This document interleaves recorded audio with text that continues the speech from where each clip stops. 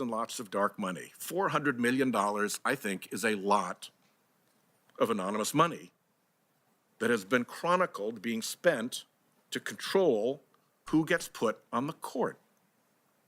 And controlling who gets put on a governmental body is how you capture a governmental body, and a captured governmental body is a wrong thing, whether it's a railroad commission or the United States Supreme Court. There is in that method of judicial selection not just the prospect of impropriety, but indeed the likelihood of impropriety. If it's pay to play and checks for millions anonymously delivered will get you into the room to decide who is going to be on the Supreme Court, we got a problem. And that's what happened. And the thing that makes it even worse, in my view, is that as you pursue this and play it out, you see the decisions of the court line up in an astonishingly clear pattern with the interests of big Republican dark money donors. That is my concern. That, I think, is a legitimate concern. If you disagree with me, disagree with me. What's up, but that is the concern, and I wanted to lay it out here because it's not about court packing. It's about the integrity of the court, and it's about the unfortunate comparison that can be made now between the captured agencies delivered through picking of their membership and what looks more and more like a captured court delivered by the picking of its membership in secret with a very, very high ticket price to be in the room where the picking took place. So, like I said, colleagues can agree, colleagues can disagree. We all have our shots to make our cases. Because this has come up tangentially in multiple different ways, I wanted to take this moment and lay out what my case is and explain it as clearly and simply as I can. And I thank the chairman for allowing me that opportunity. And I yield back my remaining 7 minutes. And I congratulate, Your Honor, you for the patience that you've shown with all of us. It's not over, but it's close. Thank you, Senator. Thank you, Senator Whitehouse. And of course, you've joined the Hall of Fame, yielding back 7 minutes. Senator Lee. Thank you, Mr. Chairman. Thank you, Judge. I want to talk next a little bit about a case that you were involved in, a case called Coal River Mountain Watch versus United States Department of the Interior. It was decided a ruling that you issued in 2015 while in the federal district court. I know you've handled a lot of cases. I have. I can't imagine that by merely triggering the case name that would necessarily bring it back. But this case involved a challenge to an administrative action within the Department of Interior on some issues bearing on coal mining within the state of West Virginia. There were 2 parallel challenges brought against that administrative action. One in a federal district court in West Virginia, where the land in question was located, and another in the U.S. District Court for the District of Columbia, where you sat. The government defending itself against that action brought by some environmental groups asked that you dismiss the D.C. case so that the matter could be litigated in West Virginia. You denied that. Can you, based on my description of the facts, does that ring any bells, and can you tell me why you might have denied it? Thank you, Senator. It actually doesn't. It sounds like, dozens of cases that I handled with similar issues and requests. Something like a motion to dismiss is early in the action. Sure. And so denying a motion to dismiss is pretty routine in No, the District of Columbia. I understand, and I'm sure you handled a lot of those, all the time as a district judge. The reason I raise it is just because it relates indirectly to some concerns that I've got that are somewhat unique to the Western United States. We have a lot of cases that involve the U.S. Department of the Interior. and agency actions taken relative to the public land that we have. In every state east of Colorado, the federal government owns less than 15% of the land. In most of those, it's much less than 15%, in the single digits or low single digits. In every state, Colorado and west of Colorado, the federal government owns more than 15% of the land, and most of the time, it's a lot more.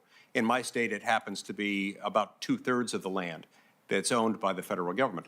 As a result, it complicates our ability to do just about everything we do, whether it's recreation, construction, oil and gas development, whether it's just accessing people's farms and ranches, or even something as simple as trying to fund local fire, police, search and rescue operations. All these things are affected by the excessive ownership of federal land by the federal government and the way it's often managed.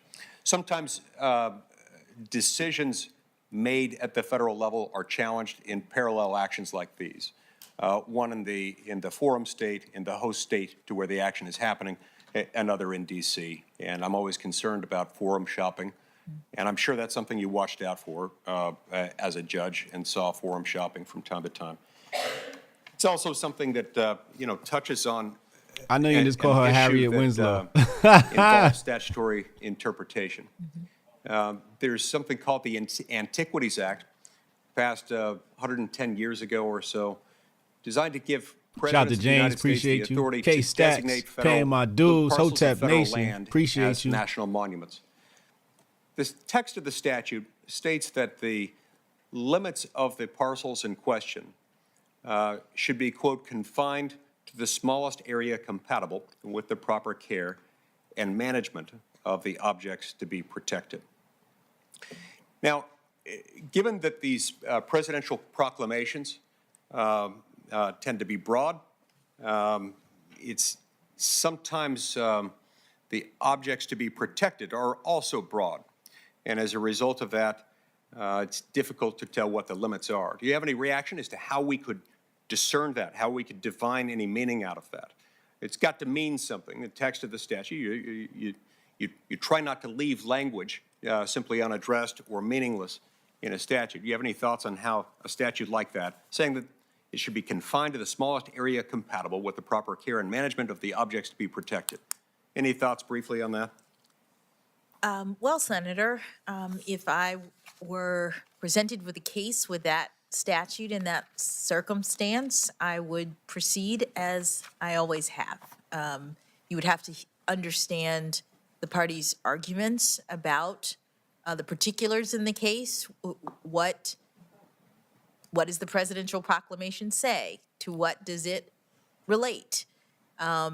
Whether there are any precedents in this area that further define or further address what Congress intended with respect to the statute at issue. And I would assume that it would also matter if the government's lawyers defending the president's action made an argument that would leave the interpretation open-ended and meaningless. Well, as part of your interpretive exercise, as you're considering the parties' various arguments, one that did not account for all the words in a statute would be one that you would Excellent. might Excellent. not It- might not agree with. No, I get it. And this is one of the things that I've appreciated about what you've told us in these hearings.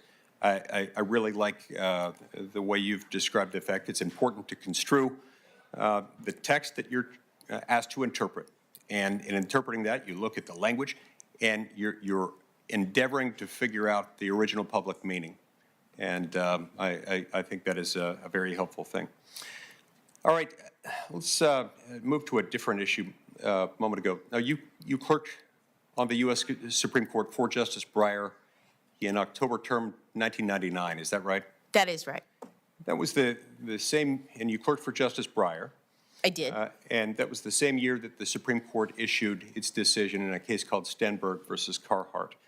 This is the case where the Supreme Court of the United States struck down a Nebraska law prohibiting partial birth abortion and in the absence of circumstances where the baby posed a threat to the life of the mother.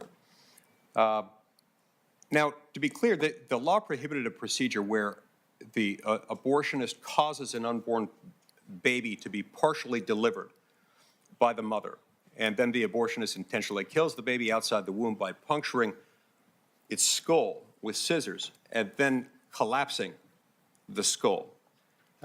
This is gruesome, and I don't like having to quote this, but it is relevant to the topic we're covering here. Justice Kennedy described it this way in chilling terms when in his dissent, when he describes the fact that when scissors are inserted into the back of the head, the fetus's body, wholly outside the woman's body and alive, reacts as though startled and then goes limp. Justice Scalia, in his great eloquence, lamented the ruling, but also expressed optimism for the fact that future courts would get it right, saying, quote, "I'm optimistic enough to believe that one day Stenberg versus Carhart will be assigned to its rightful place in the history of this court's jurisprudence beside Korematsu and Dred Scott. This method of killing a human child, one cannot even accurately say an entirely unborn human child, prescribed by this statute is so horrible that the most clinical description of it evokes a shudder of revulsion." We then saw a few years later the Supreme Court of the United States issue a different ruling. The Supreme Court issued a different ruling in a case called Gonzalez v. Carhart. Gonzalez v. Carhart upheld a different statute. This one was federal rather than state, but it was a different federal statute that also prohibited partial birth abortion. Judge Jackson, can you distinguish these cases for me? What was the difference between Gonzalez v. Carhart, where the partial birth abortion ban in question was upheld, whereas in Stenberg v. Carhart, it was invalidated? Thank you, Senator. I don't have the opinions in front of me. I think it had to do with the method of extraction, the fact-finding related to the procedure. In one case, the district court had made some findings and the court felt bound by them. In another, there was considerations beyond those that were previously relied upon. So there were distinctions that the court looked at and considered in the cases, but yes. Let's talk about court packing for a minute. Yes. One of the reasons court packing Yo, that's how much time they're going to spend on that question? many reasons. Yeah, he just slid right by that. Because it's not prohibited in the first instance. It's not prohibited by the Constitution. There's nothing in the Constitution that says that Congress may not change the size of the Supreme Court. There's no limitation on that. We have, for 152 years, stuck with the number 9. It has worked, and in the absence of an argument saying that that number is too low, that the court is too small, that from a workforce standpoint, we need to expand it. It's difficult to imagine why it would be a good idea to change it, particularly because if you increase the size of the court in one fell swoop, and you do that for partisan political purposes, allowing one president, the current president, to have a disproportionately impact on the court and to change its rulings, that portion of the court's docket that tends to be more politically contentious. It can turn the court into a political football of sorts. Given the fact that our Supreme Court justices serve for life, once you do that, it becomes something of a one-way ratchet, always expanding, never contracting. Before long, you could see an increasingly larger court, with the court expanding each time a different party secures the coveted circumstance of a majority in the House, majority in the Senate, and controlled by the same party of the White House. And so this is why it concerns me.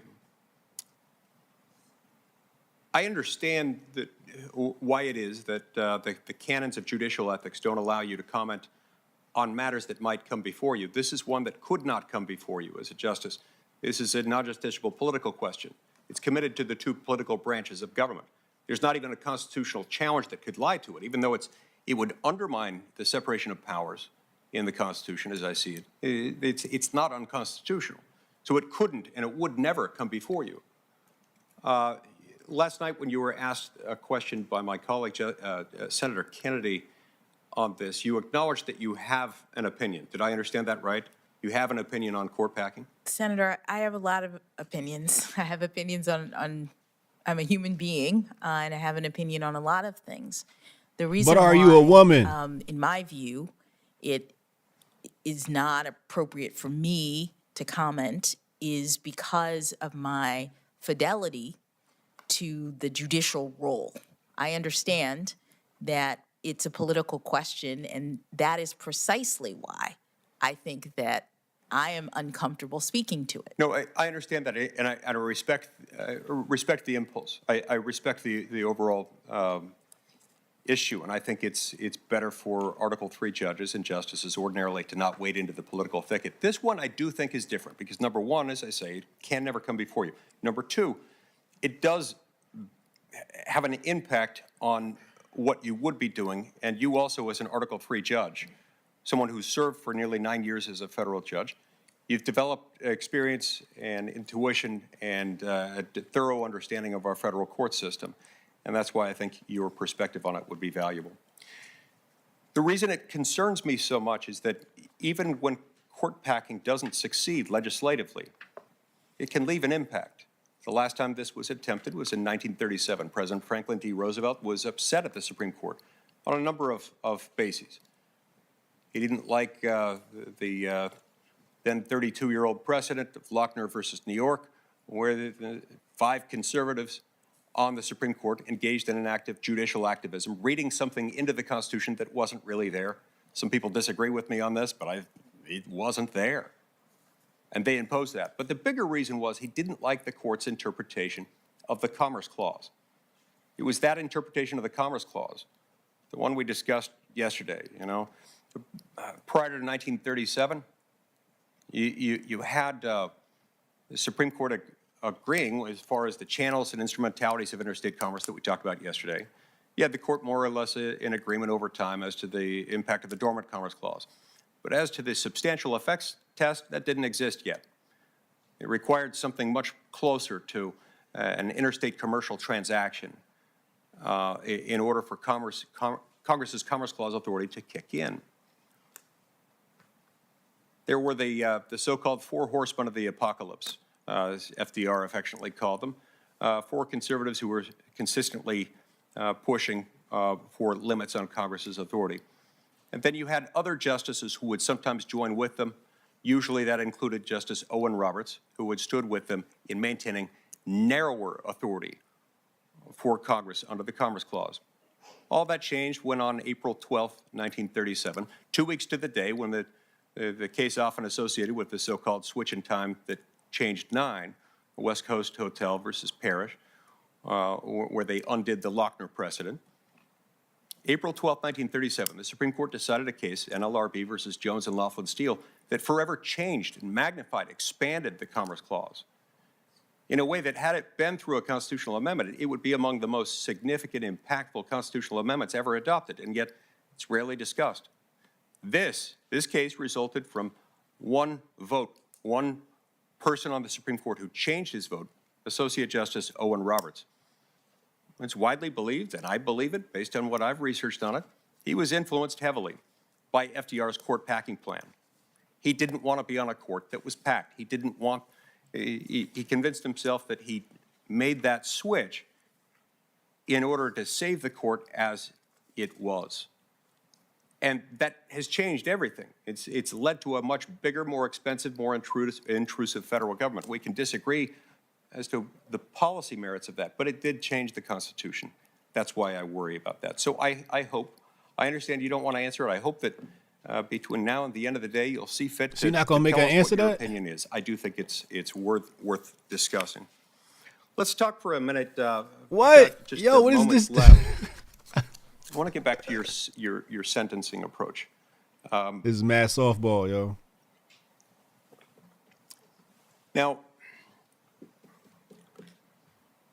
Decrease the power of Congress. when you it's very simple. approach these child pornography cases, what you're describing in many circumstances is an overall concern that you've got with the sentencing guidelines, and particularly that portion of the sentencing guidelines that deals with child pornography cases. This showed up in the transcripts of some of your sentencing hearings, including the transcript of your sentencing hearing in the Hawkins case. I turned to that to page 38, lines 17 to 24 of that transcript, and here's something you say in that Hawkins case. And I believe this was the 18-year-old defendant that you sentenced to 3 months in prison when the lower end of the guidelines range would have been 97. I think the higher end would have been in the 120s or something like that. You said, and in your case, this is you speaking to Mr. Hawkins, in your case in particular, I don't feel that it is appropriate necessarily to increase the penalty on the basis of your use of a computer or the number of images or prepubescent victims, as the guidelines require, because these circumstances exist in many cases, if not most, and don't signal an especially heinous or egregious child pornography offense. I've got a couple of questions about that. Were those, you start out that paragraph sounding like you're making a determination as to him, but then the observations you make in that paragraph seem to apply broadly. Is that right? So that, Senator, I don't have the transcript of Mr. Hawkins' case. I recall that I found that case, like all child pornography cases, to be difficult, really difficult. And his case, I recall, was in many ways an outlier in terms of the various considerations that Congress required me to take into account. but there were prepubescent victims that were at stake in that. I don't remember how many. I don't remember the circumstances of his actual crime. What I will say is that, consistent with Supreme Court case law and Congress's statute in this area, judges have to take into account a number of factors, and the guidelines, which are no longer, I won't say not mandatory, you have to calculate the guidelines, they're no longer binding. And the Supreme Court has said that under the statutory scheme, judges have discretion. But I'm almost out of time Yes. here. I want to make the point. Yes. Hawkins, as I recall, and as Senator Hawley discussed yesterday, he specifically asked for images of 11 to 17-year-olds. So I don't understand how that can be an instance where that shouldn't matter, and where the fact that he did it with the computer hardly atones for what he was doing, hardly offsets the fact that he was seeking and obtained prepubescent child pornography images. Nor does the fact that the images become easier over time to transmit and receive and store because of computers. I actually think it cuts in precisely the opposite direction that you described. It makes it more severe, not less. I see this as an aggravating factor, and that is of great concern to me. I see I've exceeded my time. Thank you. You may respond. Wow. Yeah, I want a response. Senator, as in every child pornography case that I sentenced, I considered all of the evidence, all of the relevant factors. It is not the same exercise to look at a transcript, to think about guidelines, to not have in front of you the individuals, the victims, the pictures, the circumstances that trial judges have to review in these cases or any cases. I understand, Senator, that there are some questions about records, et cetera. Courts have all of the evidence, and courts have all of the recommendations of various parties, and courts have, under Congress's authority, the responsibility of using our judgment to make determinations that are sufficient but not greater than necessary to comply with the purposes or promote the purposes of punishment, taking into account things like unwarranted sentencing disparities.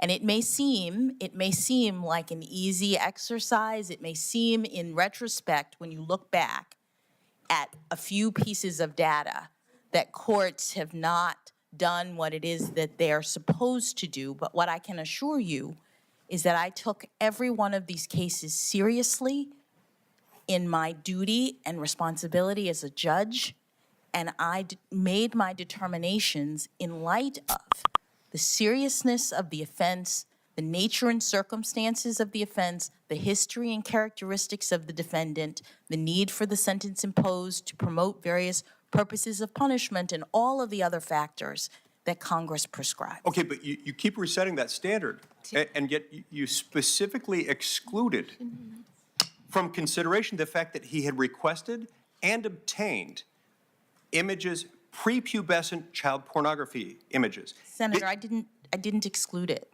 I didn't exclude it. What I did was I looked at the guidelines, which is what the Supreme Court requires, and I was making policy determinations as the Supreme Court says that judges are to do. Look at in page these 38 situations. of your transcript. It looks to me like you excluded it, and your action sentencing him to 3 months for one of the most heinous offenses imaginable. Keep in mind, because these are transmitted Senator, electronically, they're there for years. They re-victimize these victims Senator, the rest of their lives. We're asking everyone to try to stick with the 20 minutes, please.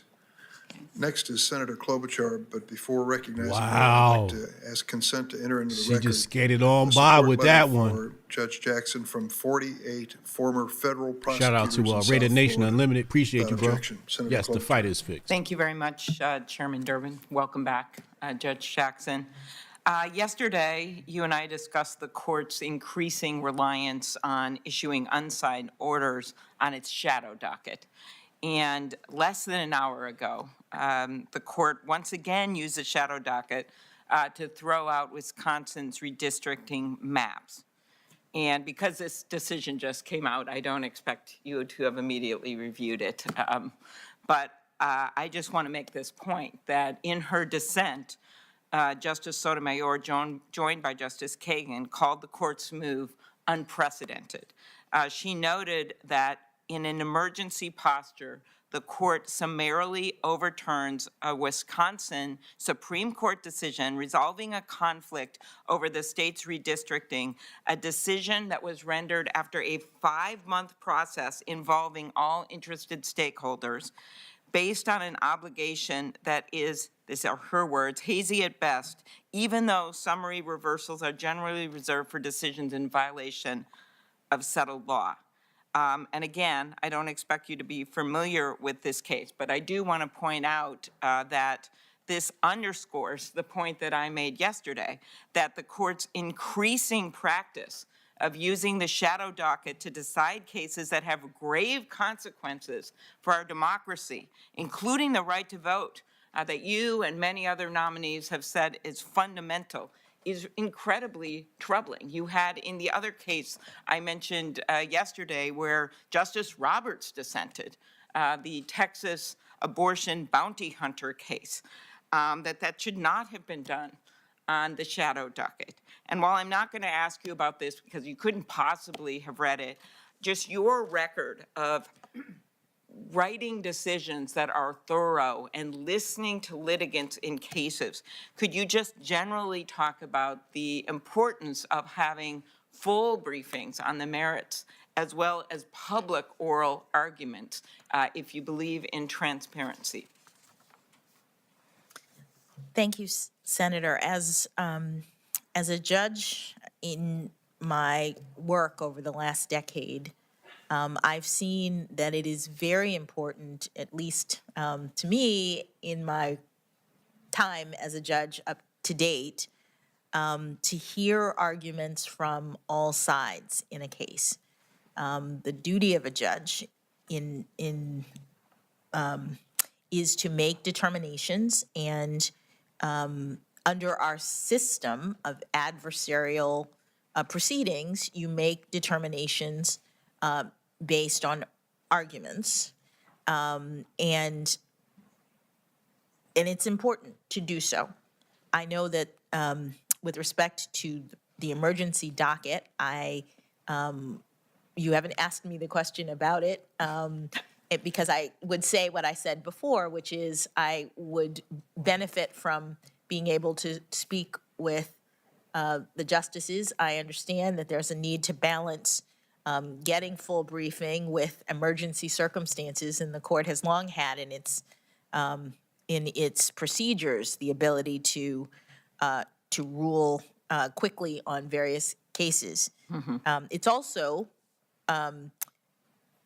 my understanding from my time clerking on the court that the court does recognize the value of allowing things to what we call percolate, meaning lower courts to hear issues. And my understanding is that at least in some of the recent cases, the justices have had oral argument related to some emergency matters. But from my perspective as a judge in the work that I've been doing, I know that it's important to hear from the parties.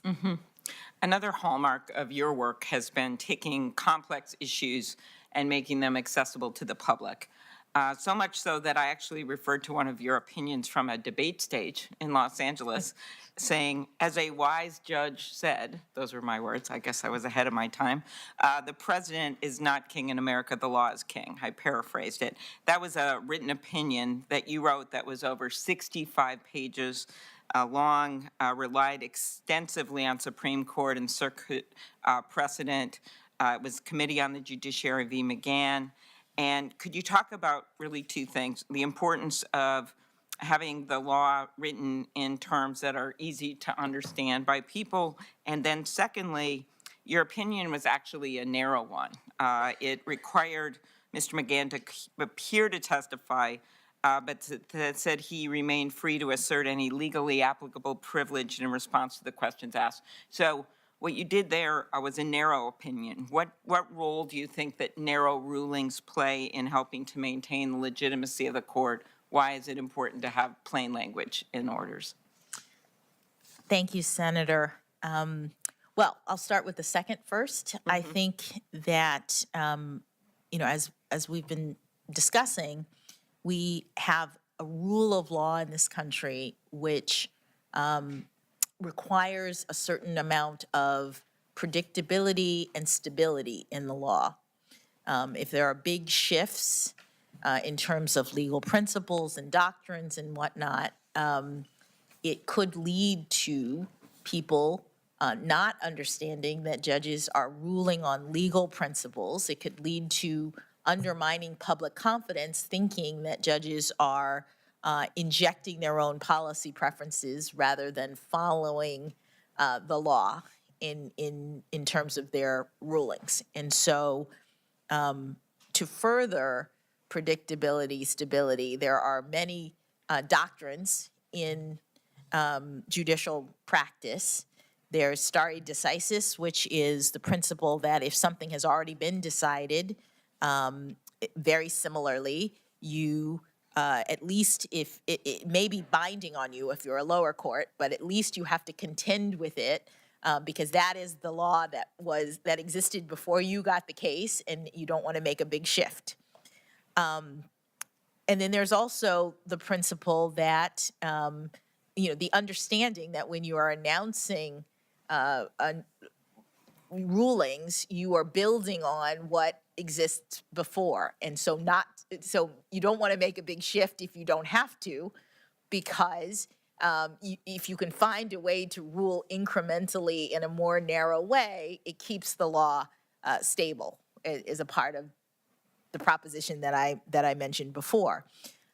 In McGahn in particular, it was a case in which there was a precedent directly on point from my district. It was not binding on me, but the exact same set of circumstances and arguments had been presented to another judge in my district.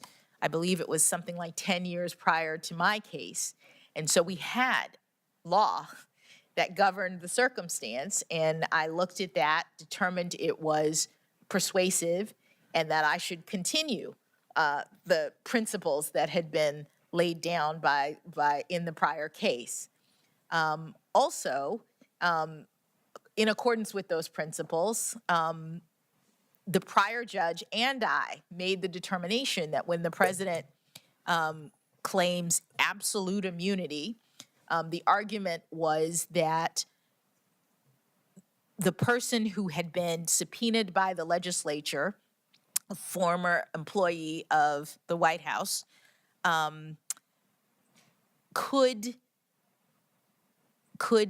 say that they had immunity of some sort. In other words, it could have invoke executive privilege in response to particular questions, but they couldn't say, I don't have to show up at all. And so the argument that was being made was when the House of Representatives issues a subpoena and says, show up on this day at this time to answer questions, can that person just ignore and say, I have immunity, I don't have to follow the law, in other words, respond to the subpoena? Or do I have to show up and sit there and listen to the questions? And if there are things that I believe I can't answer because they're privileged, then you invoke the privilege. And the prior case had said in this narrow way, you have to show up. You don't necessarily have to give the information. That's determined on a question by question basis, but you have to show up. And that's what I held in that case as well. And it's important to be clear in your rulings so that people understand that judges are ruling. You weren't consistent clear with in your the law other and ruling not when their he own questioned you. personal views. Right. About the And, kids.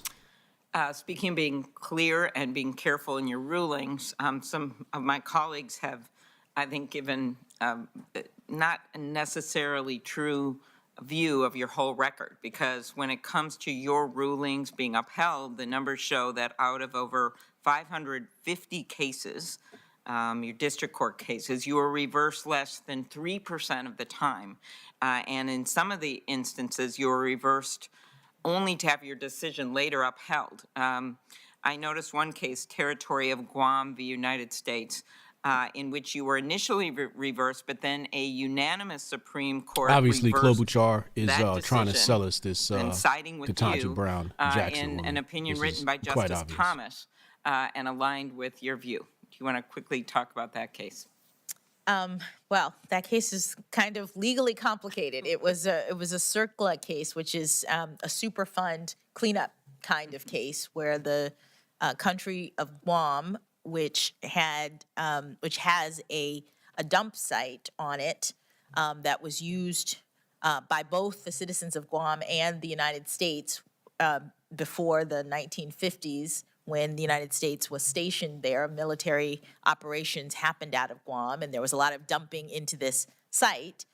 And over time, the site got contaminated, and Guam was charged with having to clean it up, which is millions and millions of dollars. And there are statutes, very complicated statutes, about the circumstances under which you can seek contribution, under which a country like that can ask for the United States to pay some of that cost, or other countries to pay some of that cost. And that was sort of the nature of the dispute. And I did a statutory interpretation about whether or not Guam's action could proceed. The United States filed a motion to dismiss, saying that all of the technical requirements of the law weren't met and that the action had to be dismissed. And I denied the motion to dismiss after interpreting the statute, saying that the action could continue. The DC Circuit reversed my view, had a different reading of the statute, saying that the motion to dismiss should have been granted, and dismissed the case. And then it was appealed to the Supreme Court, and as you say, the Supreme Court reinstated the action, saying it could proceed. Very good. Thank you. In 1972, in Brandsburg v. Hayes, a 5-4 court did not recognize the reporter's privilege in the context of criminal grand jury testimony. And I spoke with you earlier, at length about Times v. Sullivan and First Amendment issues, so this will be my last question on this. Since the court's decision, my state, like many other states, enacted strong reporters' privilege laws to protect journalists from having to divulge unpublished materials, confidential sources. How would you approach balancing the need to protect journalists and the role they play in informing the public against the need for law enforcement officers to gather information? Man, fuck them journalists. I would apply the precedents of the Supreme Court in this area. It would depend on the circumstances. As I mentioned, press freedoms is one of the fundamental First Amendment rights. The court has a number of precedents in terms of expressive freedom, press freedom, and in every case, there'll be a specific set of circumstances regarding an alleged violation of the right, and the court would need to look at the facts and circumstances, the prior precedent, in order to determine whether that particular regulation could be upheld. Okay, thank you. This is my very last question, Chair, before all of us get to eat lunch, including you. And that is really the important role of dissenting opinions. Justice Ginsburg once said this. She said, "Dissents speak to a future age. It's not simply to say my colleagues are wrong and I would do it this way, but the greatest dissents do become court opinions, and gradually over time their views sometimes become the dominant view." Hey, look out for the number. I'm going to allow When callers to Justice come on in a second. Ginsburg's rabbi gave So get a ready eulogy at her to call memorial into the show. service here in the Capitol, and some of us were fortunate enough to be there. They said, "Justice Ginsburg's dissents were not cries of defeat. They were blueprints for the future." What do you think is the purpose of a dissent? And do you want to talk just a little bit about that, this idea that they can be blueprints for the future? Thank you, Senator. On the Supreme Court, there are 9 justices, and in every case, they're all sitting together to hear the issues in a case. And one hopes, and it often happens, that the justices agree as to issues in cases. That I believe that the vast majority of cases that the justices hear are actually not, there is no dissent, that they agree to the outcome. But there are cases in which, after deliberation and collaboration and consideration, the justices may disagree about how the case should be resolved, and there's a mechanism for every justice to decide whether they're going to join others, either in the majority, whether they're going to write a separate opinion that might agree with the majority but wants to make a different point, or whether they want to dissent. And sometimes more than one justice might dissent or join a dissent. It's a way of expressing one's own view that may differ from your colleagues. And with respect to the point that you made, there are actually many justices in history who have used the dissent mechanism to discuss the law in ways that others find over time to be more persuasive. And so I'm thinking of the first Justice Harlan, who dissented famously in Plessy versus Ferguson. He dissented alone.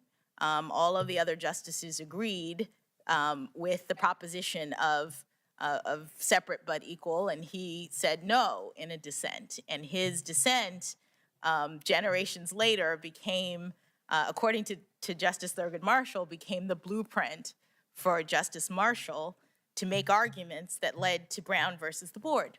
So there is the opportunity for justices to describe their views in ways that become persuasive to others in the future. Thank you for all you've given us the last few days. We look you. forward to working with you. Thank you. Thank you. Thanks, Senator Klobuchar. And we're going to break now for a 30-minute lunch. I'd say to everyone that when we return, if we stick to 20-minute rounds and don't yield back time, we'll be finishing in something around 4.5 hours, which would take us to about 7 o'clock. So that doesn't include a break, but we'll consider that later on. Thank you, Thank you. Judge, again.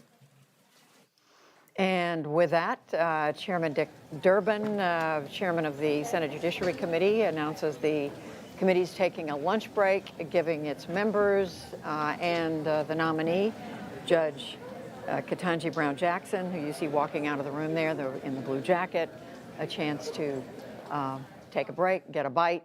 After a pretty full morning, it started at 9 o'clock Eastern. We're now at almost 1:50 in the afternoon. We've heard questions this morning from 11 senators. 2 senators finished up their 30-minute round. Then the committee moved into what they're calling the 20-minute round, and we've heard from 9 more senators in that format. I'm here with our analyst, the NewsHour's friend, Marcia Coyle of the National Law Journal. Marcia, so much of what we're hearing from the Democratic senators is an attempt to build up the credentials of Judge Jackson, to give her a chance to talk about the kind of justice she would be, and also to respond to many of the criticisms that Republicans have come after her. That's exactly right. I will say that we are learning more about her through the Democrats' questions. They're focusing more on not only what kind of judge she wants to be, but they're focusing on areas of the Constitution.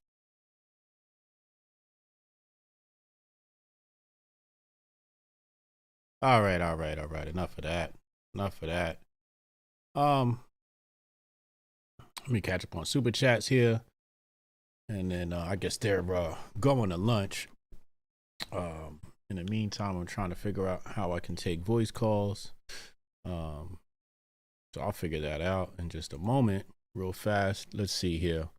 Markel said, would never watch shit like this until you start doing these streams. Appreciate you, bro. Dope. That's dope, man. I'm glad I'm providing a good service to the community and bringing people closer to information. This is, I would argue that this is probably more important than paying attention to a presidential debate, right? Because being in the judicial branch of government means that they are actually going to tell us what laws can and cannot be upheld. They're supposed to restrict the power of Congress, and yeah, you know, their job is to set a case law precedent as well. And ultimately, a lot of decisions are in the Supreme Court's hands. For example, when we look at a case like Maryland versus McCullough, and the fact that in that case, you know, banks are allowed to corroborate with the government and hand over your personal materials to the government without any due process, is quite egregious. And that's something that slid through in the Supreme Court. So our rights are upheld by the Supreme Court or destroyed by the Supreme Court.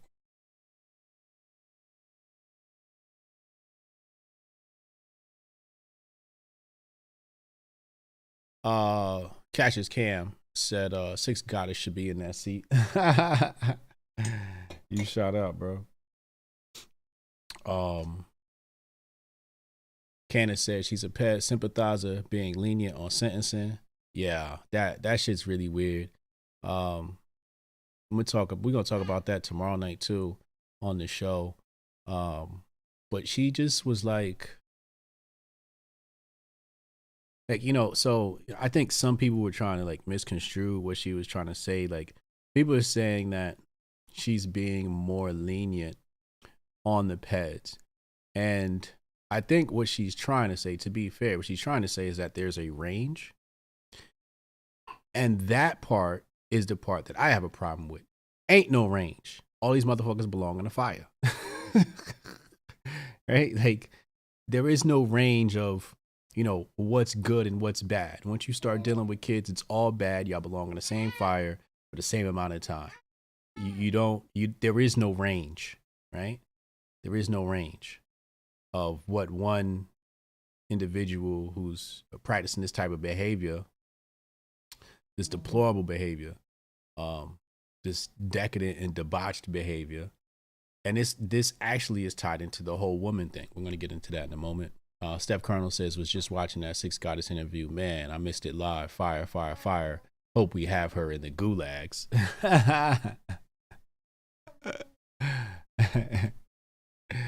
Yeah, exactly. But yeah, there's a range. Like, there's no range, you know, when you're dealing with stuff like that. Like, that's just not cool at all. Let me go ahead and test this phone number so you guys can call in. If not, I'll keep you entertained. In the meantime, while we wait for these people to come back. All right, so that didn't work. I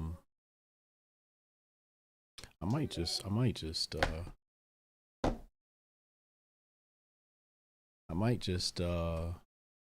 have you call in and then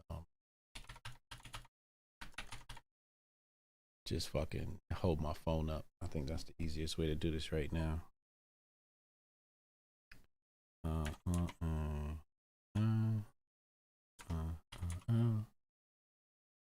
Okay.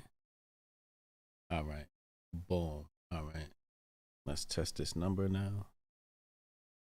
And I'll give it to you as soon as I test it.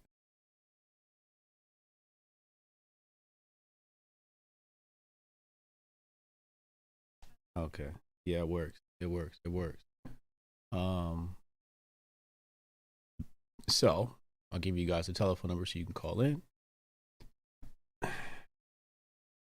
We'll put it in the chat here. 202 596 5631. 202 596 5631. You want to call in, go ahead and hit that. In the meantime, I'm going to talk some ish. So it says here, do you guys think she will be confirmed? I have a feeling that they're probably going to confirm this woman. So I do agree with the poll. We have a 70% vote says she will be confirmed. That's quite unfortunate because we see exactly the way that she is leaning, and it's just not cool. It's just not cool. Hold on, I'm looking at this phone number situation. Close this, close that. I have another point to make. I will be reading, there's this new book, well, not new, it's a few years old. I haven't had a chance to read it yet, but I will be taking this up on and I'll show you guys, or I'll reveal that to you. Name of the book is Death by Government. And I will be working my way through that book over the next few weeks. Yeah, I'll be working through that on it through the next few weeks, along with some other reads I have on my table here. Okay, we got our first caller.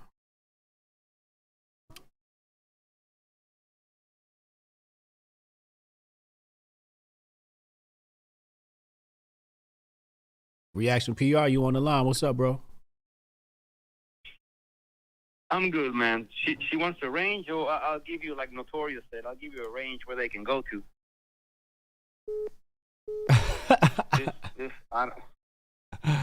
Yeah.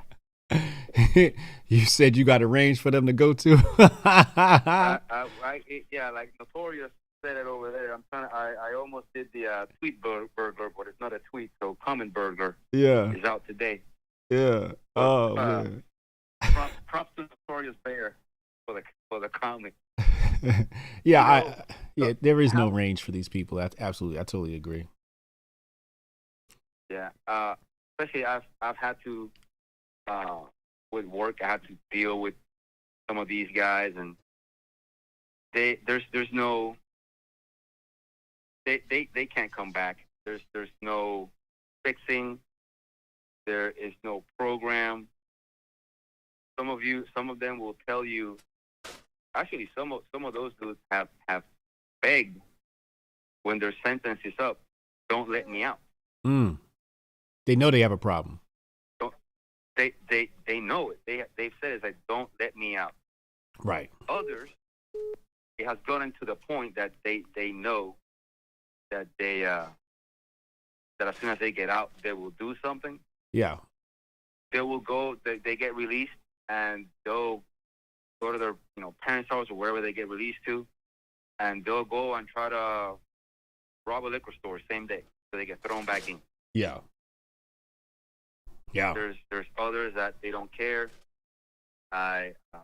One of the first times I had to deal with something like that, it was these two dudes, these cousins, were actually swapping their daughters. What? And they got caught. What? Yes. Oh, that's 26 crazy. charges. That's disgusting, bro. So don't talk to me about range. Don't talk to me about we need to understand that, oh, it's only 15 minutes. I was like, okay, so if you stab somebody like 20 times and did it in 5 seconds, so you only get 3 months? Right. Yeah. I mean, people go to jail longer for traffic violations than she wants to lock up these people for. People go longer in Puerto Rico for stealing plantain. Oh, that's egregious. Not the plantain. Because it's an old, the plantains, brother. No, not the plantain. Because it's an old law from back in the agricultural days when stealing the cattle and plants was like literally your livelihood. So, right. Yeah, somebody steals enough plantains, they'll give you 10 years. Right. Because they haven't updated the law. But yeah, that's what I have to say. Thanks, man. I'll log in with you guys tomorrow, and yeah, sadly, she's gonna get confirmed. So yeah, Hotep and Bill, brother. Thank you for the call. All right, brother. Hi, yo. Cannon, go ahead, call back in. Actually, I'm just gonna call you. We got Cannon calling in.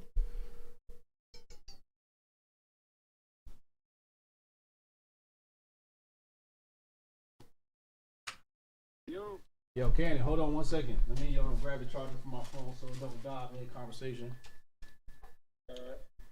All right, here we go.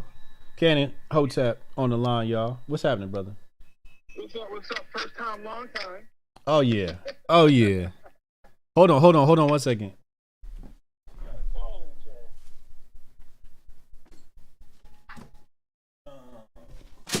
Oops. Excuse me.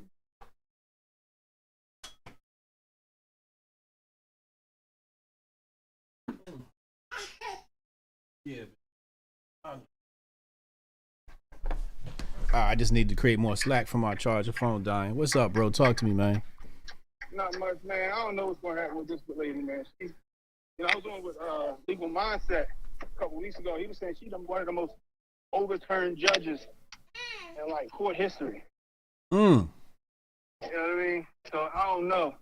And then anything that Donnie T put in, he basically overturned it immediately. So we already know where our head is. Right. But, you got the Democrats. Of course, they're gonna throw us some bail. Oh, of course. Feeling that they're not gonna release. There's gonna be no real vetting process for her. No, absolutely not. Absolutely not. They've been softballing her through the whole hearing. Yeah, I mean, I think the smoking gun for her is the whole pedophile stuff. That's just me. Right. But they try to make it like it's a non-issue. Even her, she can't even answer the question.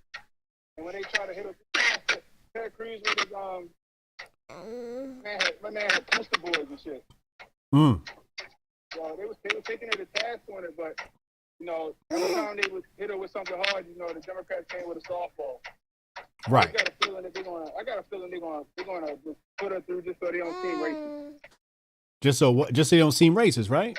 Yeah, I feel like that's what they're gonna do. They know damn well she don't need to be put into put in the office, but become a judge. I think just because she black, which she got the blackest name I ever heard in my life. Yeah, her parents are from Nigeria. Okay, that's why then. Yeah. She got the black trifecta Yeah. name. Yeah. You know what I mean? So we'll see how it goes. I think she's gonna get. I think she's gonna get Nominated. simply just on the race card. Yeah. Yeah. I think this is going to be a show-in. Democrats got the majority. It's probably going to go through. You know, what I'm paying attention to is not exactly if she will be confirmed, but how fast she will be confirmed. Right. That's what I want to see. That's what I want to see. You got a good point on that. That'll be very telling. You got a really good point on that. Yeah. Is it going to be right away? You know, are they going to give it the same treatment they gave Amy Coney Barrett? Right. Are they going to give it the same treatment they gave Kavanaugh? Right. You know what I mean? That's what I'm worried about. Clarence Thomas. Clarence Thomas, you know, my man made a joke, and that was national news forever to this day. Yep. He got to let that down. Yep. You know what I mean? Yep. So, but I'm going to keep it short. I'm out here trying to get a dumpster right now. My equipment acting a fool on me, so I'm going to go ahead and hang up and listen. All right. Now, I appreciate you for calling in, bro. No problem. I'll let you. Ayo. What's up, what's up? Hotep and Bill. It's Ken and Hotep, y'all. Hold on, my baby came over. She wanted to get her grift on. Say hi. Say hi, baby. Say hi. Hi. Say hi. You're not gonna say hi? Now you're gonna act all shy. You just had something to say. Now you're gonna act all shy. Say hi, baby. Hi. Hi. You're not gonna say it.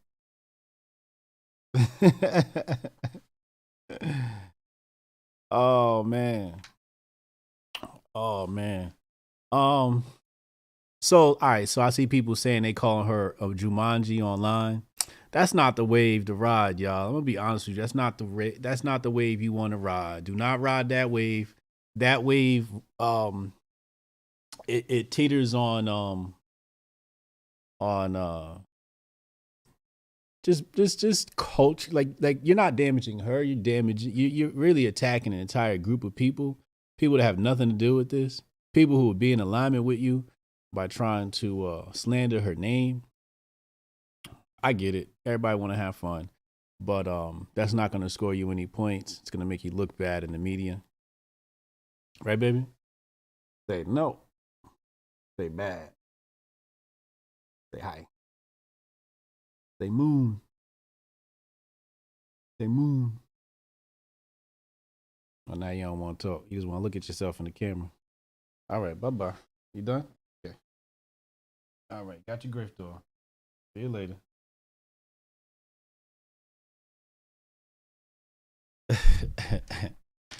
Thank you. Oh, so we got Lil Griff, Big Griff, and Baby Griff. See Baby Griff.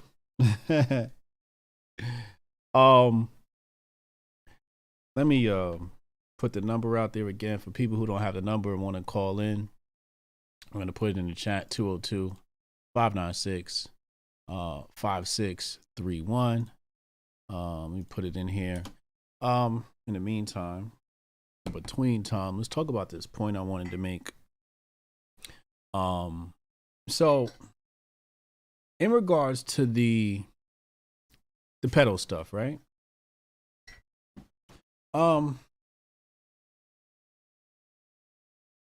Well, it's a sticky situation because what we find is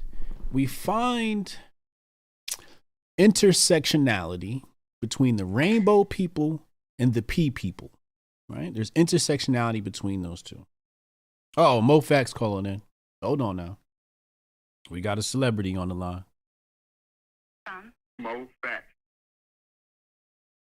To accept. Mo Facts. Mr. Hotep, how you doing, sir? Oh, life is good. How are you, brother? Blessed and highly favored. I love it. What's going on with you, bro? I still don't think she's gonna be confirmed. Okay. Why not? I think Michelle Childs is still my pick.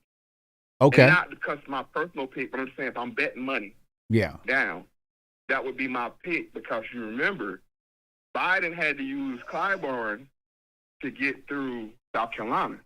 Mm-hmm. And that's his pick. Ooh. I'm referring to an article here, New York Times, I think it was back in February. Okay. And it says Clyburn pushes his pick for Supreme Court, testing his sway with Biden. So I think they could easily put a roadblock up. Lindsey Graham, she's from South Carolina. Clyburn's from South Carolina. Lindsey Graham from South Carolina. A lot of Republicans were big for Childs because she's pro-police. Okay. She has the optics. The one thing that the Kenyatta didn't have is she has a white husband. Child has a black husband. So I think if they pivot away from her using the CP argument, well, it's too controversial, and then quickly push Child through, I think that'll be the better political move for the Democrats.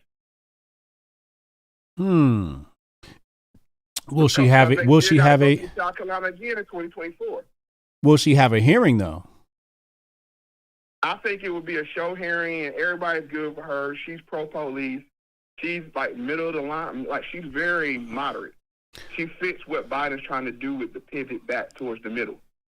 I think You think Biden's trying to pivot back towards the middle? Yeah, with this, with the fund the police, all the things that he's pushing now. Mm-hmm. He himself is trying to pivot away from the far left, because he understands that's where the nation is going. That's where the voting base is going.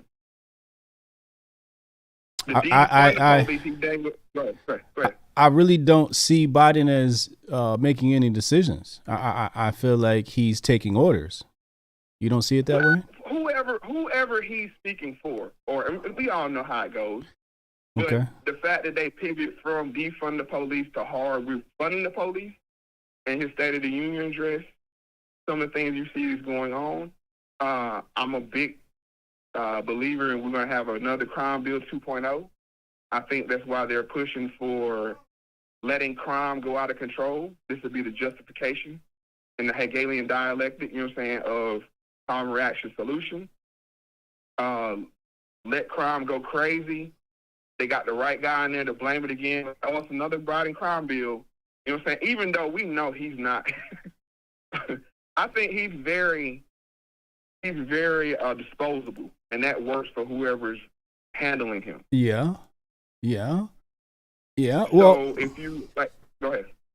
So I don't see something as pro-police as being moderate. When you say that's moderate, I think that's the ruse. That's the trick, right? To make people think, oh, we're bringing the country back more centered.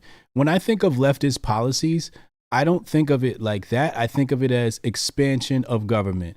You have the left, they want expansion of government power, and the right is supposed to try and slow that down or minimize it. And the middle, aka libertarians, want zero government involvement for anything dealing with domestic issues. Now, foreign issues, of course, government can get involved with that and should be involved with that. But as far as domestic issues, the middle doesn't want that. So when you say they're coming back for Crime Bill 2.0, to me, that's a leftist policy. The left has pushed that. Clinton, that was their thing. The Republicans have also pushed in the past. I'm not saying they won't. But when I think of the left, I think of expansion of government. Well, funding the police is expansion of government. Exactly. That's my point. That's why I'm saying I don't see. You said that point was moderate. Well, when you go to campaign. Right. See, we're not talking about the function. We're talking about the campaigning. Right. The campaigning of being pro-police is supposed to be a dog whistle to conservatives. Correct. To see, like, oh, we're correcting the course. Right. Oh, we didn't get it. You know what I'm saying? The leftists were out of control, saying defund the police. We're here to say, you know what I'm saying, we're standing with, you know what I'm saying, a more conservative stance of funding the police. Right. You feel what I'm saying? But I think both of us understand when you say fund the police, that is expand the powers of the government to control the people. Right. Exactly. No, I see what you're saying. That makes sense. Absolutely. They absolutely want a posture to, and that's the trick that they'll pull with the right and the moderates, right? They'll have these policies to make you vote for something that's really a leftist policy. Correct. And I think this is the same thing with this whole hearing. It's going to be, with the CP stuff, we really couldn't do it. You only need a couple of blue votes, you know what I'm saying, to flip. I wonder what Clyburn's position is, because will he be a sourpuss? And maybe that's one of his negotiating points with, hey, you get my girl in there. You know what I'm saying? I'll give you South Carolina, because we got to remember, Biden's campaign was on life support limping into South Carolina. And the whole black vote gave it a shot in the arm that, you know, everybody fell in line after South Carolina as well. With Buttigieg and all the other people kind of like coalescing around him after South Carolina. Yeah. So I think Clyburn is like, hey, bro, I gave you South Carolina. What are you giving me? And I think if I had this, like I said, he's too radical. Okay. In the current, I'm saying, person that's being vetted, Kenyatta, she's too radical. She does have a scary African name. These are not my viewpoints. I'm saying how the public consumes it. Okay. And it's like you have a woman here, Michelle Childs, whose father was a police officer, killed in the line of duty. She went to state college.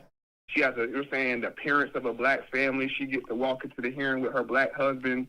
You know what I'm saying? That kind of thing. So yeah. I think, because I think the Democrats understand, you know what I'm saying? Their hold on the black vote is slipping. Yes. And so this is just another wedge point if you're going to side with somebody that appears to be lenient on CP. Okay. Now, what about her take on women, right? She said she could not describe what a woman is. And the internets have been inflamed. This sort of ties into the whole thing with Leah, the swimmer, et cetera, et cetera. What's your take on what's happening there? I think she's in a tough spot because she can't say anything else. It's just like when people say the birthing parent. You know what I'm saying? They have to use the literature because the far left contingent is not that large, I would say, but they're the loudest. Right. And you don't want to get up there and say a woman is a person, biologically a person with ovaries. You know what I'm saying? Yeah. Because if you say that, the internet's still going to go on fire, but it's going to go on fire inside your house instead of outside the house.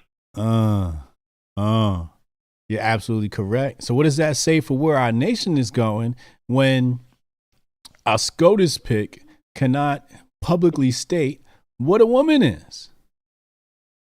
It tells you what power structure she's beholden to.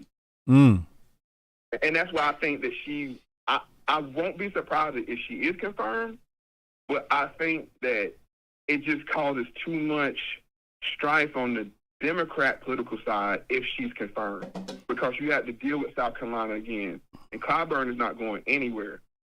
You have to deal with being this albatross around your neck of being supportive of CP. The strange thing I found out from this hearing is I didn't think CP was that controversial of a topic. I thought everybody was on the same side of lock them up as long as you can. Yeah. That was the perception, right? Right. But you hear them in the meeting like, well, we've gone back and forth on this bill. What's to go back and forth on? Right. I thought all victims were to be believed and protected and supported. But obviously, if they're under 18, that's not the case.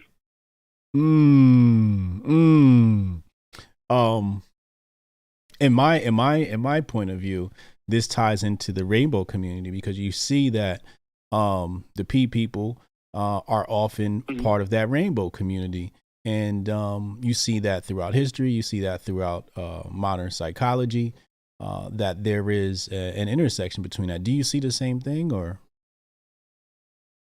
Yeah, I definitely see that. But I think this is even too far from them. You're starting to see people that have different sexual orientations. I don't want to lump everybody that has differing sexual orientation into that community. Okay. They're not. And they're standing up and saying the same way us quote-unquote black people are saying, hey, you can't lump us in with what the Democrats present as black. Yeah. I think you start seeing these people stand up and say, hey, you can't lump that in with what we consider a different or sexual orientation. Right. Like that's not us. The same way we stood up and said, but like Black Lives Matter, we was like, no, they trying to get rid of men. Like they don't stand for me. Right. I think you're going to see a lot of alternative sexual orientation stand up saying the serious people.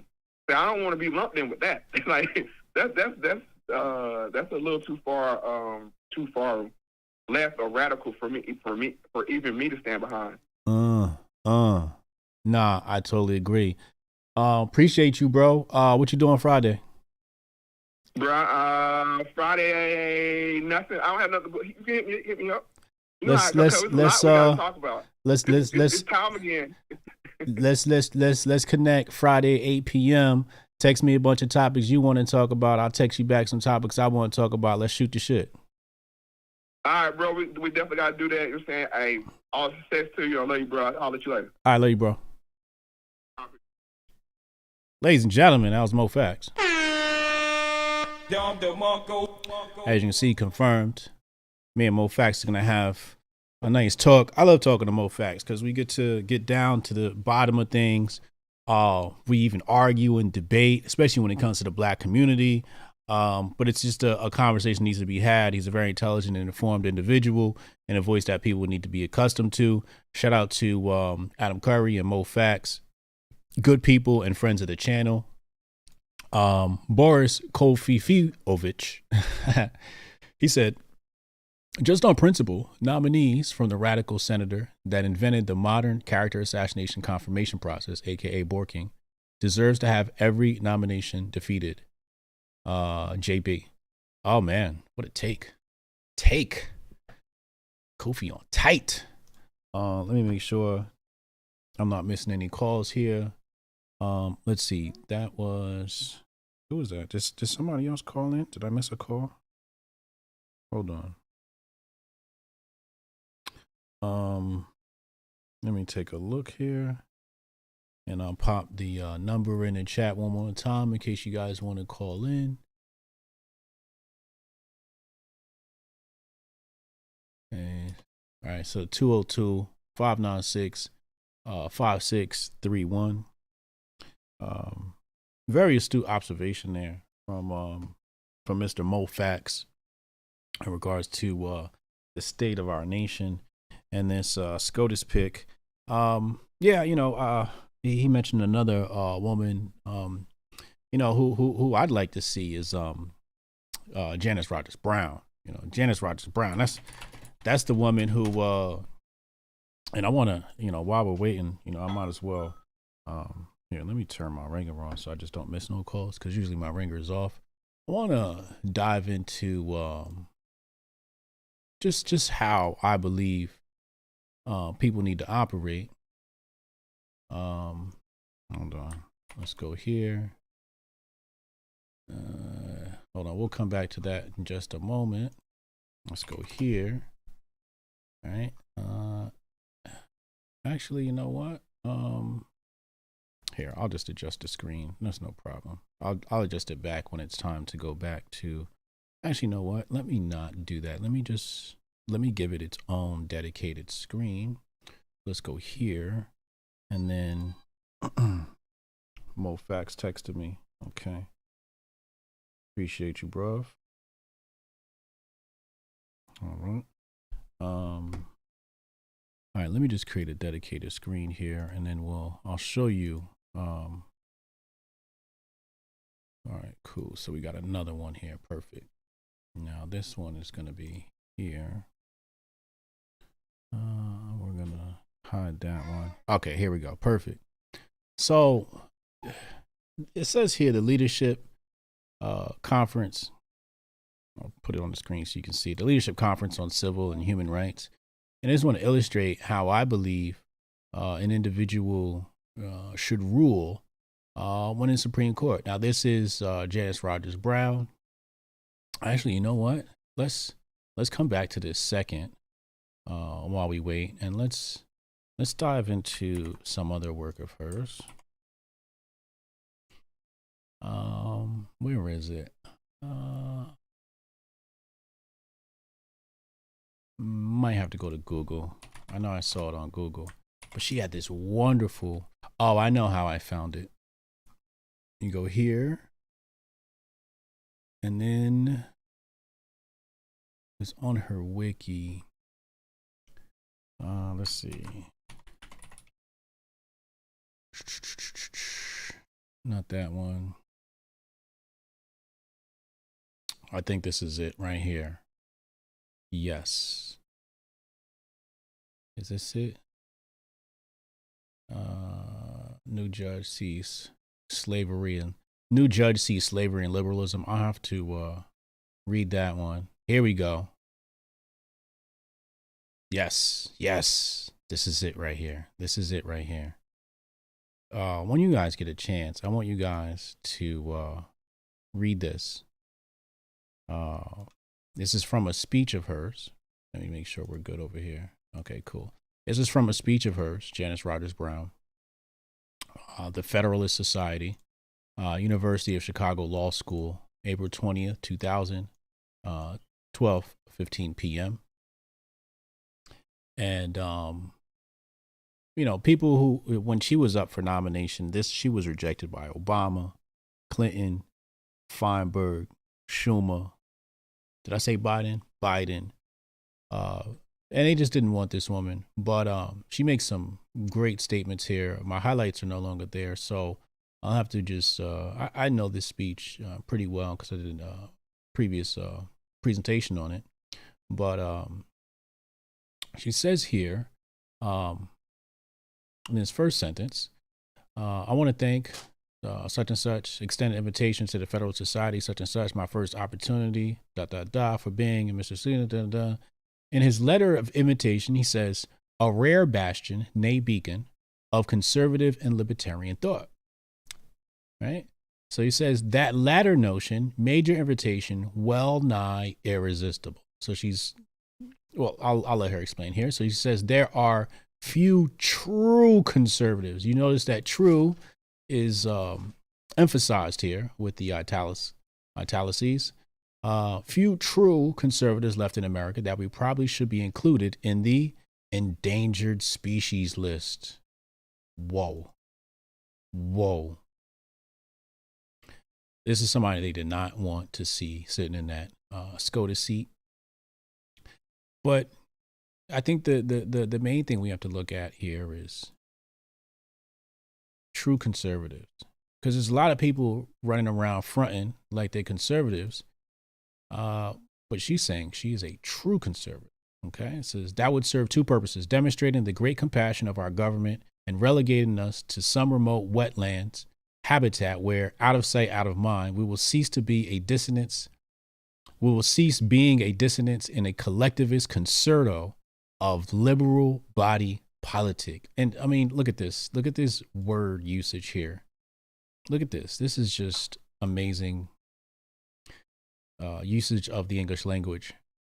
We will cease being a dissonance in a collectivist concerto of liberal body politics. So she's acknowledging the fact that, the left is running it. The left's running the show.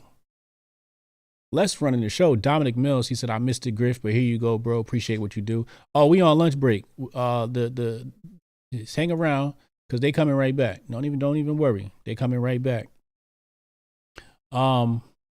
So I think they said they're going to go to lunch, come back, and then stop at like 4 or something like that. So we still got a little bit more of the hearing left.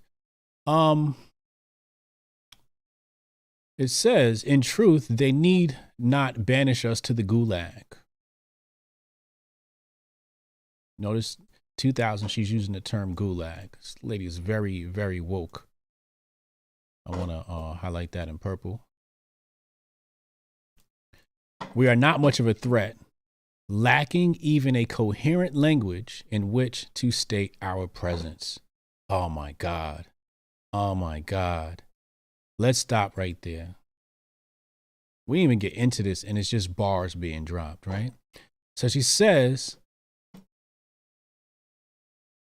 lacking a coherent language. And this is something that I've griped about for a really long time. I've complained about for a really long time. I said the right is wholly in the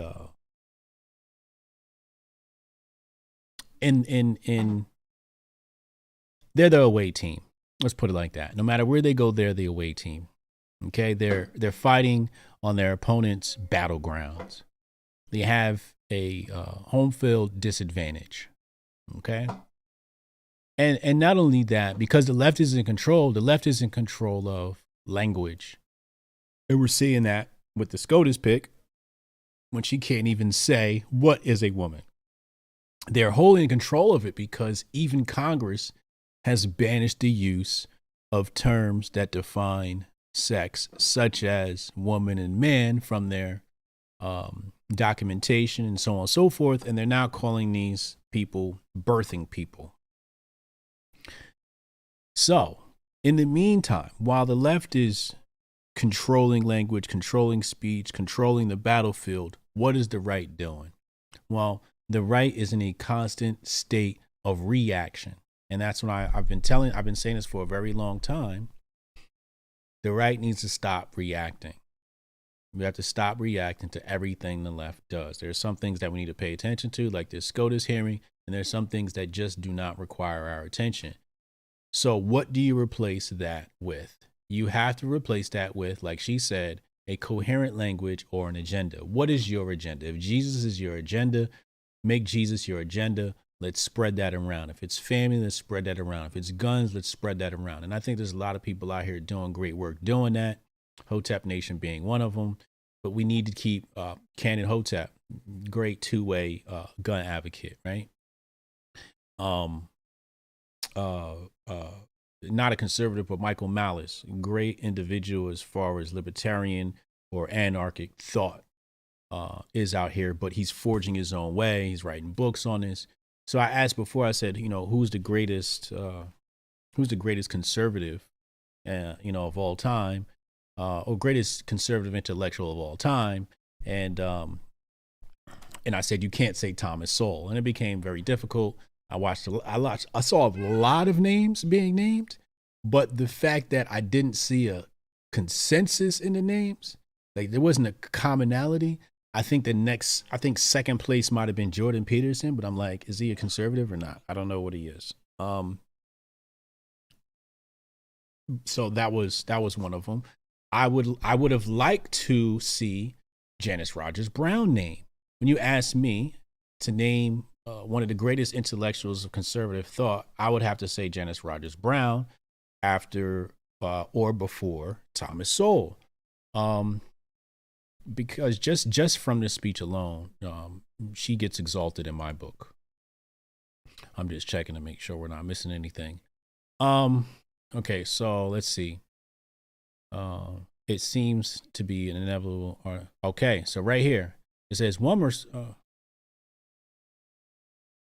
response might be that we are living in a world where words have lost their meaning. You see that right here? What were we just talking about? What were we just talking about? And we're going to come back to this as well. Because this is the left attack on how she handles her cases. And I love the way she handles her cases. And she might be called coon for the way she handles her cases. But I think that's the safest way to handle her cases. And we'll go into that if we have time before the hearing comes back on. So it says words have lost their meaning. Now she's saying this in the year 2000, right? In the year 2000, she's saying words have lost their meaning, right? That's 20 years ago. That's before we had Twitter and the gross exposure of the leftist debauched culture, the gross exposure of the left's decadent culture. So it says here, this is certainly not a new phenomenon. It seems to be an inevitable artifact of cultural disintegration. So she warned us 20 years ago that there's a cultural disintegration, right? When you go to mentorship.com, we'll go there now. We are trying to restore the feeling, right? We are trying to restore the feeling. So we come here to culture and we have our section on culture. Okay. So we're trying to restore the feeling, and that's some of the work that needs to be done. Right? While we're talking about what the left is doing, we need to be creating our systems. Thucydides lamented the great changes in language and life, and that succeeded the Peloponnesian War. Make sure I didn't miss any phone calls here. All right, we're good. Peloponnesian War. Hold on, let me check the chat. Make sure everybody in the chat good. Everybody in the chat good? Y'all good? He said Jordan Peterson worked with the United Nations. Somebody said convinced us, got us convinced the National Socialist Party was right wing. Oh man. All right, so let's go back. Let's go back to this speech here. Where is it? Oh, I'm sorry. Wrong window. Wrong window. All right, let's go here. Peloponnesian War, Clarendon, political experience, the old guard. It is always a disorienting experience for a member of the old guard when the entire understanding of the old world is uprooted. Indeed. So when it says the understanding of the old world is uprooted, I just look at the gross expansion of government when the Constitution itself, you know, every other line was like trying to limit Congress, right? Congress shall not have the power to. Congress shall not have the power to. Congress shall not have the power to, all through the Constitution. Article 10, Section 8, I believe it is. As James Boyd White expresses it, in this world, no one would see what he sees, responds as he responds, or speaks as he speaks. And living in that world means surrender to the near certainty of central and fundamental changes within the self. One cannot maintain forever one's language and judgment against the pressures of the world that works in different ways. But we are shaped by the world we live in. This is absolutely true. And right there, I think she's alluding to the fact that free speech is just not free. Like, it's going to come at a cost. Today, it might cost you your job. It might cost you some friends. It might cost you a family. It might cost being bullied online or in some other arena or venue. This is a fascinating subject we do not have time to explore more thoroughly. Suffice it to say that this phenomenon accounts for much of the near hysterical tone of political discourse. Notice the use of the word hysterical, because that's what they are. The left is absolutely hysterical. Our problems, however, seem to go even deeper. It is not simply that the same words don't have the same meanings in our lifetime. Words are ceasing to have any meaning. Any meaning. Again, they asked her, what does it mean to be a woman? They're not even redefining it. They're saying it doesn't have a meaning at all. There's no such thing as a woman. If you want to say, you know, the dog is a woman, the dog's a woman. You want to say the tree is a woman, the tree is a woman. But she says here, it's not that the words don't have the same meaning. She says they are ceasing to have any meaning at all. Powerful. This is 20 years ago. It says the culture of the world is being extinguished by the culture of the camera. Oh my God. Bro, this is a very prescient speech. The culture of the world is being extinguished by the culture of the camera. What does that remind you of? Is that not the Instagram culture we're in today? The YouTube culture we're in today? The media-driven culture that we're in today? She said this 20 years ago. The culture of the world is being extinguished by the culture of the camera. Wow. It says politicians no longer have positions, they have photo ops. This is AOC. This is AOC. But she's not the only one. There's, you know, a lot of people in Congress. Most politicians, I would venture to say, at least at the federal level, to be or not to be is no longer the question. In fact, it's wholly, and let me not say, I should just go ahead and say damn near all, because in order to campaign, you need to, what they say, shake hands and kiss babies. Like, photo ops are like part of the whole thing. To be or not to be is no longer the question. The question is, how do you feel? Remember, we talk about facts versus feelings, right? Facts versus feelings, facts versus feelings. Again, very prescient speech from this young lady. It says, writing 50 years ago, F.A. Hayek, she's over here quoting Hayek, bro, warned us that a centrally planned economy is the road to serfdom. Okay, let's highlight that because that comes back to something I've discussed. And if you've read my book, The Patriot Report, Unmasking the Conspiracy of Money and War, I got several copies. I'm not going to grab a copy. I got one here, but it's sitting underneath my Time and Soul book. And so it says here, centrally planned economy is the road to serfdom. Well, if you're a student of mine and you've read my work, how do I define communism and socialism? It's literally in the 10 planks. It says it in number 4 and 5, I believe. The word centralized is literally in the 10 planks of Marxism. Centralized. So what is the definition? Now, people will give you all types of definitions of what socialist and communism really means, right? Especially pay attention to people who've lived in these nations, right? Because people who've lived in these nations might call it a dictatorship. They might call it tyrannical. They might call it a mess. I know because I know people who've come from these countries. So people who've experienced it are going to tell you what it feels like, right? It feels very despotic. But the definition is centralization of power within the hands of the state. And if I want to take it further, to control a group of people. So socialism is centralization of power within the hands of the state. Communism is centralization of power within the hands of the state in order to control people. So that's the Hotep Jesus definition of socialism and communism. You can run with that if you want, knock yourself out. You can run with the Wikipedia definition if you want, but read what it says right here. F.A. Hayek warned us that a centrally planned economy is the road to serfdom. So Hayek is even in agreement with me, and I still haven't gone into Hayek's work.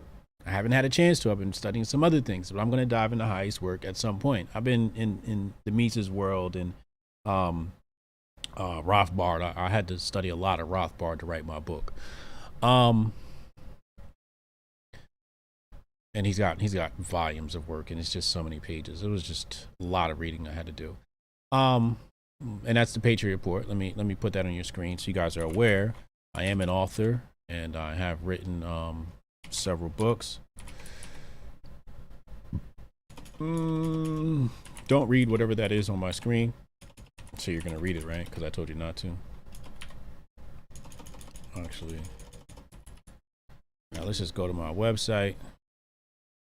All right, so right here, you go to my website, and it says here, or you can go to Amazon, get it on Amazon. But if you come to my site, you can click it here, briansharp.co/Patriot Report. Everything you need to know about the United States history that your high school teacher never told you, because Marxism equals censorship. So make sure y'all go check that out.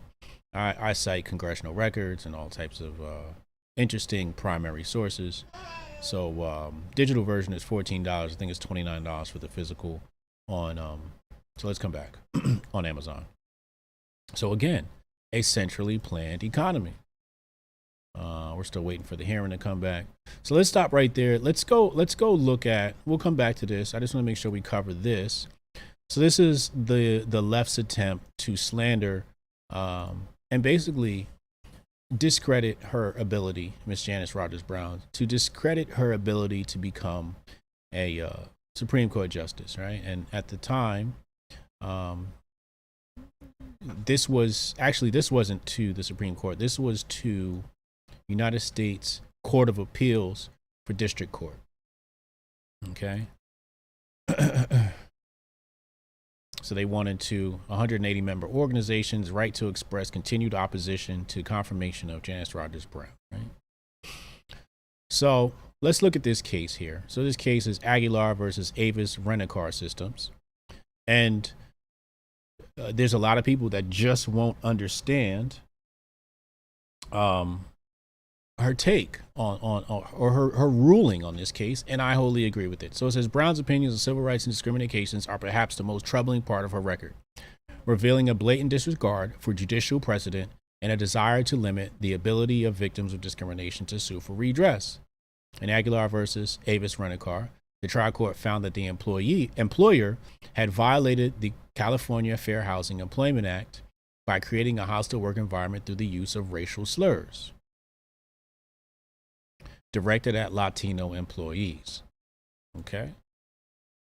So how did she rule on this? On appeal, the California court upheld the lower court's remedy that prohibited the use of racial slurs in the future, holding that prevention of such speech was not a violation of the employer's First Amendment rights. Brown dissented. She dissented, says, arguing that the First Amendment protects the use of racial slurs in the workplace. Let's highlight that. That's very important. It's very, very important. Even when it becomes illegal race discrimination. Brown's dissent virtually ignored several Supreme Court precedents. Her opinion also went so far to suggest that Title VII of the Civil Rights Act 1964, which prohibits employment discrimination, violates the First Amendment and is therefore unconstitutional. Now, let's break that down. Let's break that down. Let me make sure the hearing's not good. Okay, so the hearing's not back yet. So, I wanted to see who wrote this. Is there a person's name attached to this? Because I'm getting a vibe of feminine energy. This feels like feminine energy. It feels like a woman wrote this, right? I'm getting very feminine energy from this. Very progressive energy as well. Okay, is what I'm getting from this. So, a Latino employee is dealing with an employer, and the employer is saying, you know, it's calling them just all types of slurs and names, right? Cool. Now let's deal with the morality of the matter first. Let's just get out the way before people try to clip this and say, I hate people or something or whatever they're going to say with their emotions. It's morally wrong. Just morally wrong. Okay? It's morally wrong. You shouldn't even call people out of their name. You know, whether it has to do with their race or not, you just shouldn't be calling people out their name. Like, do better, right? Just be a better person, bro. Relax. However, when you insert government into the private sector, you create problems. Not only do you do that, you also expand the jurisdiction of the government. For example, I'll give you a hypothetical example. These days, they have a strong push for black business, right? You'll see it on Netflix. Netflix has black movie section, right? I don't care, whatever. That's how people want to do it. Fine. Netflix is a private corporation. They should be able to operate however they see fit, okay? Now, what if it was a black person and this black person was not hiring white people? They come out and say, we're not hiring white people. I have a feeling that if they went before a progressive judge, the judge would say, there's nothing wrong with this because black people have been oppressed in this country, so you got to let it slide, right? But that's not fair. It's not fair at all, right? Because you say one group has to amalgamate another group, it just doesn't make sense. Now, let's look at this from a black nationalist perspective, right? If I were to put my black nationalist hat on, right, where I am extremely pro-black and I don't want anything to do with white people. I don't want anything to do with the system of white supremacy. She done ripped another thing out the book. Lord have mercy. You're not supposed to rip the stuff out the book, baby. So,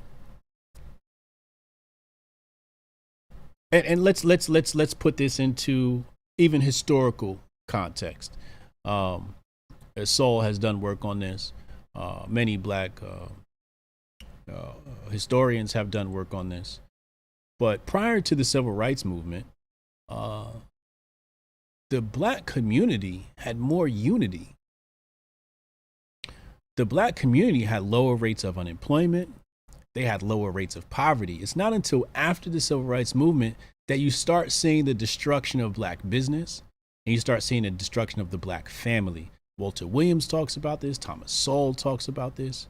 Let's look at something like Tulsa, Oklahoma. The progressives love to bring up Tulsa, Oklahoma. Was Tulsa, Oklahoma bombed? Yes, it was. Was that a terrible event? It's absolutely egregious. It's just disgusting display of behavior by whites in the South. However, Tulsa, Oklahoma, aka Black Wall Street, and there were several Black Wall Streets. There was Black Wall Street in Detroit, Chicago, et cetera, okay? But this particular Black Wall Street, as they called it, this particular Black Wall Street survived that bombing. And they make it seem, they call it a massacre. You know, a massacre means you got your ass whooped. But black people was fighting back. It was, you'd be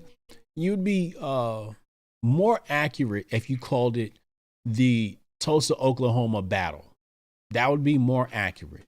And you have to go do your research on what exactly happened. But they make it seem as though black folks just laid down and got their ass whooped. I don't know anybody that ever seen black folks just lay down and get their ass whooped. We usually put up a fight. Most people, when pushed against a wall, will put up a fight. Dogs, you back them into a corner, they're gonna fight. Just human nature. So they fought back. What killed Tulsa, Oklahoma, though? Does anybody know what actually killed Tulsa, Oklahoma? Integration. Integration killed it. Because now the white man's ice is colder than the black man's ice. Now everybody want to run. You see, before, when you weren't allowed into the white man's establishment, you were forced to spend your money with black business. You were forced to, which means the money stayed in your community you were building. Look at how many black banks existed prior to the Civil Rights Act, and then thereafter. You see a sharp decline. The civil rights attack was an attack on the black community. Integration was an attack on the black community. As my uncle Odell would say, integration was infiltration. And then I took it to the next level, or added to it, amended it. I said integration was disintegration. Disintegration of black culture, disintegration of black people, disintegration of black wealth. That's exactly what it was. Exactly what it was. So we fought to be included, which resulted in our own demise. We forced to, these people, you said these people hated you, and what'd you do? You went and you amalgamated with them anyway. You wanted to be next to him anyway. Dr. King, you know, he wanted to be next to white people anyway. And his handlers did a fine job of promoting him. And here we are. Here we are now with Janice Rogers Brown sitting on the Supreme Court. Up for nomination. She's currently a judge, and she's looking at this situation here. And as you can see, it says her opinion went so far as to suggest that Title VII of the Civil Rights Act of 1964, which prohibits employment discrimination, violates the First Amendment, therefore is unconstitutional. And I agree. I agree. How would you feel if you were a black corporation and you wanted to hire only black people when the United States government came in and said, no, you got to start hiring white people? I'd be upset. I'd be upset. I don't want white people in part of this. Is a black organization. I want to huddle up with my own people and do my own thing, right? But then you're going to say there's some quota that I wouldn't like that. So that's what the government does. It imposes, right? It tries to legislate morality, right? It tries to impose what it deems to be right and correct upon other people. And really what that is it's a destruction of freedom. People are supposed to have the freedom of assembly, right? And some people are going to construe that to be, a protest. Well, you can assemble in many different ways. You don't exactly have to protest, and I'm sure that's what they were talking about. Freedom of assembly is probably talking about it, but I'm using the term loosely, freedom of assembly. However I want to assemble with my people, I should have that freedom to do so, and I should have the freedom to discriminate and exclude whoever I'd like. We discriminate and exclude people based upon many factors when we choose to hire them. I think if somebody chooses to not hire black or white people, they have every right to. And if it wasn't for government, the private market would fix this. People would say, well, black people wouldn't have any jobs. Well, that's just not true. That's just not true. You'd hire your own. Your power base would have been built up because you were hiring your own. Black people were coming up in America at a much faster rate. In certain parts of the country, they had higher, black communities in the North had a higher literacy rate than white communities in the South. This is all studies done by Thomas Sowell. I do a lot of Thomas Sowell and Walter E. Williams studies, listening to documentaries or reading their books, whatever it may be. But black people want to come up. And people want to make it seem like, coming together was going to be some sort of resolution. Okay, we're back. Hold on. Let's get this back on here.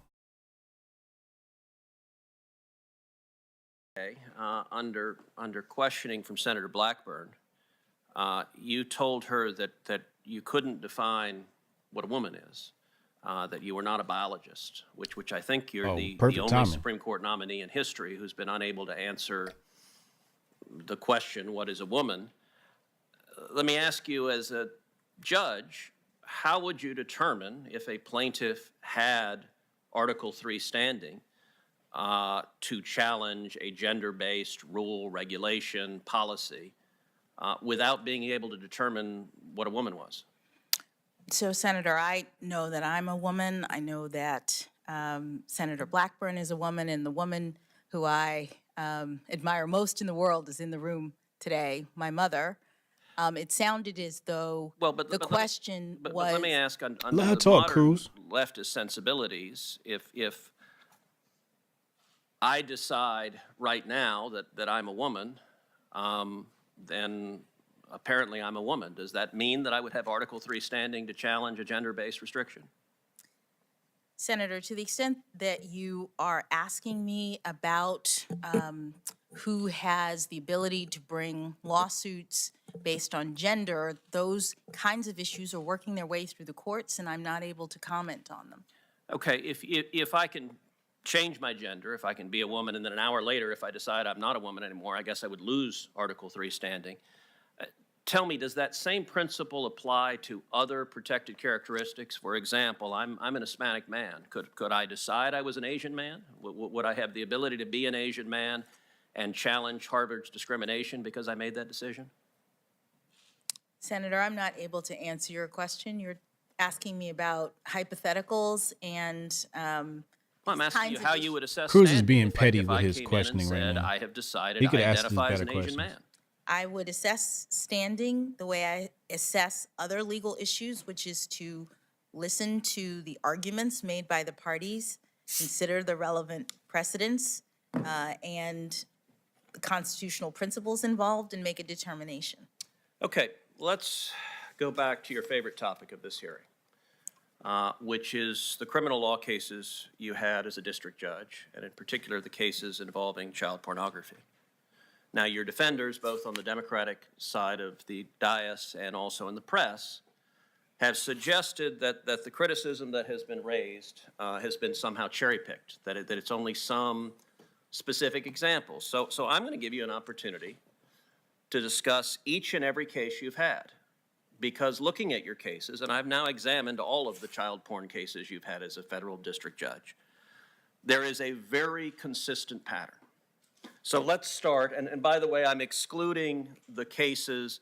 So Senator Durbin and Senator Coons focused on the Nickerson case, the Fife case, the Nguyen case, and the Hilly case.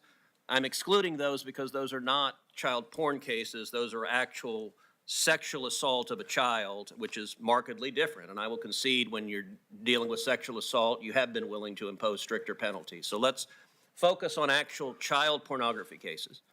And let's go through each of them, because if it's right that we're cherry picking, then you should be able to explain quite powerfully.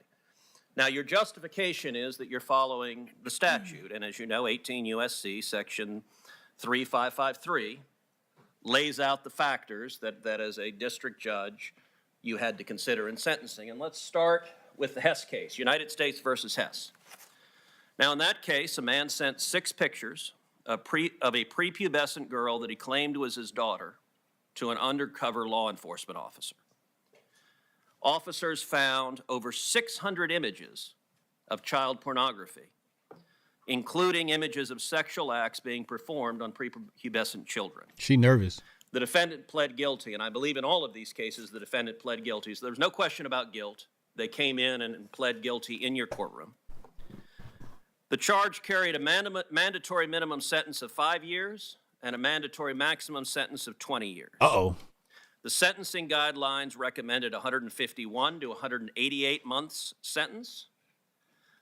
The government, as part of a plea deal, agreed to argue for 60 months, but didn't agree that that would be the sentence, simply that they would advocate it.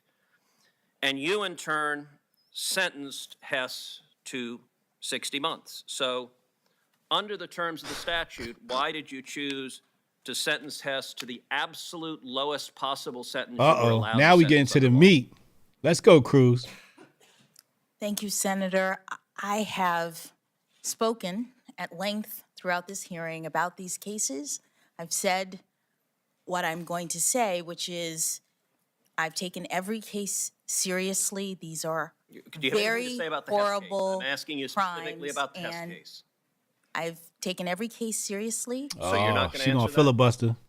These are very horrible crimes, as was that one. And as a mother, having to look at these pictures, having to follow Congress's directive, having to listen to recommendations like the government in that case, which argued for 60 months, I imposed the sentence that I believed was the sentence that was required by law. So I believe you, Wow. and I've read your sentencing hearing in each one of these cases for which we have transcripts, and there are several of which we don't have transcripts.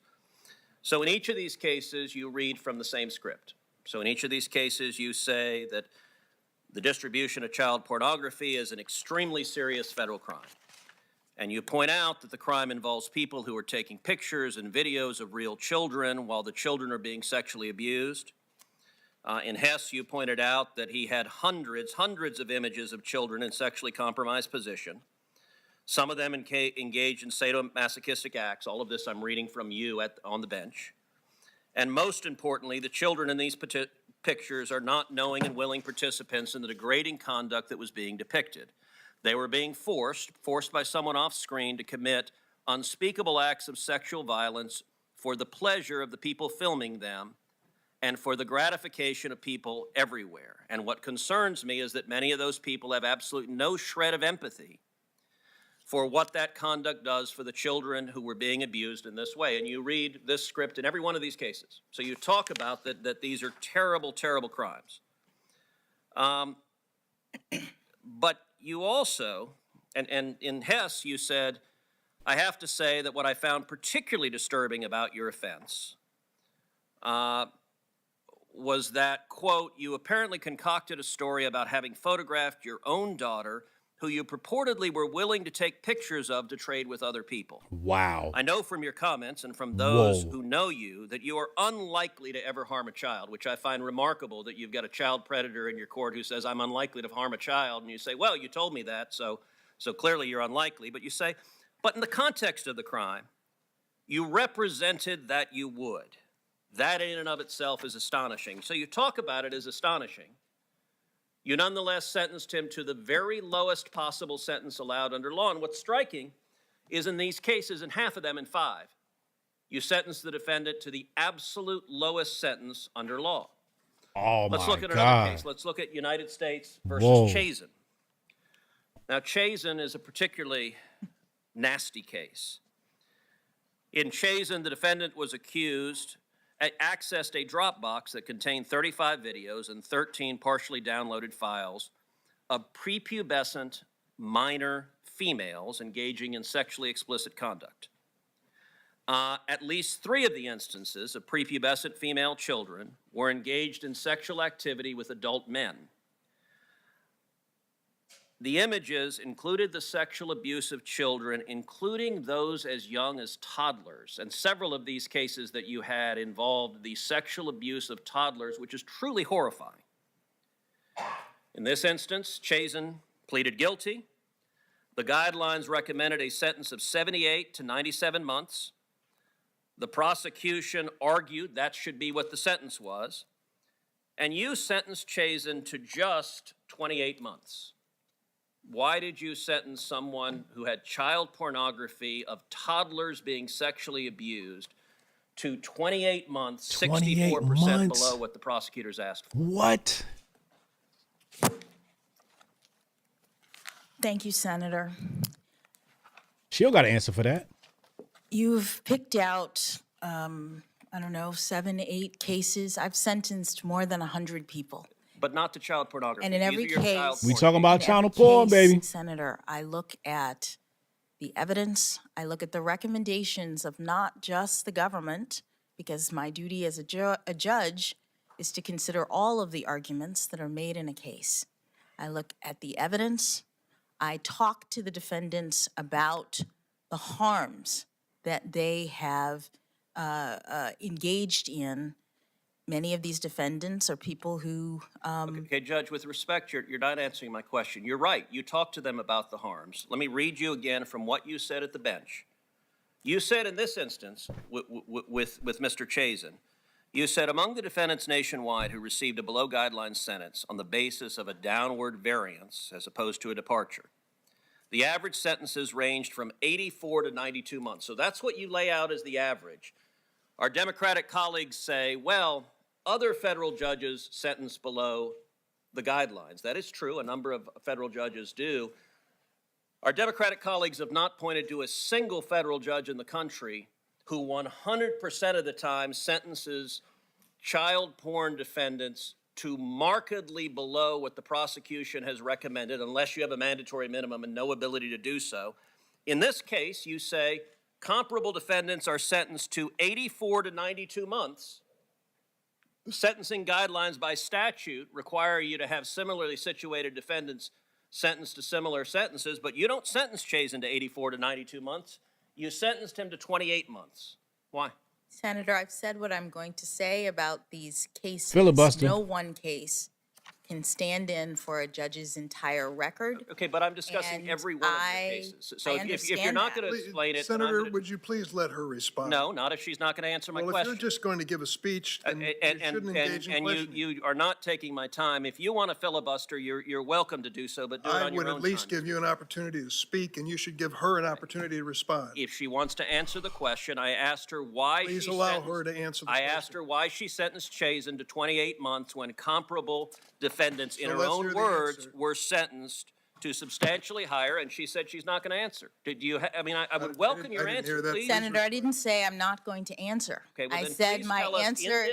in this case, Chazen, why did you sentence him to just 28 months? Senator, you're looking at the record. I don't have the record here. What I will say is that in every case, I looked at the recommendations of not only the government, but also the probation office, the defendant, the record, the evidence. I took into account the seriousness of the offense.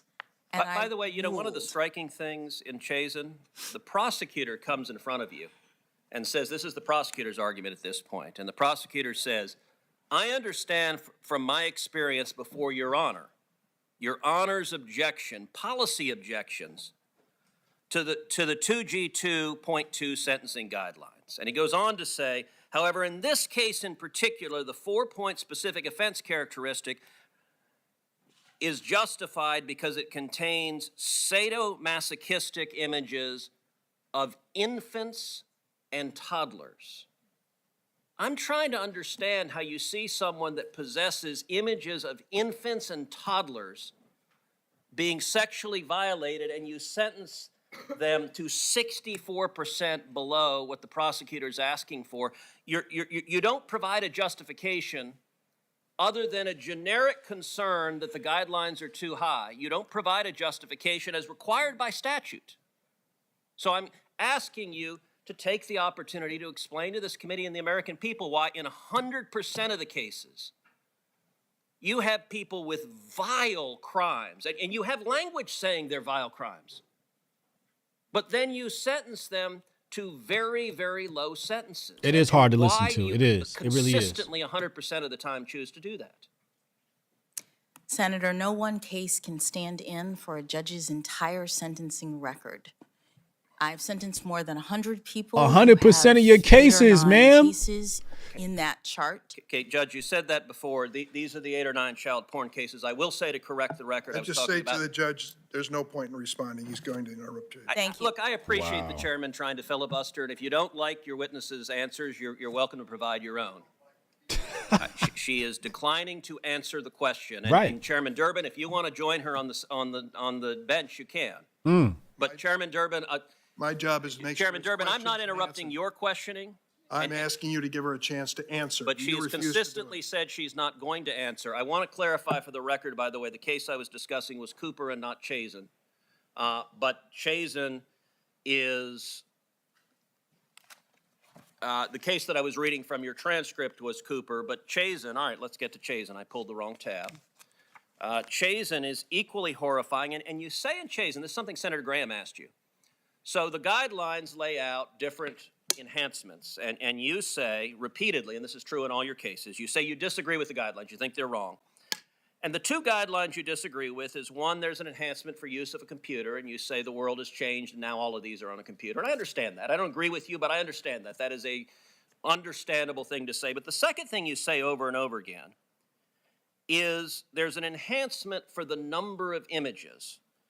And you say repeatedly, for example, in Chazen, you say, whatever the state of the law and technology at the time of the guidelines were first adapted, neither the use of the computer nor the number of images are especially aggravating factors today. Now, I find that bizarre, and you say it in every case. You say the number of images, it's not an aggravating factor, it doesn't matter, and you won't apply the enhancement.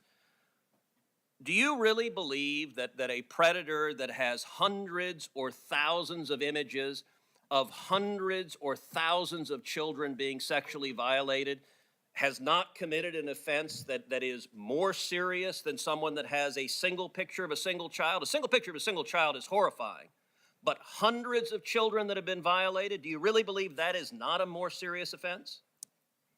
Senator, I did not have any cases involving hundreds of thousands of pictures. No, I said hundreds or thousands. You had cases involving hundreds and you had cases involving thousands. You're right, you didn't have hundreds of thousands. And I also applied an enhancement, just not to the degree of the guidelines. You're So right, it's a 5-point enhancement under the guidelines. You provide 2. Yes, so not 0, Okay, not you're right, the but- suggestion but- that I but did. are you suggesting the number of images doesn't matter? Because you say it in court over and over again that the number of images doesn't reflect that it's a more serious crime. Do you really believe that? Senator, as I said to Senator Graham, the court is taking into account a number of circumstances. The commission has done a report about the operation of the guidelines, which enhancements actually reflect different levels of culpability with respect So to let me ask you this, Judge. You've said the purpose of sentencing is to distinguish between crimes that are not as serious from truly egregious crimes. Is that right? No, Senator. So what is the purpose of sentencing if it's not to distinguish from less serious crimes from truly egregious crimes? It is to assign proportional punishment. It is to do justice in cases where you have defendants who are convicted of the same conduct, but have differing levels of culpability. Well, I will point out that you have a pattern. It doesn't matter how egregious the case is. Senator Hawley talked about the Hawkins case where you had an 18-year-old with pictures of boys as young as 8 being sexually assaulted and raped, and you sentenced him to just 3 months in jail. And I will point out the Stewart case, the last one on this list because we're running out of time. The Stewart case, you describe that he had over 6,700 images and videos. So that's a lot, 6,700. That's a lot of kids Time being expired. sexually God assaulted. damn. you have taken over a minute of my time, Mr. Chairman. I'll give you- You've been given extra time. You usually ask for it. You're given it. Okay, I know you want to interrupt. I know you don't I like just this want you kind to of play by question. the rules. I know you like to interrupt, but I you've like you consumed a to play by the substantial rules, question of my time of my questioning, and I'm going to ask my questions, and you can, if you Senator- want to testify, you're welcome to. Senator, Judge, you play by the same rules as in every the other senator. in the Stewart case, you said from the bench, thus, although this is not necessarily an atypical case, your child pornography possession crime was egregious in the court's view. Okay, so this is a bad one. If you're actually sentencing defendants, you said this was egregious. What did you sentence Stewart for? The guidelines said 97, 121 months. Prosecutor said 97 months. You said it's egregious. 6,700 images. You come in with 57 Time months. has expired. Why Senators did used you 2 sentence minutes him to over the just allotted- 57 months in the Stewart case? Do you want to address that? Because you're claiming it's cherry picking. In fact, you're welcome to explain any of these cases, but let's take the Stewart case. Why Senator Coons, did you sentence him for half the amount? you're not recognized, Senator. Senator Do Coons, you not want her to answer that question? you wouldn't allow her anyway. Mr. Chairman, she may answer the question. I've asked her why she sentenced Stewart You've an gone over the egregious. time, Senator, by 2 minutes Why and she, a half. because you've interrupted me for 2 minutes, Mr. Chairman. Will you allow her to answer the question, or do you not want the American people to hear why, with someone she described as an There egregious, comes a point, Senator, where you get a little bit, Chairman Durbin, will you allow her to answer the question? you won't allow her to answer. I will happily allow her to, the question is, Senator why Coons, you may did you proceed. sentence Stewart, an egregious child pornography possessor, So, to Judge Jackson. half of the amount Please, Senator. requested by the prosecutor? Please, Senator. Will you allow her to answer the question, Chairman Durbin? Senator Cruz he's Why are campaigning you hard not right now allowing her for to answer the election. question? There's You're not over another the time senator by here two who and a does half. not Campaigning allow hard her for to answer election the right question. now. You're finished. I'm not asking another question, but allow her to answer the question, Chairman Durbin. Thank you, Chairman Why Durbin. do you not want the American people to know what happened in the Stewart case or any of these cases? Chairman Durbin, I've never seen the chairman refuse doing to a good allow job, a too. witness to answer a question. You can bang it as loud as you want. I can just tell you, at some point, you have to follow the rules. Okay, will you let her answer the question? You've been interrupting, and by the way, with Senator Graham, it went 10 minutes over. You've sure taken a did. big chunk of the time. Will you allow her to answer the question? You've given her. Why no are you afraid of her? opportunity. She's welcome to answer it right now. Will you let her? Senator Coons. Will you let, so no, you don't want her to answer the question? Senator Coons. Will you let her answer the question? Chairman Durbin, Apparently, Judge you were Jackson. very afraid of the American people hearing the answer to that question. we here in the Senate, in this committee said you today, could bang that are in thing the as middle loud of as a you want. policy fight. It's my understanding that across this nation, more than 70% of district court judges who impose sentences in cases such as the ones that have been so vigorously debated here depart downwards from the sentencing guidelines, from the requests of the prosecutors. And as you've explained repeatedly and in detail, that's because a sentencing judge is required to weigh a whole series of factors.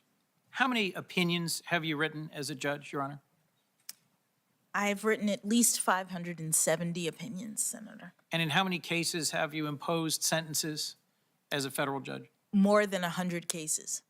And across all of those, we've just heard very forcefully assertions made about you and your character and your capabilities and your background, narrowing in on just a few.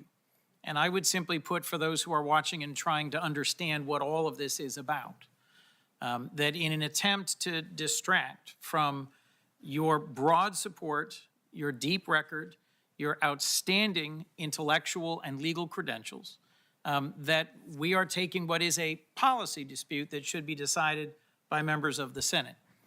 If we want to change the sentencing guidelines to make them mandatory rather than advisory, if we want to change the structure within which a federal judge imposes sentences, we could do that. But to demand that you be held accountable for this practice that is nationwide and is years old, I view as an unfair misrepresentation of your record. So if I could, let's go to something that you did as the vice chair of the Sentencing Commission, an important vote that you took in 2014. Because in my view, it shows how fundamentally misguided are the attacks that try to characterize you as someone who, at all costs, will do what you can to help criminal defendants. Let me just lay out the context for a moment. In 2010, Congress, enacting a policy choice, unanimously passed the Fair Sentencing Act, a bill that reduced the disparity in sentences between crack cocaine and powdered cocaine from 101 to 18 to 1.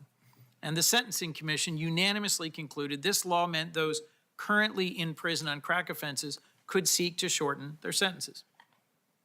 4 years later, the commission further concluded that individuals who provided substantial assistance to the government, people who cooperated, who helped out the prosecution, could use this law to shorten their sentence retroactively beyond any break they might have gotten for their cooperation. But you disagreed. In your public remarks at the time, you explained that although, given your prior service as a federal public defender, it might seem logical you'd support this direction, you could not do so because you concluded it was manifestly inconsistent with the law and would create unfair disparities between those previously sentenced cooperators and those sentenced today. Essentially, if I understand your view, it was that the sentence of a cooperator shouldn't be understood to be based on the sentencing ranges modified by the Fair Sentencing Act, but was best understood as a fixed discount of the mandatory minimum that a Fair Sentencing Act had not changed.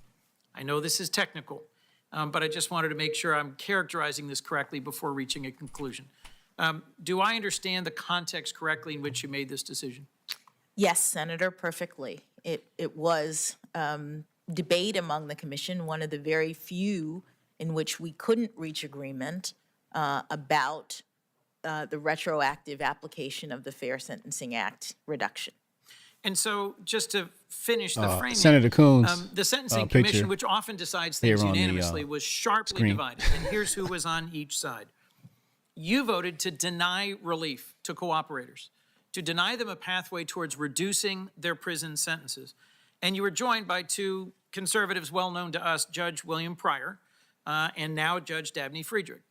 And the three of you were outvoted by four commissioners, which included Judge Hinojosa, an individual nominated by President Reagan and described as a hard-nosed, no-nonsense judicial conservative, who was on the other side of the argument from you.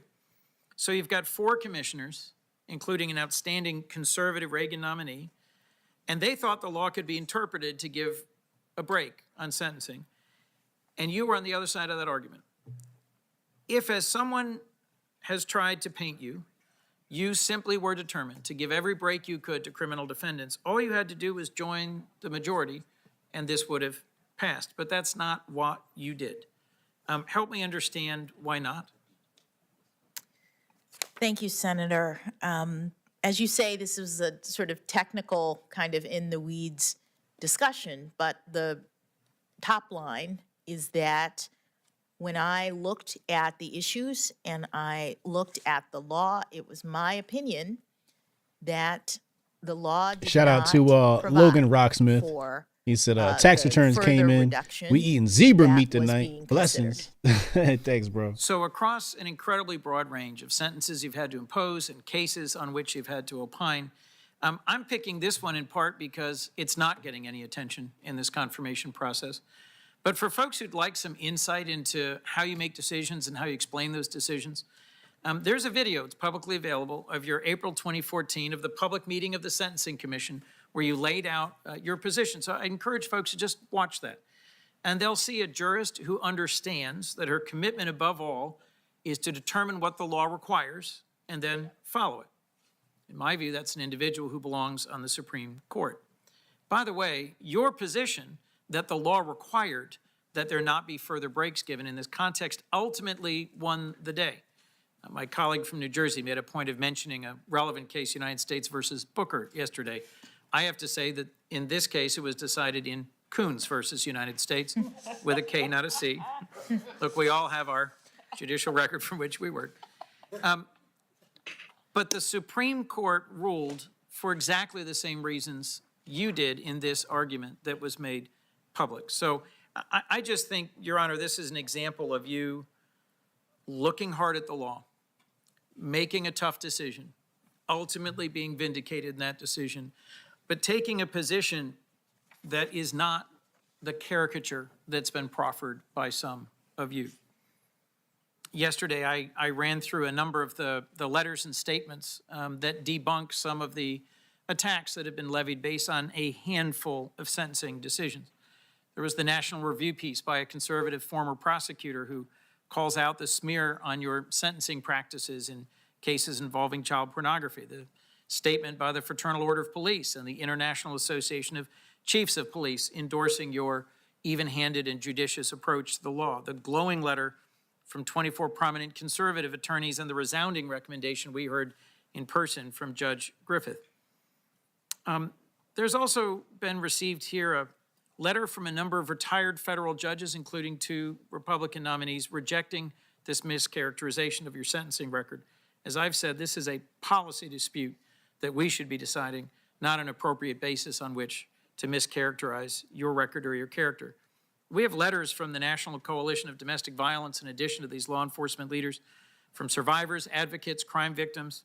The breadth of your support from the very communities my colleagues have suggested you're making less safe shows just how off base these attacks are, and in my view is a testament to your qualities and qualifications. So we all agree, all of us, that it's critical to protect our children and prevent the kinds of heinous crimes we've heard about in some detail earlier today.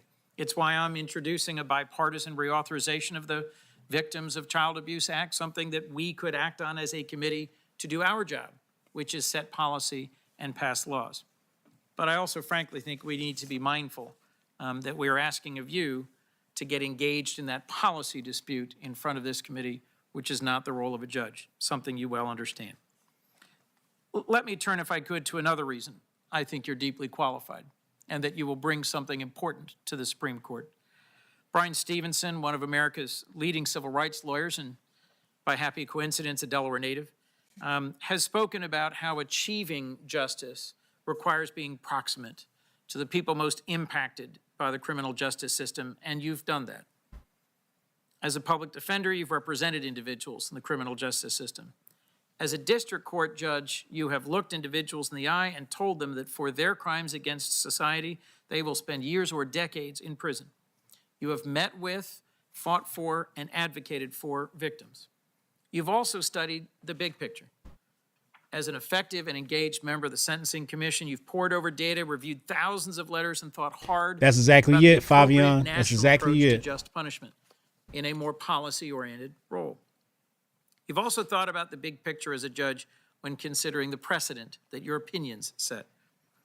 I'd be interested briefly in how your experience on the Sentencing Commission shaped your approach as a district court judge and how the interplay of all these factors might shape or contribute to your decisions as a Supreme Court justice. Thank you, Senator. One of the things district judges, sentencing judges often say when asked about the task is that sentencing is the hardest thing that a judge has to do. And it's in part for the reasons that you have articulated, that it's one thing to understand the law, to read it in a book.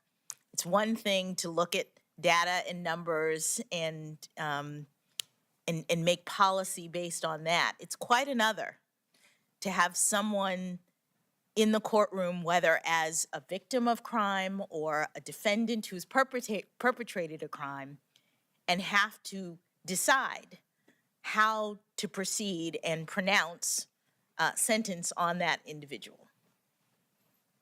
The work that I did on the Sentencing Commission, which was prior to my becoming a district judge, I think enabled me to understand unwarranted sentencing disparities, to understand some of the policy reasons behind the guidelines, and to make the kinds of evaluations that the law now requires since the guidelines are no longer mandatory.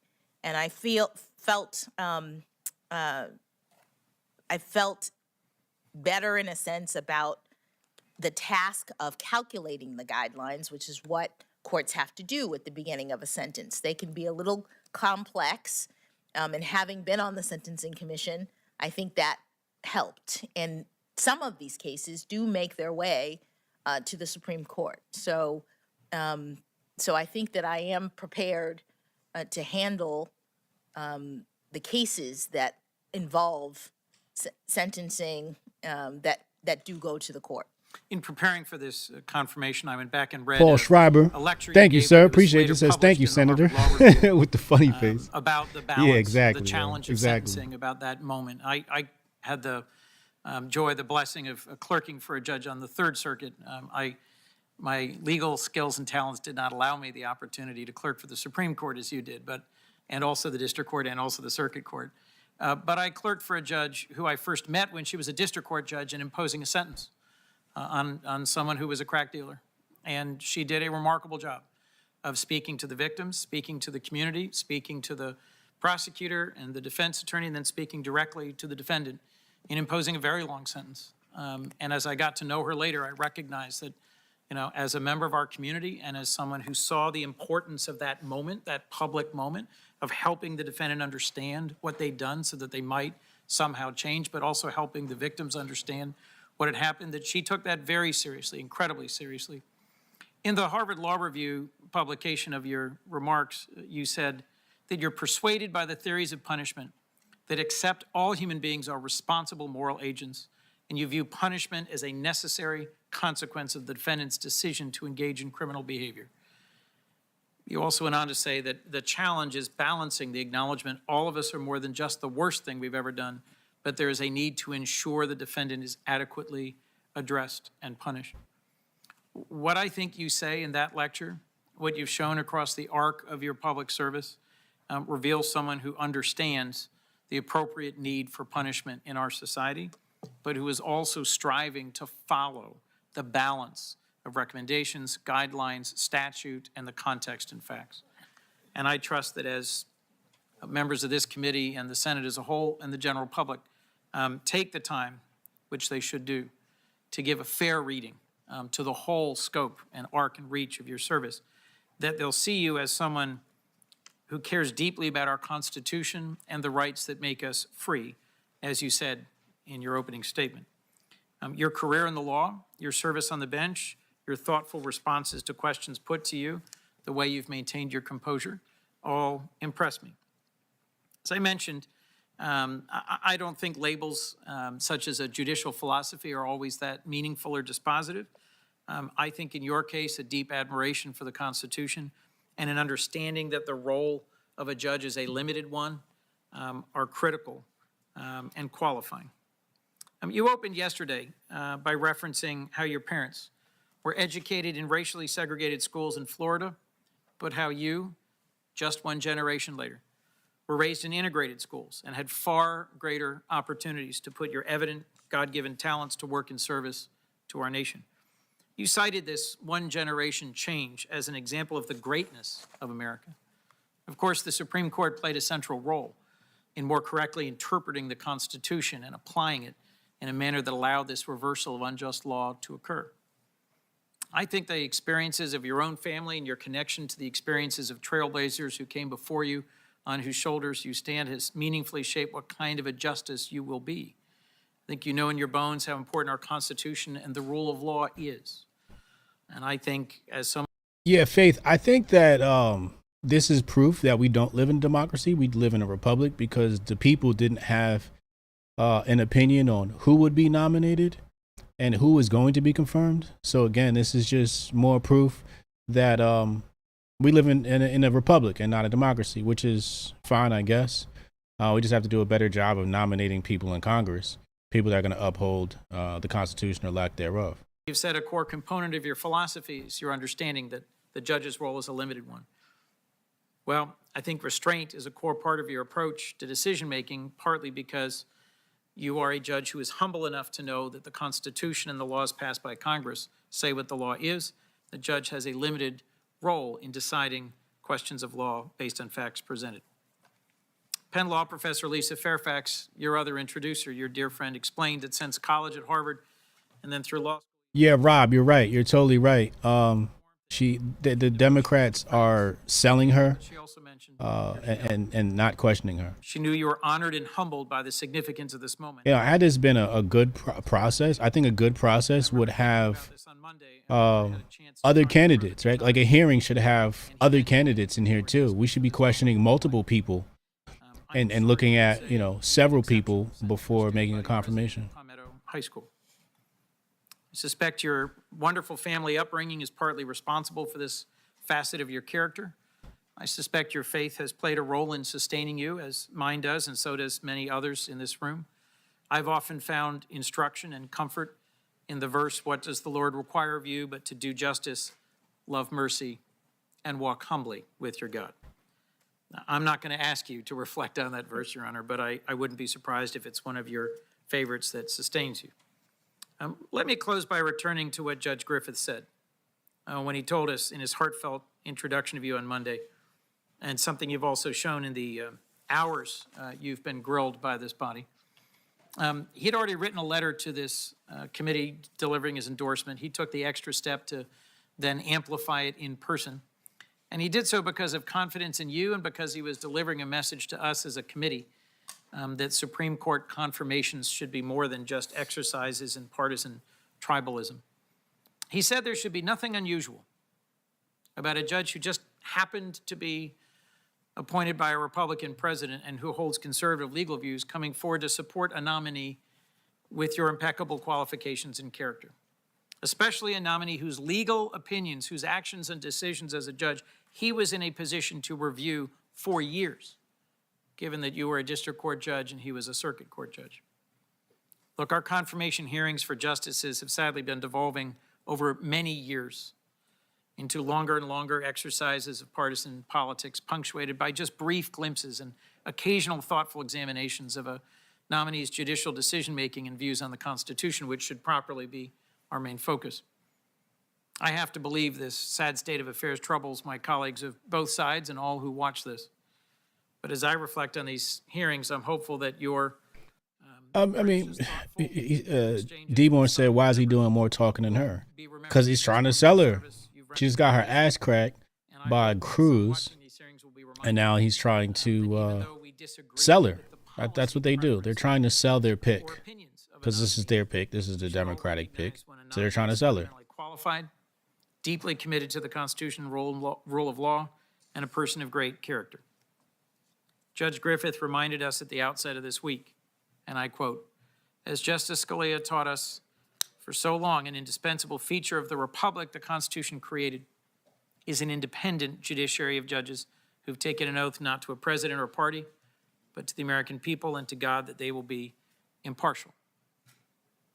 I couldn't agree more with Judge Griffith. You've demonstrated your unwavering commitment to that oath and your impartiality and your abundant qualifications. It'll be my honor to support your confirmation for Associate Justice. With that, Mr. Chair, I yield. Thank you, Senator Coons. The senator from Nebraska, Senator Sass. Thanks, Chairman Durbin. Judge, welcome back. I'd like to associate myself with parts of what Chris said there in his closing.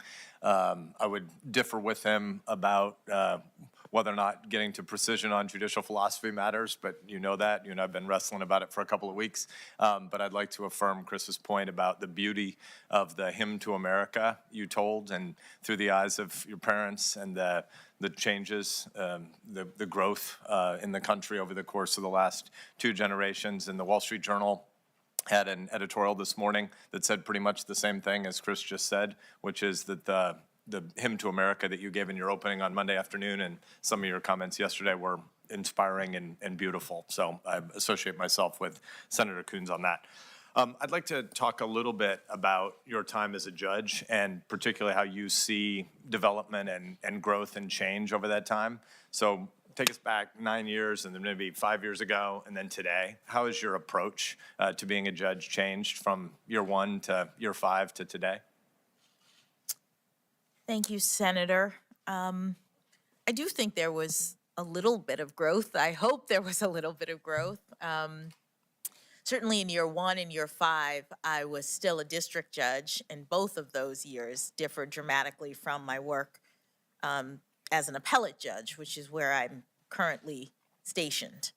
In every job, in year 1, you're new, you're trying to figure things out. I don't know that I had quite pinned down at the very beginning exactly how I would approach cases, but by the time I got to year 5, I think I had a really good sense of this judging thing, and was able to demonstrate in my opinions, the many, many opinions that I've written, the way in which I go about making my decisions.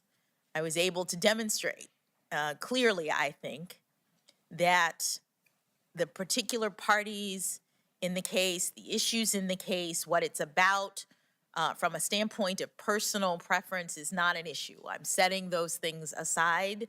I am ruling from a position of neutrality and trying to determine in every case what the law requires.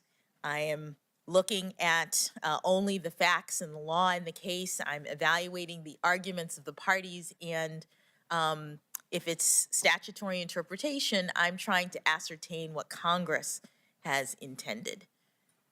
I am committed, I think my record shows, to the understanding that that is the role and the only appropriate role for a judge. I'd like to talk a little bit about the troubling pattern we see on law school campuses and across higher education more broadly, especially in the last 5 years.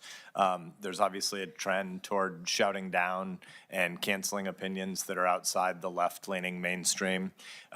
Calls for firing professors, canceling professors, shouting down and sometimes threatening speakers who bring diverse opinions, calls to discipline fellow students. These tactics are increasingly commonplace, particularly against conservative speakers and professors and students, but also increasingly against traditional liberals. I'm a former college president, and one of the sort of oddities that doesn't fit inside the tribalism of how a lot of times media covers things in DC. One of the oddities for me is how often I have liberal professors reaching out to me saying that their experience on campus is becoming much less interesting, that the divide on American political campuses is less and less conservative policy leaning versus liberal or progressive policy leaning, but more and more liberal versus illiberal. And I think these campaigns are obviously deeply problematic. They shut down debate rather than teaching students how to engage ideas that they might not have encountered before, which is also a pretty decent definition of education. If you already knew everything before you ever encountered a new idea, you wouldn't need to write checks or take time off of productive life. So there's obviously a tendency in response for students to self-censor rather than learn from each other, and this robs students of the chance to engage with ideas from across the political spectrum, but in particular, in law schools, it robs students of the opportunity to learn how to consider an alternate position and argue a different point of view than they might have had. So given that you're a debate champion in earlier days as well, I'd like to ask if you agree that law students should be engaging with ideas from across the political spectrum, even those they disagree with, rather than trying to shun those different ideas. Thank you, Senator. Let me just say, in part because these issues are things that could implicate matters that come before the courts, I will just say that as a general matter, law school, like many schools, is a place where ideas and perspectives are considered. And in the law, as I've said, it's important for the judge who's making the decision to have different arguments. And so one of the things that traditionally happens in law schools is that you are trained in law to make arguments that are at times not even the arguments that you personally agree with, because the understanding is that in litigation, in disputes that come before the court is going to want to hear from different viewpoints. So in that sense, the essence of legal instruction is to have different arguments being made, because that models in great part what happens in a courtroom. I really am not trying to ask any kind of gotcha question here. I suspect we highly agree, so I don't understand the qualification you put at the beginning. There's no sort of second order fork on my question. It is better to debate ideas that you disagree with than shout them down, isn't it? It is better in law schools to make sure that there are ideas from all perspectives, and in order to have that happen, they can't be suppressed. So you don't want students shouting down other students or visiting professors, right? I mean, I'm honestly, I didn't think there was any chance we would differ on this, so I'm not. Yes, no, I'm not. Okay. I'm not suggesting that we do You're against differ. canceling people, I assume. I'm not suggesting that we differ. What I'm saying is that these issues about speech on campus and the like are the kinds of things that are issues that are working their way, in different formats and different ways through the courts. And so I'm just being careful in terms of my answers. Okay, I'm trying to lead you because I want to, because I think American civic health will be better off. You're going to be a hero. You are already a hero to lots and lots of kids, students, maybe some bound for the law, but more broadly, students across the country. And I think it's in America's public interest for them to hear you as an advocate for the full, vigorous, strong kid debate of different views. And so I suspect you are an advocate for vigorous and robust debate. I don't see how you might be constrained against saying that because of future cases, but I'm going to just assume we're mostly aligned on this. I think that's a fair assumption. Thank you. I do want to make, before I move on, just because we've had a number of members of this committee comment on cameras in the court. I've made my position on this clear a lot of times, but if I can give a tiny bit of friend of the court brief in advance, because I think when you're on the court and you all continue to debate this issue, I think it should be a decision for the Supreme Court to make about whether or not there are cameras in the courtroom, not a decision for the Article I branch to make for Article III. But I think it's incredibly important for us to recognize, because I think I differ from a lot of my colleagues on this who are advocates for cameras in the courtroom. I get their position that transparency is a virtue. Transparency is a good thing. I also believe that pen and pad can facilitate a whole heck of a lot of transparency just fine. And it's healthy for Americans to recognize the second and third and fourth order effects of cameras. A huge part of why this institution doesn't work well is because we have cameras everywhere. Cameras change human behavior. We know this. You don't have the same kinds of conversation over the dinner table with your family when you're wrestling through issues and apologizing for something and saying, I said this before, but maybe I should modify what I said. My tone was jerky. My substance didn't account for your position. There's a whole bunch of things that humans can do if they're not immediately mindful of some distant camera audience that they might be trying to create a soundbite for. And Instagram can be useful for some small things, but for intellectual discourse, it is not a friend. And I think we should recognize that the jackassery we often see around here is partly because of people mugging for short-term camera opportunities. And it is definitely a second and third and fourth order effect that the court should think through before it has advocates in there who are not only trying to persuade you 9 justices, but also trying to get on cable that night or create a viral video. So for what it's worth, I hope that the court doesn't respond to some well-meaning impulses from the Congress to push for cameras in the courtroom, but also some bullying. And there are ways that you can get to a lot of transparency. Audio recordings are increasingly released from the Supreme Court in timelier fashion over the past few decades. So for what it's worth, I'm glad that you on the court are making that decision, and I hope it isn't made for you by the Congress. I want to go back to the legitimacy of the Supreme Court. That term has been used a few times over the last 3 days. Do you think the Supreme Court is legitimate? I do, Senator. And so some of the ways that the court has been derided and called illegitimate by members of this Senate include, over the course of recent days and weeks, quote, leans into extreme partisanship, leans into extremism, twists the law, threatens basic liberties, has been hijacked by Republicans. These kinds of attacks undermine the public's trust in the court. We need the public to believe in the legitimacy of its government, including all three branches. So I would ask you, do you agree with these characterizations of the court that have been levied in this room over the last few days?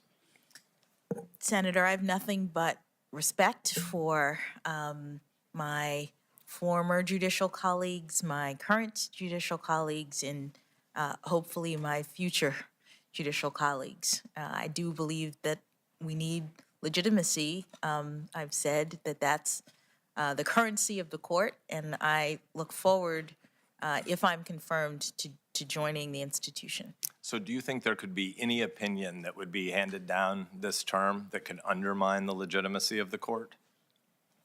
Senator, I think the Supreme Court makes its determinations, and all of them are precedents, and they are entitled to respect. I'd like to come back to our conversation from yesterday. You pointed out a number of times that as both a district and now a circuit court judge, you were constrained and bound by the Supreme Court's holdings. You mentioned a couple of times that you haven't had a chance to do much constitutional interpretation for yourself. I largely agree with the way you framed most of that for the lower courts, but I think you would also agree with me that the job of a Supreme Court justice is different than a district court judge, and in certain ways from a circuit judge as well. When you serve on the Supreme Court, you'll have to interpret what the Constitution means, and based on what you told us about the constrained role on the lower courts, lower court decisions would then not be able to answer how you would approach the new job you would have on that highest court. And so that's why I thought our conversation on judicial philosophy yesterday was somewhat helpful. I'm not a lawyer, but I think you took a lot of us to law school yesterday in ways that were helpful. And in particular, you walked us through some different schools of constitutional and statutory interpretation in ways that I think were good for the committee, were good for the court, and were good for the public more broadly. So I guess I would ask you, there's nothing to say, bro. They boring me to to law death. school, He's just one more filibustering time, me, yo. and walk us through some of the different approaches to substantive due process and unenumerated rights. He's wasting time. Ideas on the Let's Supreme get to the Court nitty gritty. and in the Let's talk broader about some legal real shit. community? He let us skate on the conservative Thank you, Senator. conversation. I am not mostly familiar with the Supreme Court's precedents in this area. It's been a while now that the Supreme Court has determined that the 14th Amendment, which guarantees due process, includes a substantive component in addition to procedure. The term due process, one would think, is just about the procedures that the government has to afford you before it affects your life, liberty, or property. But the Supreme Court has also said that that protection extends to certain personal, individual rights that relate to dignity and autonomy, and that are deeply rooted in our nation's history and traditions, or implicit in the concept of ordered liberty. And the kinds of things the court has recognized pursuant to that line of jurisprudence are things like marriage, interracial marriage, the access to contraception, a woman's right to terminate her pregnancy, abortion, pursuant to or subject to the framework established in Roe and Casey, travel, the child rearing, the ability to direct your children. Those are some of the rights that have been recognized pursuant to the 14th Amendment due process clause. I'm less familiar with the sort of scholarly debate outside of the Supreme Court's rulings. So will there be new ones in the future? Senator, I am not able to forecast. In every case, the Supreme Court is looking at a particular set of circumstances consistent with the Article 3 requirement that the court look only at cases and controversies. So it would depend on what cases came before the court. So I think that gets at the challenge here that you and I have been going back and forth on over the course of a couple of weeks, because I get the modesty points about being on the district court, but it seems pretty important to understand what the limits might be as a justice. And so I think this morning, again, you stated that I think the quote was that your judicial philosophy is your methodology. But I think that a judicial philosophy of some kind is necessarily an input into your judicial methodology and into every justice's actual jurisprudence on the court. And that's why I think it's important for us to unpack that, because the philosophies that you've outlined for the committee, again, I think yesterday's back and forth that you and I had on Breyer v. Scalia, is important, and you wouldn't claim any of those philosophies for yourself. And yet I think the philosophies ultimately instruct judges on the sources and the tools they consult, on how they discern intent, on whether the Constitution is protecting specific limited and defined principles or more general values, and whether modern values can be used to infuse our understanding of the Constitution. So again, when you narrated a bit of the debate between Justice Breyer, I know you've got lots of intellectual inputs in life, but you've credited him as a brilliant jurist and role model before. And the Scalia debates, you didn't really tell us who you thought got the better of the argument. And so I think throughout these 2 days, you've focused a lot on what the Supreme Court has said, and I think that is helpful and important. But I've been also trying to get at what you think the limits might be on what Justice Jackson would be constrained by. So I feel like, I believe we still haven't heard your judicial philosophy, and I wish I'd made more progress with you on that. But what we do know on a personal note is that these committee 3 days have been very long, and I want to thank you, and got to have a nice conversation with your parents earlier, your whole family, for what you've endured, and for spending time with us, and obviously wish best wishes to you and your family. Thank you, Judge. Thank you. Went light. He Thank went you, light. Senator Sass and Senator Blumenthal is We next. got nothing out of that one. Thank Got you, Mr. nothing out of Chairman. that Good question. afternoon, I think we have another Good Democrat afternoon. now. Judge Jackson. I know your birthday, September 14th. Yes, sir. You have the Yeah. happy coincidence of a birthday with Constance Baker Motley, Yes, sir. who just happens to have been born in New Haven, Connecticut. Ah, And we're very proud that she is a daughter of New Haven and Connecticut.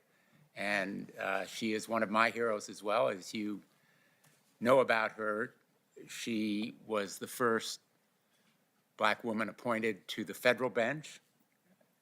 She is the first Black woman to have argued before the United States Supreme Court. In fact, her record before the court was 10 wins and 0 losses.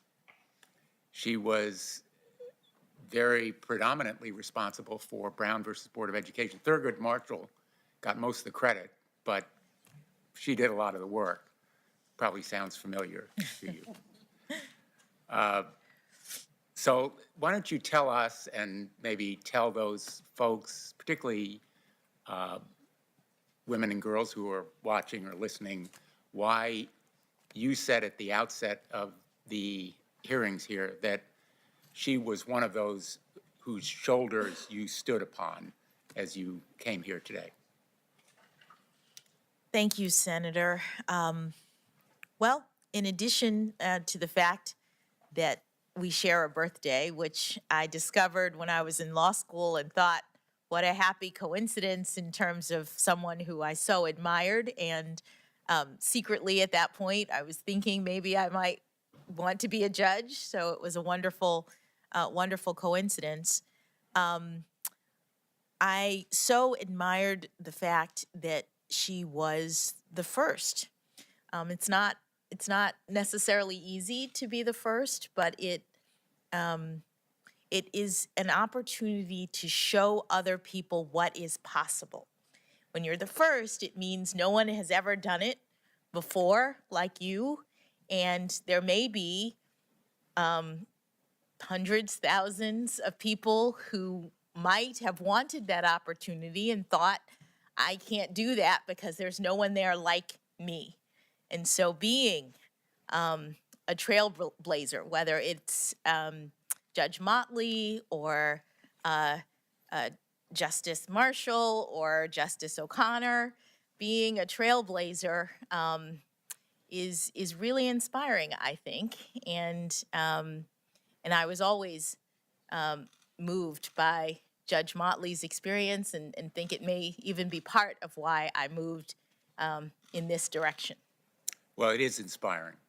And I hope that your very inspiring story will make it possible for a lot of others to think it not secretly, but say it out loud and aspire to it, because it's what this country needs. And fortunately, President Biden has recognized it in the nominees that he's put before us. And we've tried to work with the great leadership of Senator Durbin to confirm people of real merit, the kind of qualifications in intellect and character and depth and warmth that you bring to us today.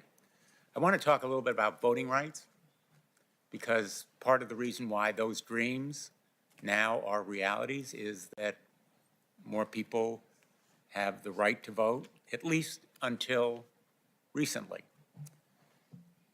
In fact, there has been a lot of backsliding about turning back the clock on voting rights.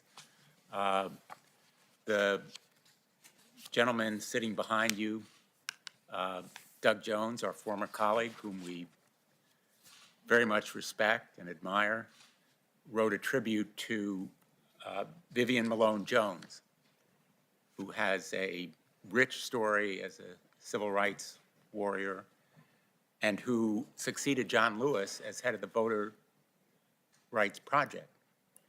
And he said in a speech that Doug Jones wrote in tribute to her as she was inducted posthumously into the Alabama Women's Hall of Fame, I'm quoting, "We can best honor her by acknowledging that while most doors are unlocked today, they are still heavy and so hard to open for so many people in Alabama and the rest of the nation. Let us commit ourselves to do our part to open these doors as wide as possible so that everyone can take the walk that Vivian took." I'm going to ask that former Senator Jones' full speech be entered in the record. I mean, they're talking about people who don't have the ability Thank you. to vote, but they're not naming who these people are and why they can't vote. One of them is people who have been Judge incarcerated, Jackson, felons. But they haven't said Congress that. passed the Voting Rights Act in 1965. This is just a filibuster. They just wasted time It right now.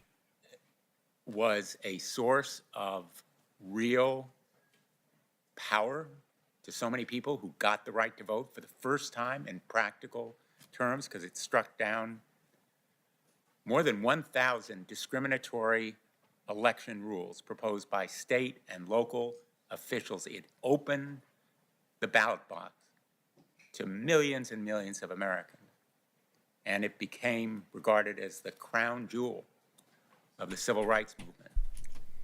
And then, just in the last few years, the Supreme Court has hacked away at it in an exercise of judicial activism that has been historic in magnitude. Judges supplanting their views for the policy preferences and official acts of legislatures in opinions that were written and joined by only conservative justices.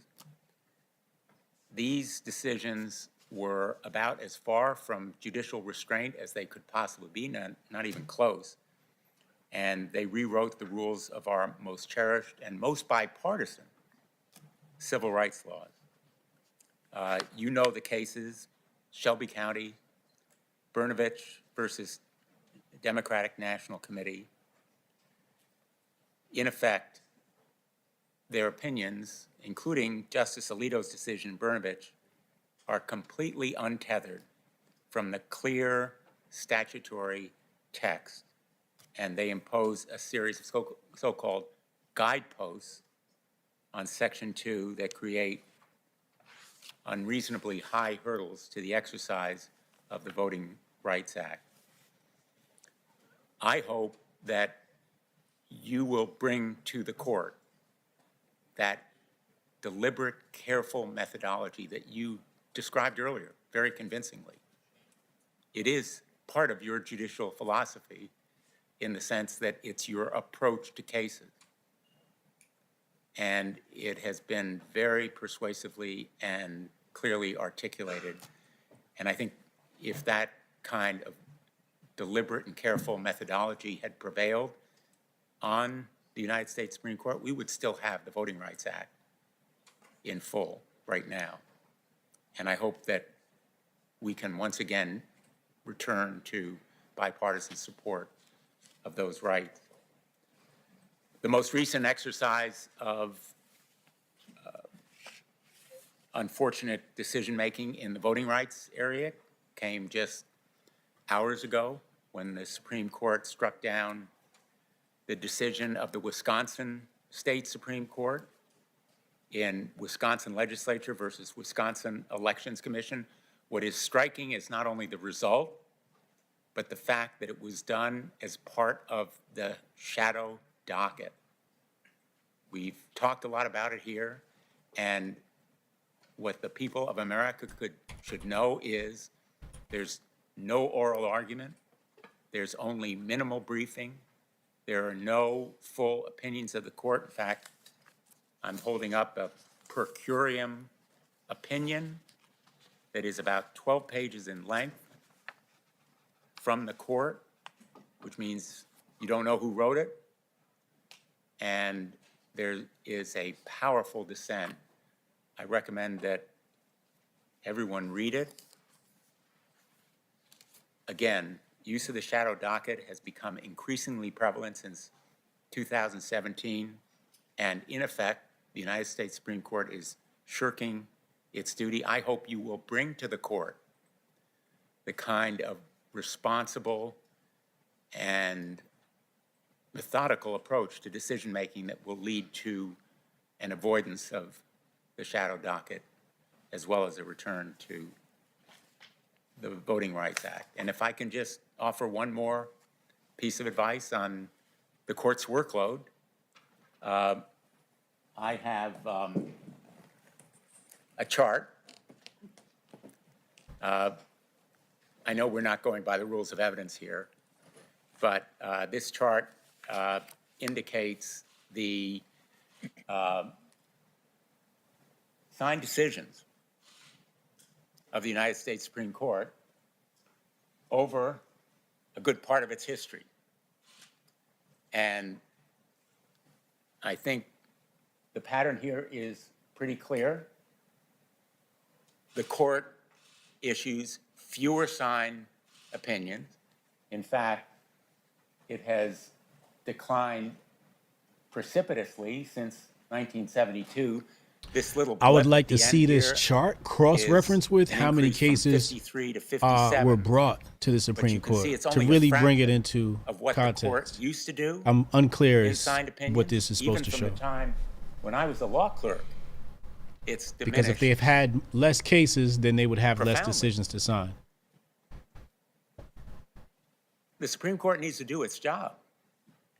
It needs to issue signed opinions, not the shadow docket. It needs to take cases and resolve real, fundamental, important issues. And taking your record, 573 opinions over 9 years. I'm not a math major, but that's about 64 opinions a year. That's a lot more than they do, all 9 of them. So I hope you will bring the energy that you have demonstrated in this room, the energy and the work ethic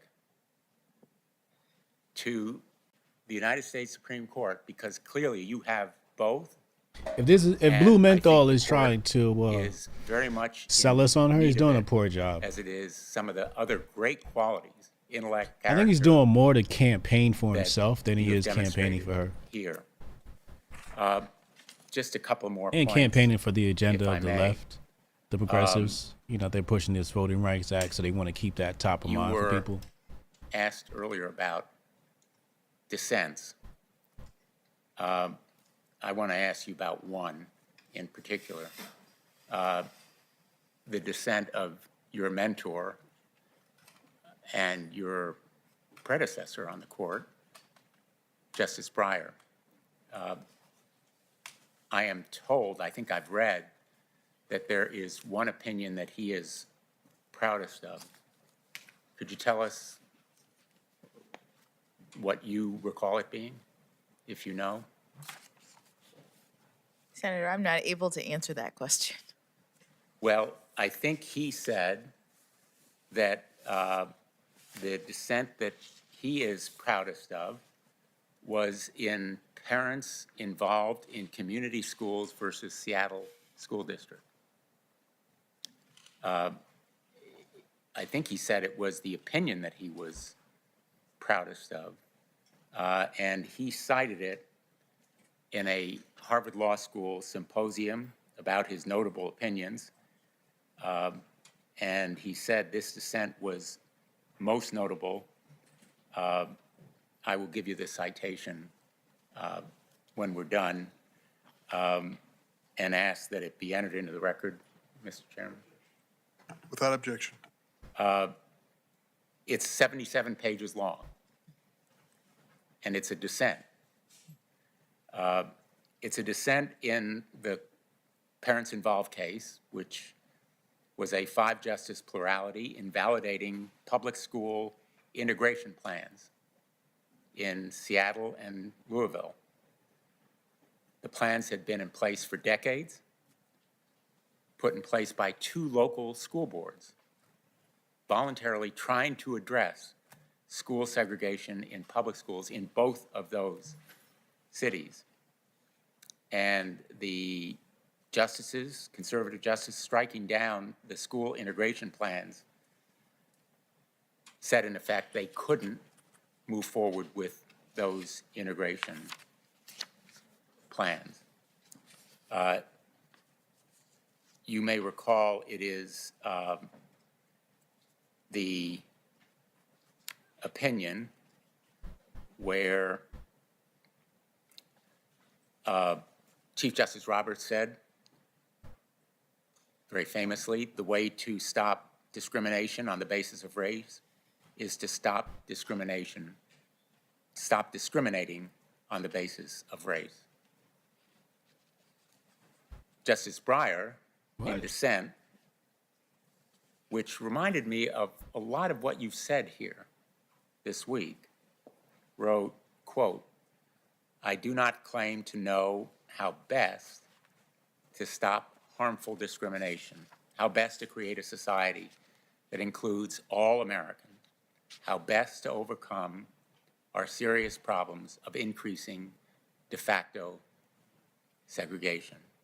But as a judge, I do know that the Constitution does not authorize judges to dictate solutions to these problems. Corey, because he's just trying to waste time. He's talking Constitution slow, so he can just waste his 20 a minutes. democratic political system through which the people themselves, through their legislators, must together find answers. The court should leave them to their work." I think that's the philosophy that you've articulated here today, the judicial philosophy of Yeah, remember he was talking separate about branches of government, as you so integration in eloquently schools. described our constitutional. She hasn't answered that question. Our federalism. He hasn't asked the question. Really should have. I don't led even know the what's going on court right now. To respect the Wisconsin Supreme Court's decision and the Wisconsin governor's decision. We were talking about the dissenting opinion, the 70-something pages and to against stay in its Breyer, lane, and as you have I'm waiting on that put it so response. well. The fact is there has been a lot of progress, and we see it in this hearing room. But there is a lot of work So still he to be like done, brought up the and problem, the question, There's a lot of reason and then like answered for her, folks to feel even just to make sure she some couldn't anger mess it up. at what we've seen on voting rights and on resegregation. in some areas. So I am really excited, as I've indicated, and joyful at the great landmark and the historic accomplishment that your nomination represents and reflects. And I hope, as I've said, that not only will you make the court look more like America, but hopefully think more like America. And I want to thank you for your very hard work, all of what you personally have done, because you as a person have done it. And history has given you this opportunity. Your parents This is agonizing, bro. have helped to make it possible. Your family story is so powerful, but you've really earned it. And we're grateful to you for providing all of us that role model. Thank you, Mr. Chairman. Thank you, Senator Blumenthal. Senator Hawley. Thank you, Mr. Chairman. Judge, good to see you again. Good to see you, Senator. We don't have a lot of time, so let me just get straight into it. Let's see what Senator Hawley got to Cruz was say. asking you at the end of his time and questionings about United States versus Stewart. This is the case where Neil Stewart tried to cross state lines to rape another person's 9-year-old daughter. He had 6,700 images and videos of egregious and brutal child pornography. The government recommended 97 months. The guidelines said 97 to 121 months. You came in at 57 months. Senator Cruz asked you why. The chairman wouldn't let you answer. I thought maybe you'd like to answer now. Thank you, Senator. No one case can stand in for a judge's entire record. I have sentenced more than 100 people in a variety of she's giving this answer egregious again? circumstances. In every case, and especially cases that involve the kinds of acts that you're talking about, the kinds of evidence that I had to deal with as a judge, in every case, I am balancing the factors that Congress has determined are appropriate and required for a judge to make a determination.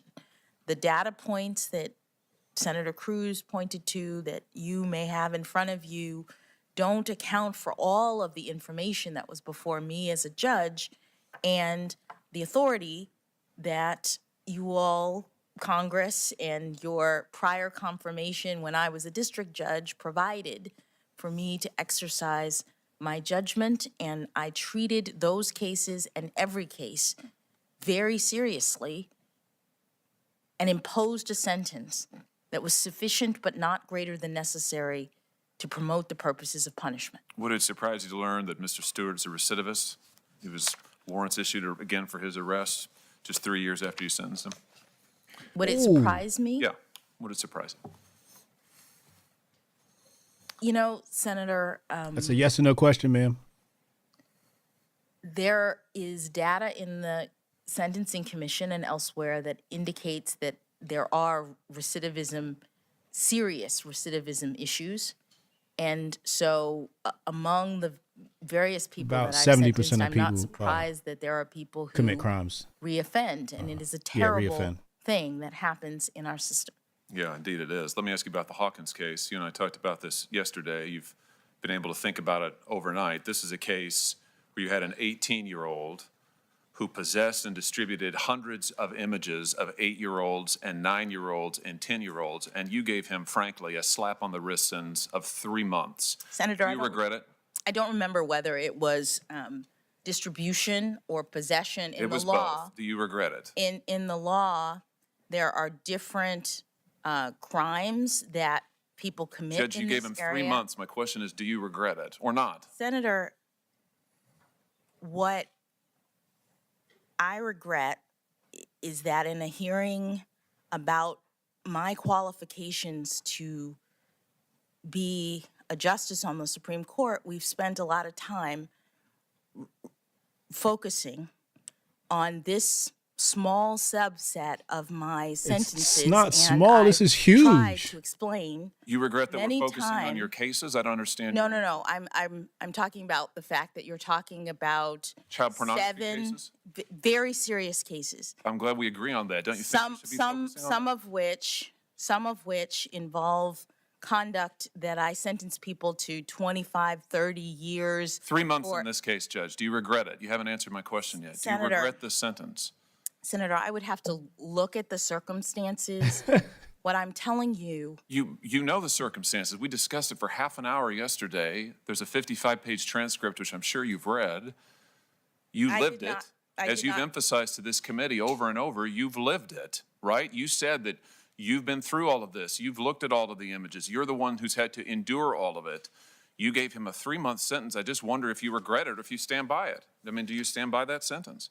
Senator, in every case, I followed what Congress authorized me to do in looking to the best of my ability at all of the various factors that apply, that constrain judges, that give us discretion, but also tell us how to sentence. And I ruled in every case based on all of the relevant factors. So you don't regret it? No one case, Senator, can stand in for a judge's I'm not asking you that. entire I'm asking record. if you regret this sentence in this case. And it sounds like the answer is no. But I want to tell you I regret it. I regret that you gave him only 3 months. Let me read to you what you said about these kinds of cases. In fact, to this defendant, you said, make no mistake, Mr. Hawkins, the children you saw in those pictures were not willing participants in the conduct that you witnessed. They were being forced to commit unspeakable acts of sexual violence for the pleasure of the person who was filming and for the gratification of sick people everywhere, people who apparently have no shred of empathy for what this must be doing to the children who are being abused in this way. You go on. Some of the children you saw in those pictures will never have a normal adult relationship. Some of them will turn to drugs and prostitution and other vices to try to deal emotionally with the pain that results from the torture that they have experienced. And even those who manage to lead a somewhat normal adult life say they live in constant fear of being recognized. Some people are even unable to leave their houses because once those pictures are on the internet, they are there forever. And the victims can't do anything without worrying that every person that they meet has seen them in their most vulnerable state at the most horrible time in their lives. That's your words, pages 34 and 35 of the transcript. Powerful words, Judge. I just don't understand why after saying this and believing this, you could give this guy 3 months in prison when the probation office that we've heard so much about recommended 18 months. Even the probation office recommended 18 months. Do you have anything to add? No, Senator. Let me ask you about your policy of not giving enhancements when there are prepubescent children, like there were in the Hawkins case, who are 8, 9, 10 years old, when there are prepubescent children involved. I'm just struggling to understand this. You said it in Hawkins. You said that you weren't going to give him an enhancement. You weren't going to make his sentence any tougher, despite the fact that we had all of these terrible videos that you and I talked about at length yesterday. This is page 38 of the transcript, just so that we're all following along. You said, in your case, I don't feel that it is appropriate necessarily to increase the penalty on the basis of your use of a computer, and we've talked about that, or the number of images or prepubescent victims as the guidelines require, because these circumstances exist in many cases, if not most, and they don't signal an especially heinous or egregious child pornography offense. You said the same thing in the Cooper case just last year. This was an individual, Cooper, who was 30 years old at the time of his sentencing. He pleaded guilty to distributing child pornography. He posted between 3 and 4 dozen images of child exploitation to Tumblr, where it could be accessed publicly. The government said, and I'll quote from the transcript in that case, page 37, when his devices were found, including the computer, within the computer and on an untitled folder were many, many, many videos. The nature of these videos went well beyond mere child pornography. The government says, I don't mean to make light of the content of any child pornography, but rather to say that the content of those videos is on the more egregious or extreme spectrum of the child pornography videos that are encountered in these cases. And yet, when you sentenced him, you said, I'm quoting now from the transcript in Cooper, I'm really reluctant to get into the nature of the porn. And then later, it's very difficult to assess how different Mr. Cooper's images are than those of other similarly situated child pornography defendants, such that I, without going into looking at them, and I'm not an expert, you say. So you say, While I understand the government's arguments, Mr. Miranda, the government's arguments in that regard, I don't find them persuasive from the standpoint of characterizing this as an especially egregious child pornography offense. Help me understand this, Judge. Why is it that what's your policy disagreement with the guidelines treating images, videos, pornographic images that have small children, infants, 7, 8, 9-year-olds? Why won't you give an enhancement for those? Help me understand that. Thank you, Senator. I'll make 2 responses. First, that's not my policy disagreement. I don't know why you've characterized that in that way. Well, wait a minute. You say right here in the cases. I mean, this is what I want to make sure that we're talking about the same thing here. In the Hawkins case, I don't feel that it's appropriate necessarily to increase the penalty on the basis of your use of a computer or the number of images or prepubescent victims. And you say the same thing in Cooper. Senator, 2 observations. 1, I am sentencing in every case. I have policy disagreements with certain aspects of the operation of the guidelines that I lay out in every case as Congress has required and as the Supreme Court permits in light of my experience, not only as a district judge, but also on the Sentencing Commission, which did a report about the operation of the guidelines. Second, you've read extensively from the government's argument in this case. You've not provided information from the probation office or the defense. And when I don't have the probation office report. No, excuse me, Senator. The probation office provides a recommendation. There has been information gathered about what a recommendation was given in each one of these cases. I don't have that information here, but what I'm saying is that in every case, the judge is not just hearing from the government. The judge is not just evaluating what the government says in these cases. In every criminal case, a judge has to take into account all sorts of factors, including arguments being made by the defendant, by the government, by the probation office. So I understand that in certain cases, the government may have made an argument, but there are other people in our criminal justice system who make arguments, and the court evaluates everything as Congress has directed, and no one case can stand in for my entire record of how I deal with criminal cases, or did when I was a district judge. I have law enforcement in my family. I am a mother who has daughters who took these cases home with me at night because they are so graphic in terms of the kinds of images that you are describing. They give you not only the actual videos, which you can ask to see, but they describe in the briefs in detail what these videos show. So I am fully aware of the seriousness of this offense and also my obligation to take into account all of the various aspects of the crime as Congress has required me to do, and I made a determination seriously in each case.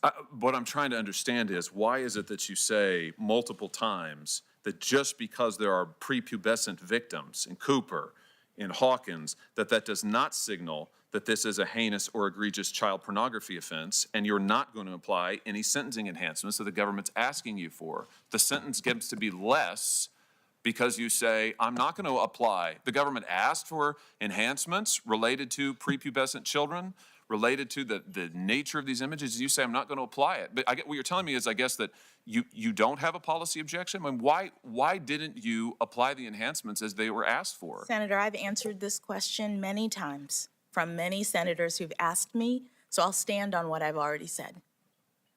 So you have nothing to add about why these crimes, why these images, in your view, do not signal an especially heinous or egregious child pornography offense? That's Hawkins. You say in Cooper, I understand the government's argument, but I don't find them persuasive, the fact that there were prepubescent children, from the standpoint of characterizing this as an especially egregious child pornography offense. That's page 58.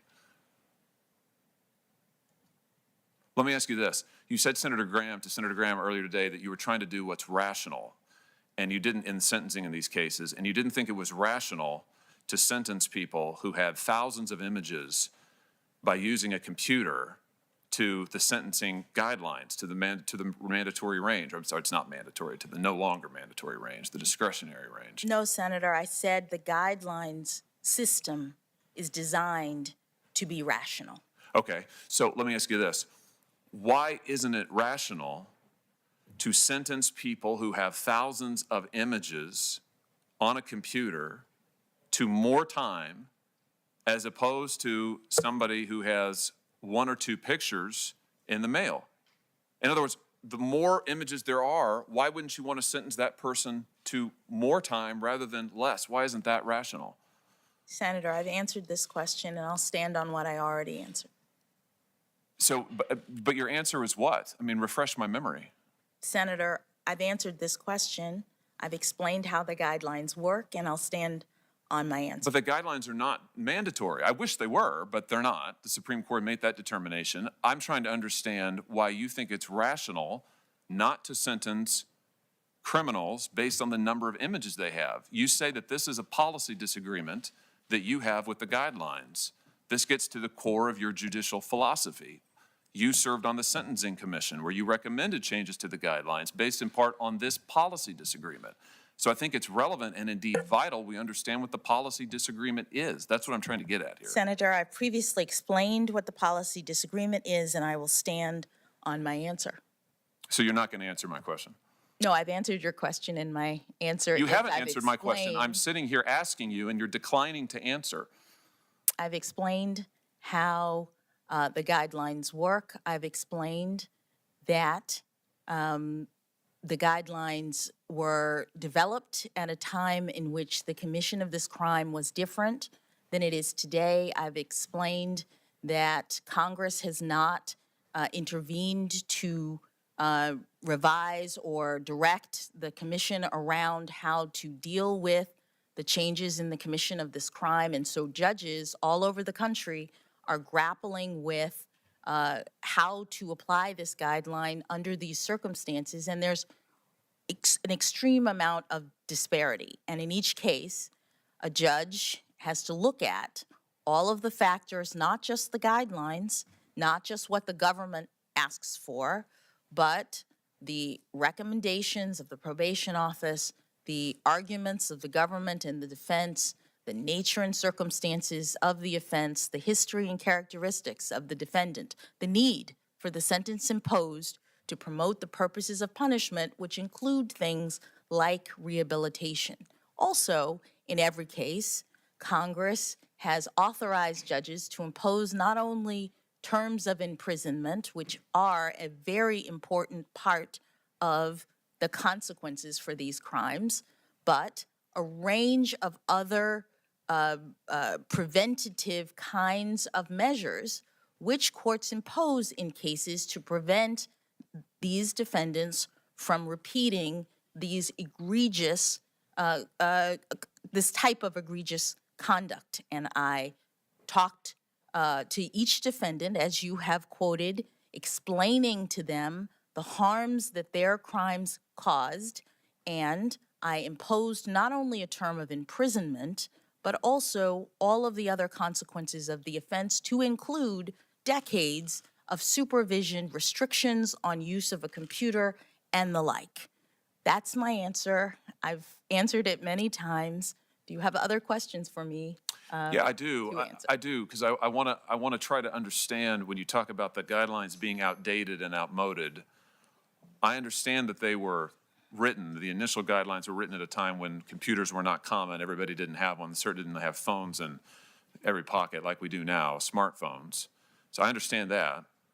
I also understand that the number of images, sexually exploitative images of children on these devices has exploded. And so I'm trying to get at what Senator Coons earlier characterized as a pretty fundamental policy question, which I think is the correct characterization here.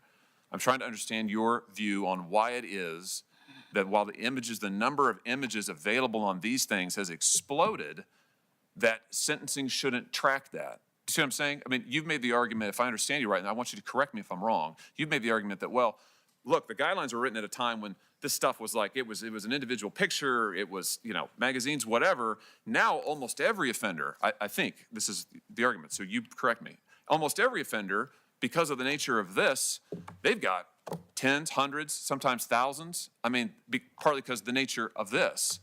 My question to you is, wouldn't we want to deter that? Isn't that a reason to impose tougher sentences? I mean, Senator, go ahead. the Congress has every ability to do that. What's happening now is that you have a guideline that has gradations in it for the number of images that ends up being, when you look at the scale, something like the difference of 10 years. I don't know exactly what it is, but each 2-level enhancement is like several years. And the gradations are like 0 to, and again, I don't have it in front of me, but it's like 0 to 50 pictures, 50 to 100 pictures, 100 to 150 pictures, set up at a time in which the mail was the primary mode of possession and distribution. And so if somebody had 50 pictures, they, according to Congress and the commission at the time,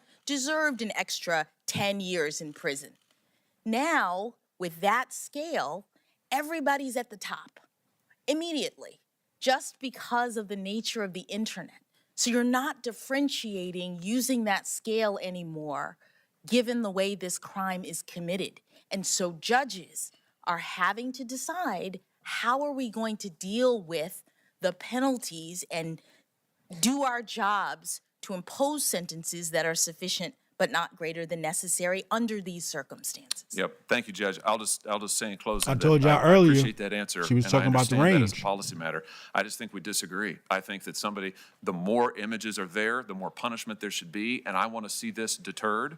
And I just think we've pretty fundamentally disagreed. I've enjoyed our exchanges. Thank you for your candor, and I appreciate it. I just disagree with you on the law. Thank you, Mr. Chairman. She's saying Senator because Rono? now Mr. it's Chairman. easier to access this stuff because of the Chairman. internet. Senator Rono's turn. So- Mr. Thank you, Chairman, Mr. Chairman. I'm asking you to be The range recognized is to different. make a point to the chairman. The gradation is different. I I believe get he that. recognized Ma- me. May I Mr. proceed? Mr. Chairman, It was Mr. Chairman, ultimately her I decision waited my turn on here. to and I've been on judge this committee for 40 based upon the old precedent we ought set. to follow the regular order. Mr. Chairman, the witness just said that we cannot understand those I'm cases sorry, without Senator, the pre-sentence I don't want to reports. go through this again. I have a letter that I want to enter into There the are rules record in the that's committee signed that by should 10 be senators followed. on this committee. Are you not even going to allow a letter from 10 senators You on wanna this committee? send any letter, you can do it by This hand letter or by that is mail. signed by 10 senators on the committee addressed to you makes the point that the White House gave you probation information for Democrats that was not provided to the minority on this committee. And just now, Judge Jackson told Senator Hawley, you cannot understand these cases without reading the probation reports.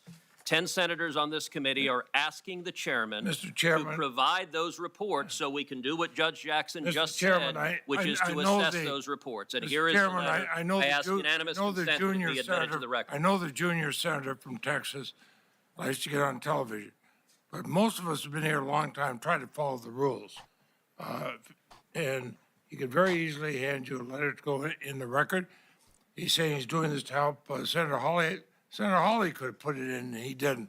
Let's get back to regular order. Senator Hawley God, didn't write the letter. Mr. Let's get Chairman, I back to ask regular unanimous order. consent that it be admitted to the record. Senator Rono. Thank you. Are you denying consent? Thank you, Mr. Chairman. Aloha, Judge Jackson. Aloha. I'm going to try and spread some aloha into this room. I'm taking. All right. So basically what Jackson was saying is, at a point where these child pornography materials were distributed, basically what she's saying is it was harder to send and receive because we're dealing with physical items, right? And that makes sense. So if somebody had 50 pictures, as opposed to 0 to 10 or whatever that gradation is, it was more egregious. And now she's saying that the top level of that statute was maybe, 100 pictures or 1,000. And they're saying that, well, because of the internet, the top is basically the bottom. Okay. So however they graded, however many photos you had of children, that that maximum number of images that would have the top sentence is now the bottom level of the amount of pictures somebody may possess because of the internet. Now, that being said, it is up to the judge's discretion to determine what is the new low and the new high. So you can simply say, okay, well, if before 0 to 10 was physical pictures, what is the new low? Let's look at all of the different cases that are happening now. And what is that new low? Is it 50? Is it 100? Is it 1,000? And then out of that, you can determine a new gradation and then sentence that person to prison based upon that new gradation. She had the power to do so. She had the power to make that call. She had the power to use that common sense approach to make that determination. However, she has made the determination that if someone sends pictures of adult kids, she's giving them 3 months, and in some cases only 2 years, and then probation on top of that. I mean, if the state is saying there's a certain minimum and she's not even meeting the minimum, there's a definite problem here. I mean, from the time you entered a situation of dealing with child pornography, like there shouldn't even be a question of, a minimal sentence. It should be straight to the chamber, straight to the chair, right? You go straight to the chair. Goodbye. Done with you. I don't care if it's one picture or 20,000, right? Or it should be a harsh sentence, 20 years, right? It's ridiculous. This is ridiculous that she's allowing people to slide for that amount of time. The Judicial Accountability Act, which would ensure the more than 30,000 employees of the federal judiciary have strong statutory rights and protections against discrimination, sexual harassment, retaliation, and other forms of workplace conduct. I know you can't comment on legislation, so I won't ask you whether you support the Judicial Accountability Act. Instead, I'd like to hear what you do to make sure your chambers I'll be right back. is a safe, inclusive place to work. Thank you, Senator. I, as you know, have been a judge now for almost a decade. And I take my responsibilities not only to hear and decide cases seriously, but also my responsibility as an employer, that I bring law clerks into my chambers. I was a law clerk to 3 wonderful federal judges who were role models for me, and I try to act as a role model to my law clerks. I try to bring in people who have the respect of others, people who come with strong recommendations, people who I think will get along with one another, and certainly people who I think will get along with me. And we create a little group, a working group, and I think that it's worked out well. And I would think that you would make sure that there are no instances of inappropriate behavior, sexual harassment from any of your clerks or employees. That's absolutely correct. During our courtesy meeting, I enjoyed learning more about your background and family. And of the 9 sitting justices of the Supreme Court, only 3, Justices Alito, Breyer, and Kagan, were educated in our public school system. And you would, as far as I'm concerned, make a welcome addition to the court from that standpoint as a public school graduate myself. So public high schools educate people from all backgrounds, and most people go to public schools. Most people don't get to go to private schools. So your classmates probably came from different racial and ethnic backgrounds, incomes, social statuses, academic abilities, athletic abilities, among others. How, if at all, has your public school experience shaped the person you are and your approach to the law? Thank you, Senator. I was very fortunate to go to Did I miss anything? Public school in Miami, Florida.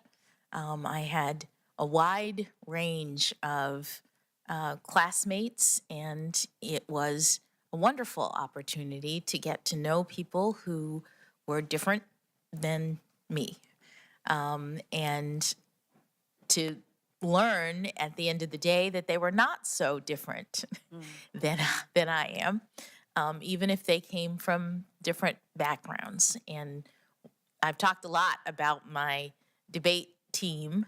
That was one of the activities that I engaged in and spent a lot of time with my colleagues on the debate team and with my wonderful coach.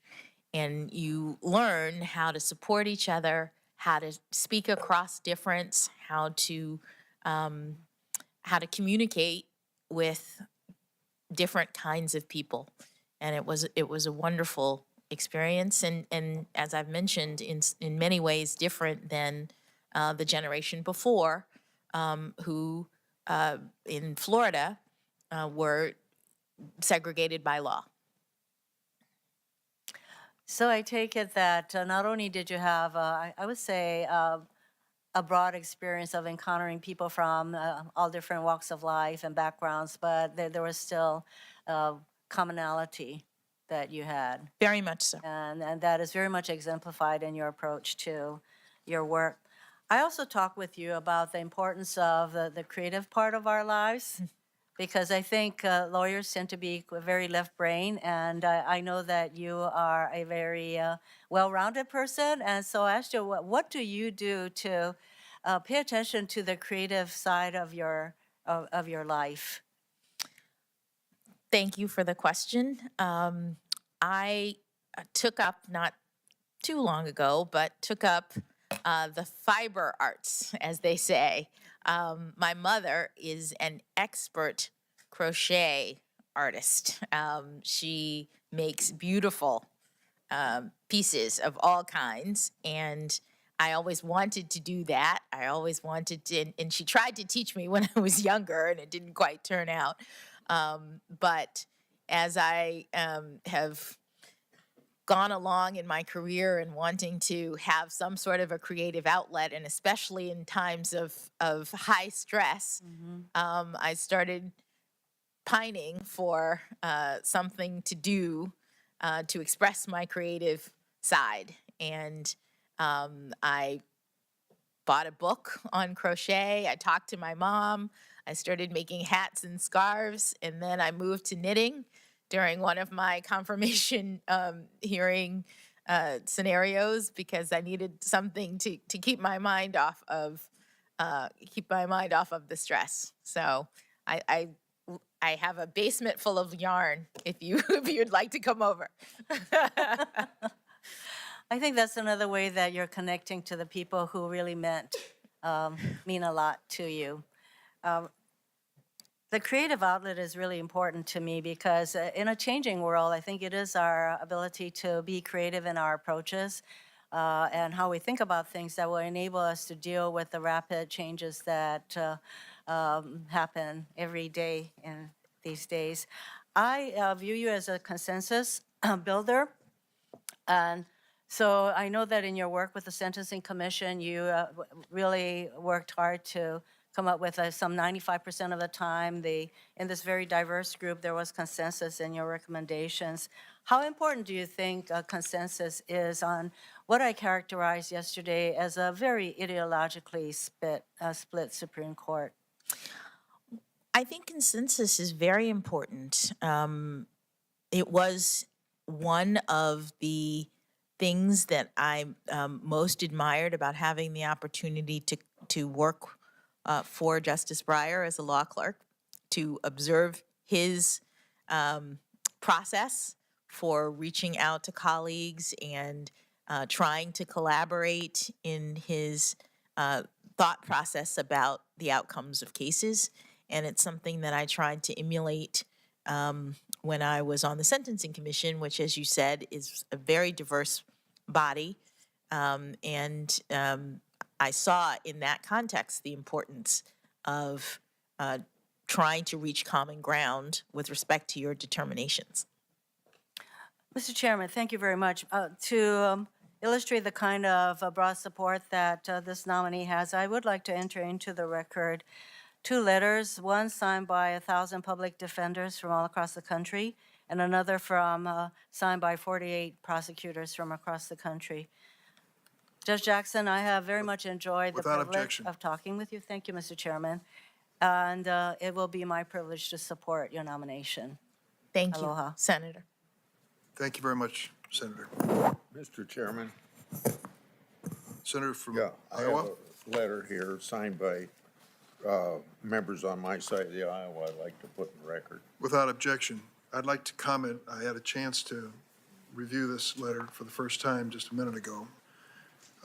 There is apparently a concern on your side, Mr. Chairman, about whether you have on your side of the aisle access to all the information that we have on this side of the aisle and all the information that's in the possession of the White House. During a break earlier today, I met with the ranking member, Senator Grassley, his staff, and with White House staff to discuss it. Here's my understanding of what has transpired. Last Wednesday evening, the senator from Missouri selected a handful of Judge Jackson's more than 1,000 district court cases to claim that Judge Jackson, quote, endangers our children, close quote. On Thursday, the next day, the White House contacted Judge Jackson's chambers to request the probation office recommendation in each of the cases. I underline probation office. That probation office provided a chart reflecting these recommendations. This is the sum total of what was provided. They shared with the White House from the chambers. When the senator from Missouri continued to raise questions and request the probation office's recommendation in these cases, the probation office provided this chart reflecting those recommendations, which was shared with the White House. When the senator from Missouri continued to raise questions about Judge Jackson's sentencing record, my staff asked the White House for information about the probation office recommendations. These are just numbers for each one of the cases. That's all that is. The White House and my office didn't have this information earlier because we didn't know the senator from Missouri was going to make this claim in the first place. Once the Republican side requested the same information, my staff shared it within minutes. So now your side, Senator, has exactly what the White House and the Democratic side has. The same chart provided by the probation office. And I might add that some of this had been published in the press, in Washington Post and other places, but it consists in each case of the case number, name, the probation office recommendation for custody, the sentence imposed custody, probation office recommended supervision and release, and the supervision and release imposed. All of that information has now been shared equally. Some information on the other side, on the Republican side, includes frequent reference to transcripts, which we don't have on this side. And the reason being, we didn't anticipate this objection from the senator from Missouri and request that information. Now, the letter also goes a step beyond, which I think is a very important decision for this committee to make. This request for pre-sentence reports from each of these cases. Now, these pre-sentence reports are typically filed under seal. They can contain highly sensitive personal information, not just about the defendant, but about innocent third parties and victims. We've spent a lot of time here reflecting on these terrible crimes. Everyone has acknowledged how terrible they are and how damaging they can be to the victims. We have heard story after story, and I don't question a single word that was spoken in sympathy for these same victims. I would not want it weighing on my conscience that we are turning over these pre-sentence reports to this committee for the first time in history, and that information out of this, or because it was released, would somehow compromise or endanger any victim as a result of it. This information was not requested before. It's never been requested by this committee. And I think we ought to think long and hard about whether or not we even consider going into pre-sentence reports. So I'm going to take this matter up with our side, and I'm sure you will with your side. I have your letter requesting it. As far as this information, you have exactly what we have, no more, no less. In terms of pre-sentence reports, this is a critical policy question, which ought to be carefully weighed. It goes way beyond I'm sorry, Judge Jackson, it goes way beyond your nomination. And I want to make certain that we don't take a step here that endangers the lives or well-being of innocent people. Mr. Chairman, since you just responded to the letter that I wrote and was submitted on behalf of 10 senators, I will point out that in Judge Jackson's answer to Senator Hawley, she said that he and this committee did not have sufficient information to assess her sentencing decisions because we heard the arguments of the prosecutors in the transcript, but we did not have the recommendation from the probation office. And what she testified under oath is you can't understand why she issued her sentences without having those probation reports. You are right that there can be sensitive victim information in those reports, and everyone on this side, I'm confident, would agree to redacting out any information that would violate the privacy of a victim. But Judge Jackson has told us it is relevant to understanding those cases, and that's why 10 of us have requested we have those reports, and there's explicit statutory authority for us to do so that is cited in the letter we just submitted. Senator, I don't know where other members of your caucus stand on the basic question of this nomination. They can decide on their own, and they will, and they should. That is their responsibility. I think I know where you're headed. And I would just suggest that we ought to think long and hard, my friends, about members of the Judiciary Committee endangering the lives of innocent people to pursue this line of questioning. We spent 2 days, 15, 16, 17, 18 hours, and a large part of it on this issue. I don't believe these pre-sentencing reports are going to change anyone's disposition if they're going to vote on this issue. And I do not want it weighing on my conscience that I gave the green light to release this information so that it might endanger the lives of innocent victims. I'm sorry. That's a bridge too far for me. I think the issue. I mean, Durbin's before us not on wrong. sentencing, Nobody's really each had a going to chance change their hear mind about plenty this. of testimony on it. And I believe this should be taken up with the individual caucuses on both sides, if you wish. But that to me it's gone way too far. Way too far. I don't want it on my conscience. I just wanted to answer the question, honestly. We don't need no records. Tell her answer the question, Chair. I've prosecuted literally thousands of people. I would have to go back and see over 8 years. I can't remember the hundreds of sentencings I was at where we had pre-sentence reports over and over again.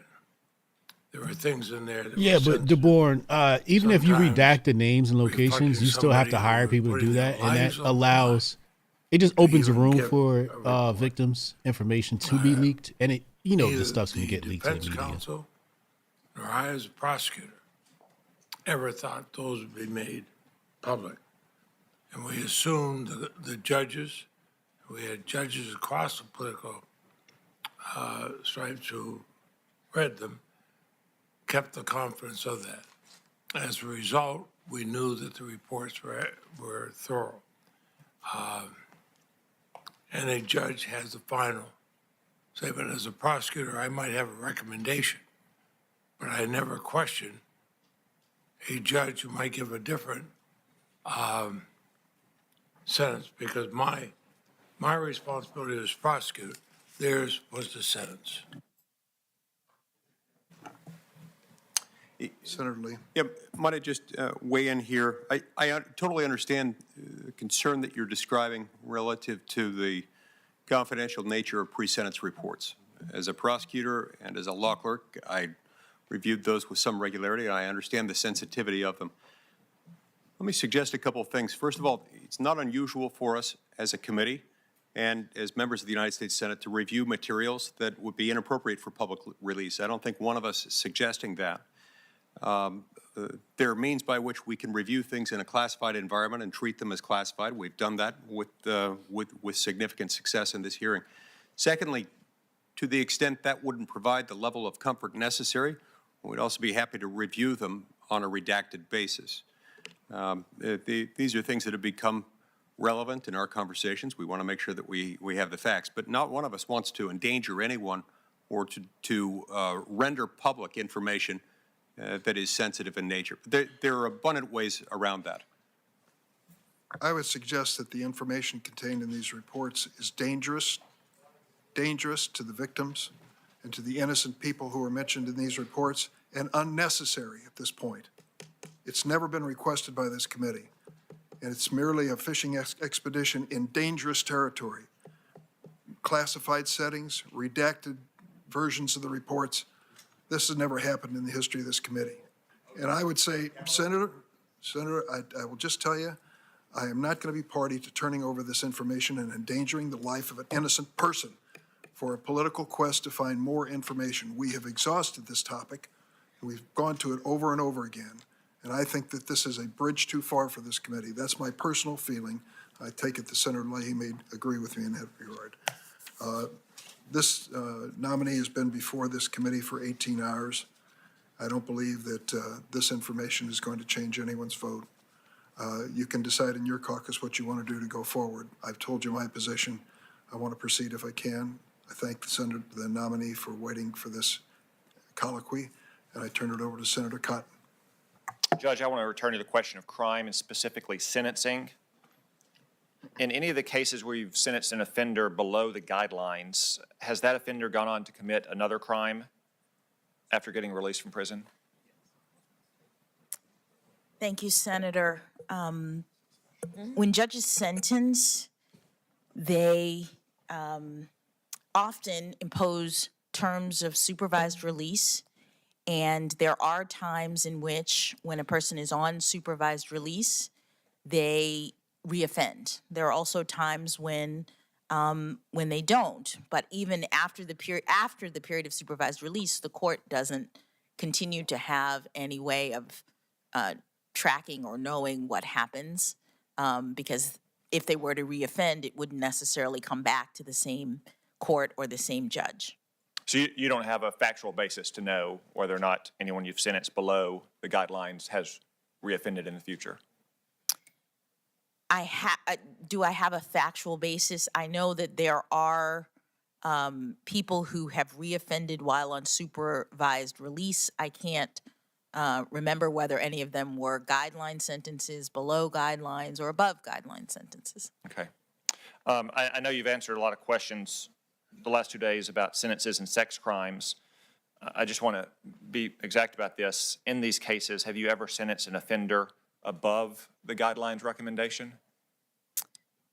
I'd have to take a look at, I know that I have sentenced offenders to the guidelines if in the category of sex crimes in general. I know that I've given 30-year sentences for at least one offender, almost 30 years, 29.5. I've given, I believe, a 12-year sentence for someone at the agreement of all of the parties, which was a sentence that was a part of his plea agreement.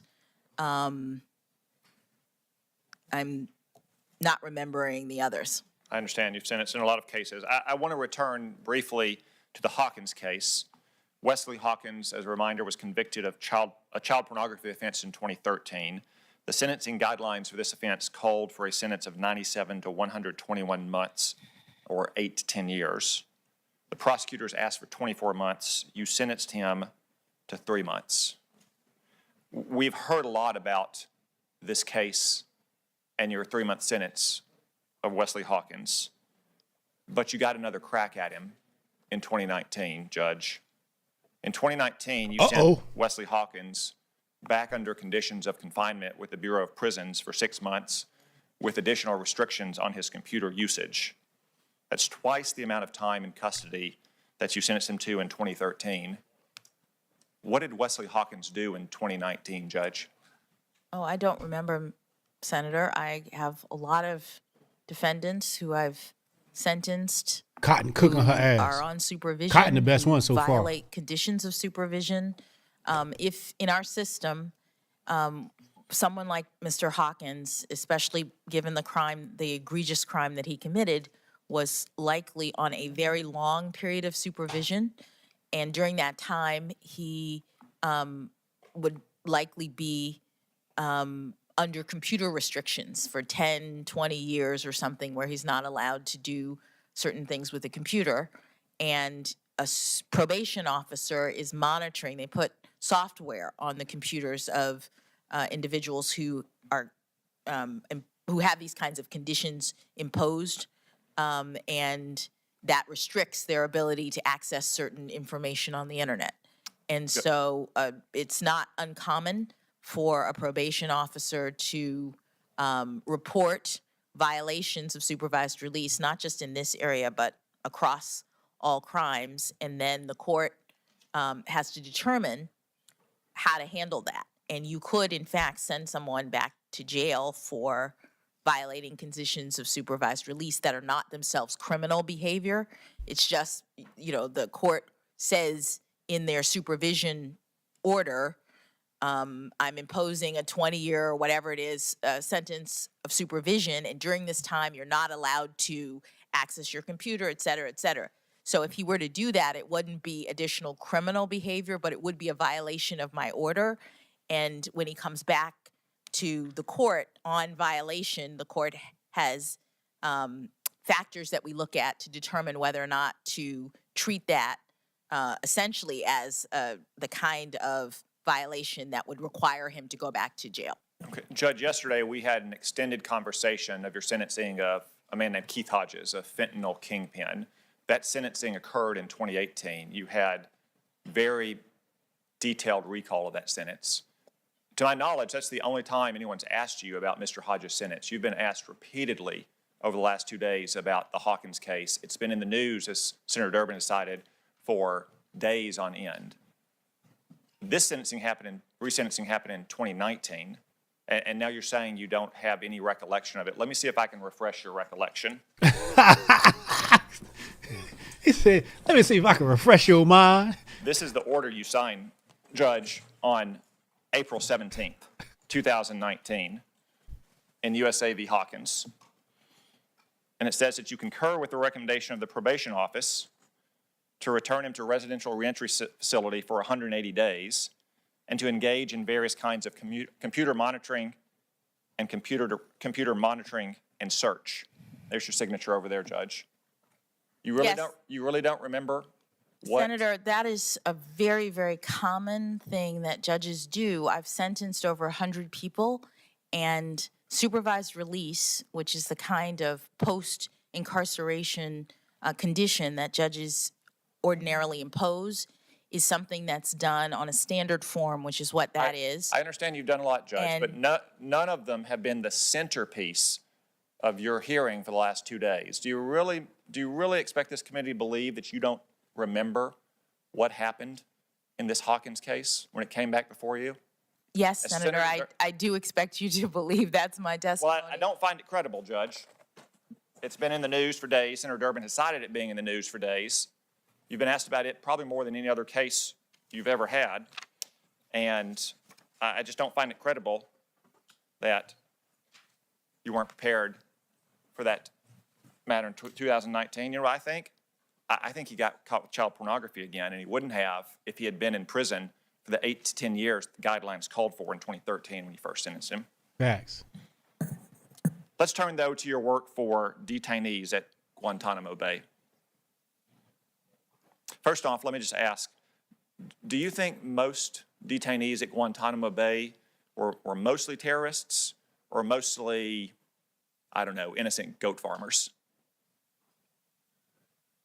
Senator, it's impossible for me to answer that question. The people at Guantanamo Bay had been accused by the government of engaging in terrorist activities and therefore classified by the executive branch as enemy combatants. Okay, do you think America would be safer or less safe if we released all the detainees at Guantanamo Bay? Senator,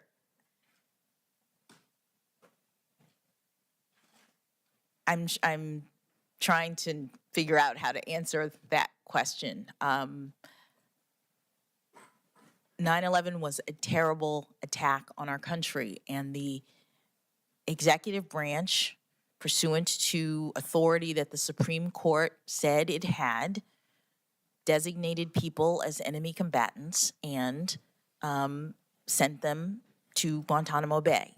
The Supreme Court also said that anybody who was so detained could seek review of their detention. And as a federal public defender, my role and responsibility was to make arguments in defense of the Constitution and in service to the court that was trying to assess, based on the authority given to it by the Supreme Court, whether or not people were adequately classified, what the legal circumstances were, how these habeas petitions were going to be processed. This was a series of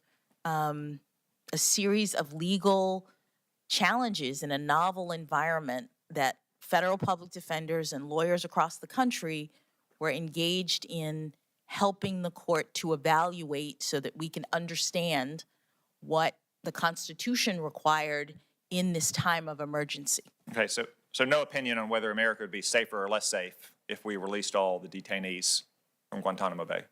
Senator, America would be less safe if we don't have terrorists out running around attacking this country. Absolutely.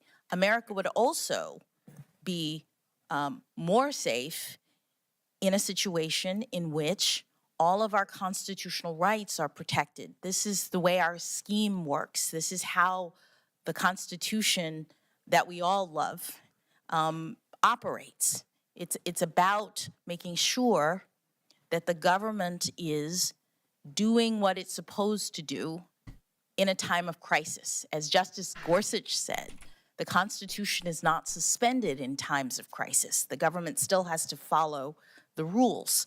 And so criminal defense lawyers make sure that in times of crisis, the government is following the rules. Okay, let's turn to the actual cases. How many of these terrorists at Guantanamo Bay did you represent? When I was a defender, 4 cases were assigned to me in our office. I don't know how many cases came into the office in total, but You personally had 4. I was assigned to them along with another defender who worked on the same cases. She was more senior. She did all of the sort of fact gathering related to the cases, and as an appellate defender, I worked on the legal arguments. Okay. Did you ever represent any of the detainees at Guantanamo Bay when you were not a public defender?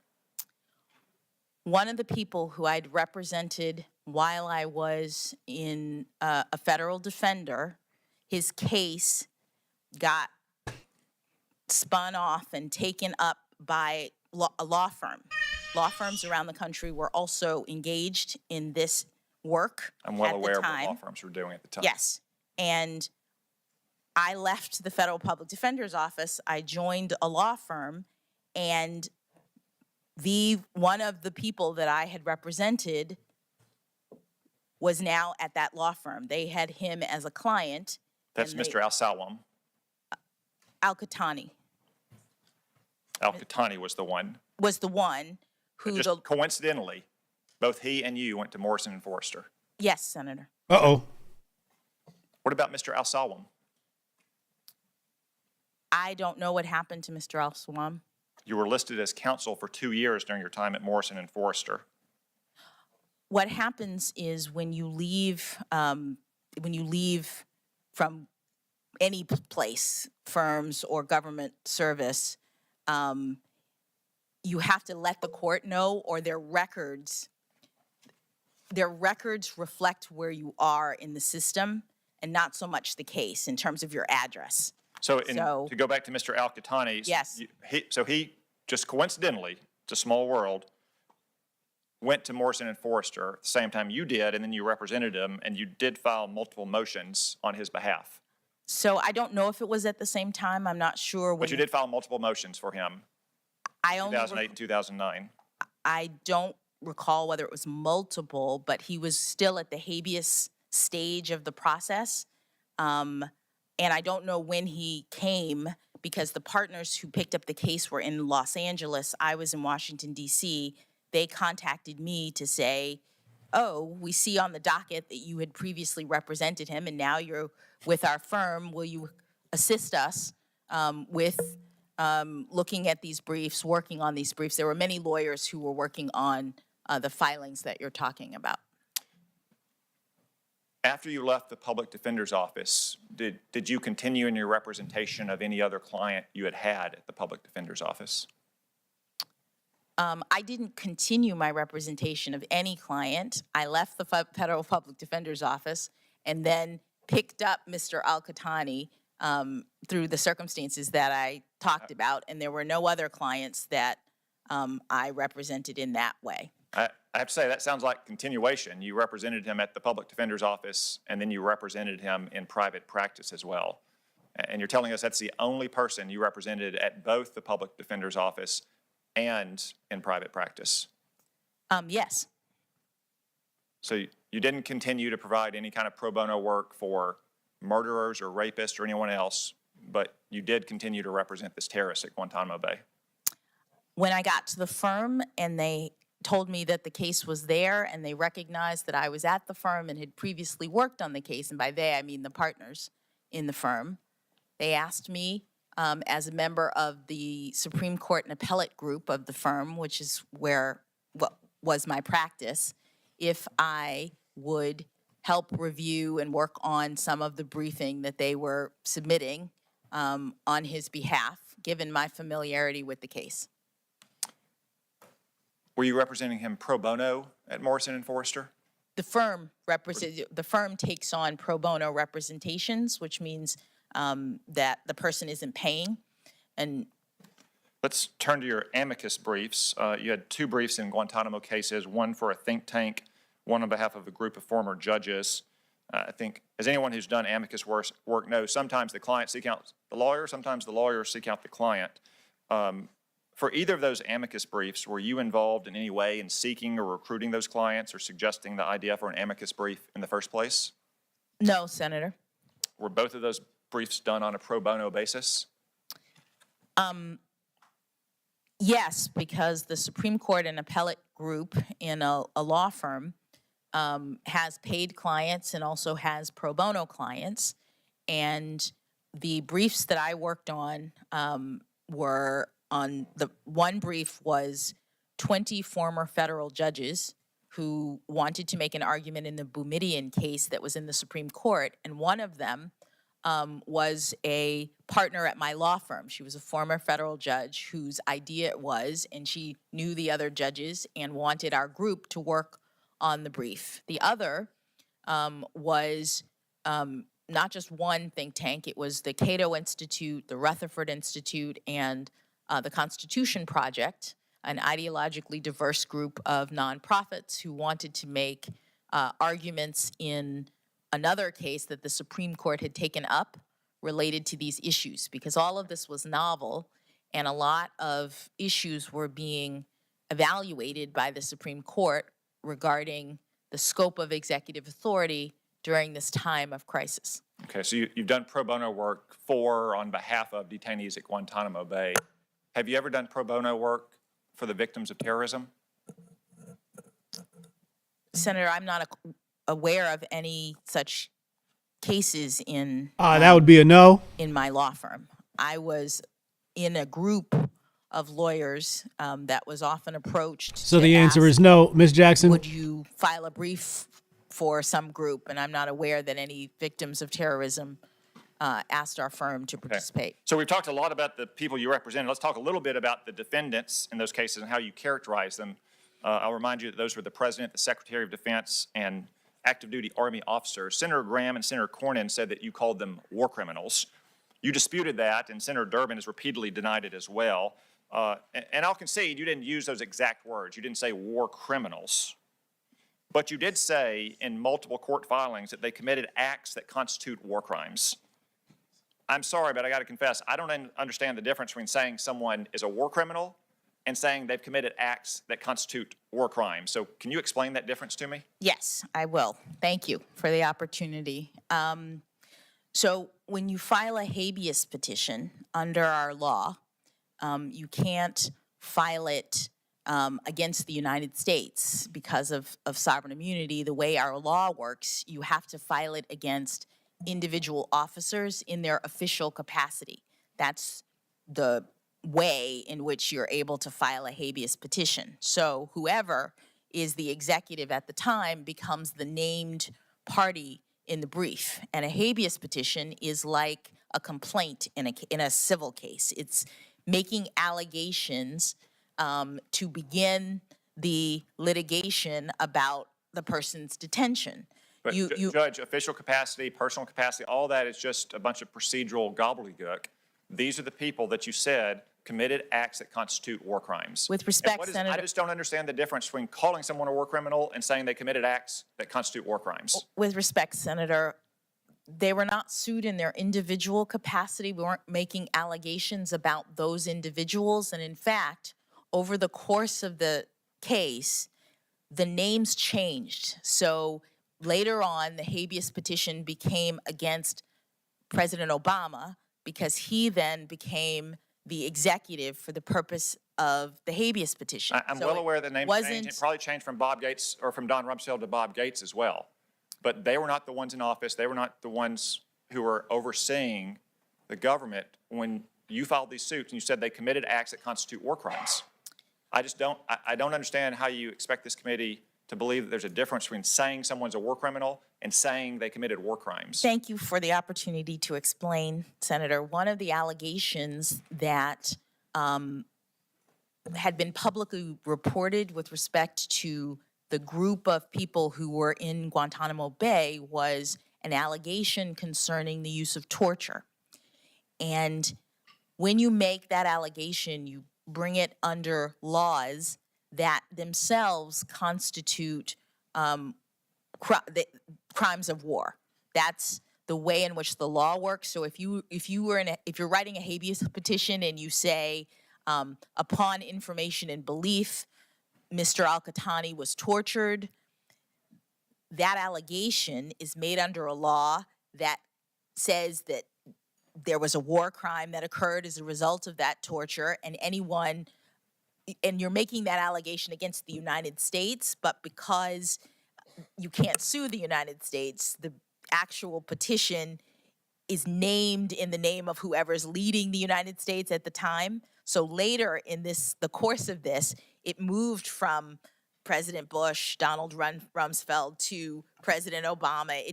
It's not about the individual. It's about the allegation that that Mr. Al-Qahtani, upon information and belief, had been tortured in the lead up to his detention. I don't know, Judge. Sounds like a debate about how many terrorists can dance on the head of a pin to me. Thank you, Senator Cotton. Cotton was on Ask point, unanimous man. I consent think they to go to enter a law letter in the school, record from Harvard 9 Law School, to former learn how to national security bullshit, man. officials defending Judge Jackson's Guantanamo representation. The signatories include former Attorney General Loretta Lynch, Department of Homeland Security Secretary Jay Johnson, and the former Judge Advocate General of the United States Navy, Senator Booker. Thank you very much, Judge. After me, only 5 to go. But sit back for a second, because I don't have questions right away. I actually have a number of things I just want to say, because this has been not a surprise, given the history that we all know, not a surprise, but perhaps a little bit of a disappointment, some of the things that have been said in this hearing. The way you have dealt with some of these things, that's why you are a judge and I am a politician, because you have sat with grit and grace and have shown us just extraordinary demeanor during the times where people were saying things to you that are actually out of the norm. I had to go up dais to ask some of my more senior colleagues about what I feel like is a dangerous precedent. People are taking 1,000 cases you've been over, is that right? I'm sorry, I said you wouldn't ask you questions, but just give me something like that. Something like that. And from what I understand is that these cases often take days, weeks, sometimes months, right? To decide in a case, yeah. yes. There's a trial sometimes. And folks are taking any of those cases and just trying to pick pieces out. And so my colleague, Senator Hawley, has been doing this all into the lead up and saying things, tweeting things that I think that a lot of us, when I was just trying to get some advice here, is this is what the new standard is going to be.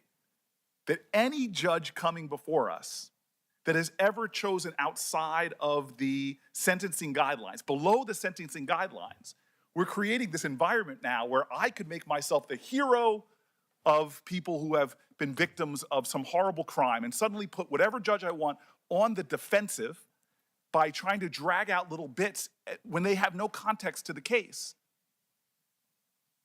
None of the facts. They're seeking to exploit the complexities of a criminal justice system, the reason why we have a third branch of government. I feel bad that there was a judge mentioned by name in this hearing that's from Senator Hawley's state. What is that judge going to think next time they have a complicated sexual abuse case that comes before them, and they know that they could possibly be called out if they go below the sentencing guidelines, which I showed you yesterday in my lack of chart. If you remember, I was uncharted. But that you are deciding completely in the norm. 70+% in many states of people are doing just like you did. But I'm a Democratic senator.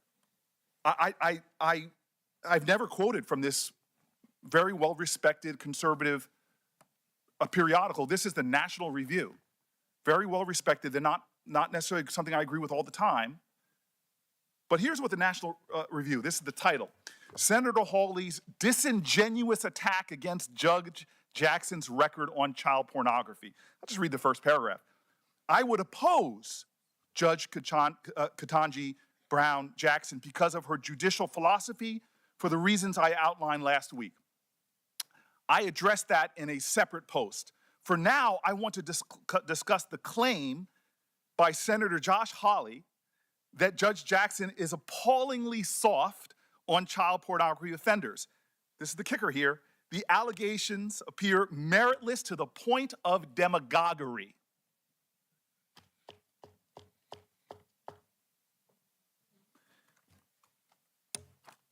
I got letters from leaders of victims' rights groups, survivors of assault,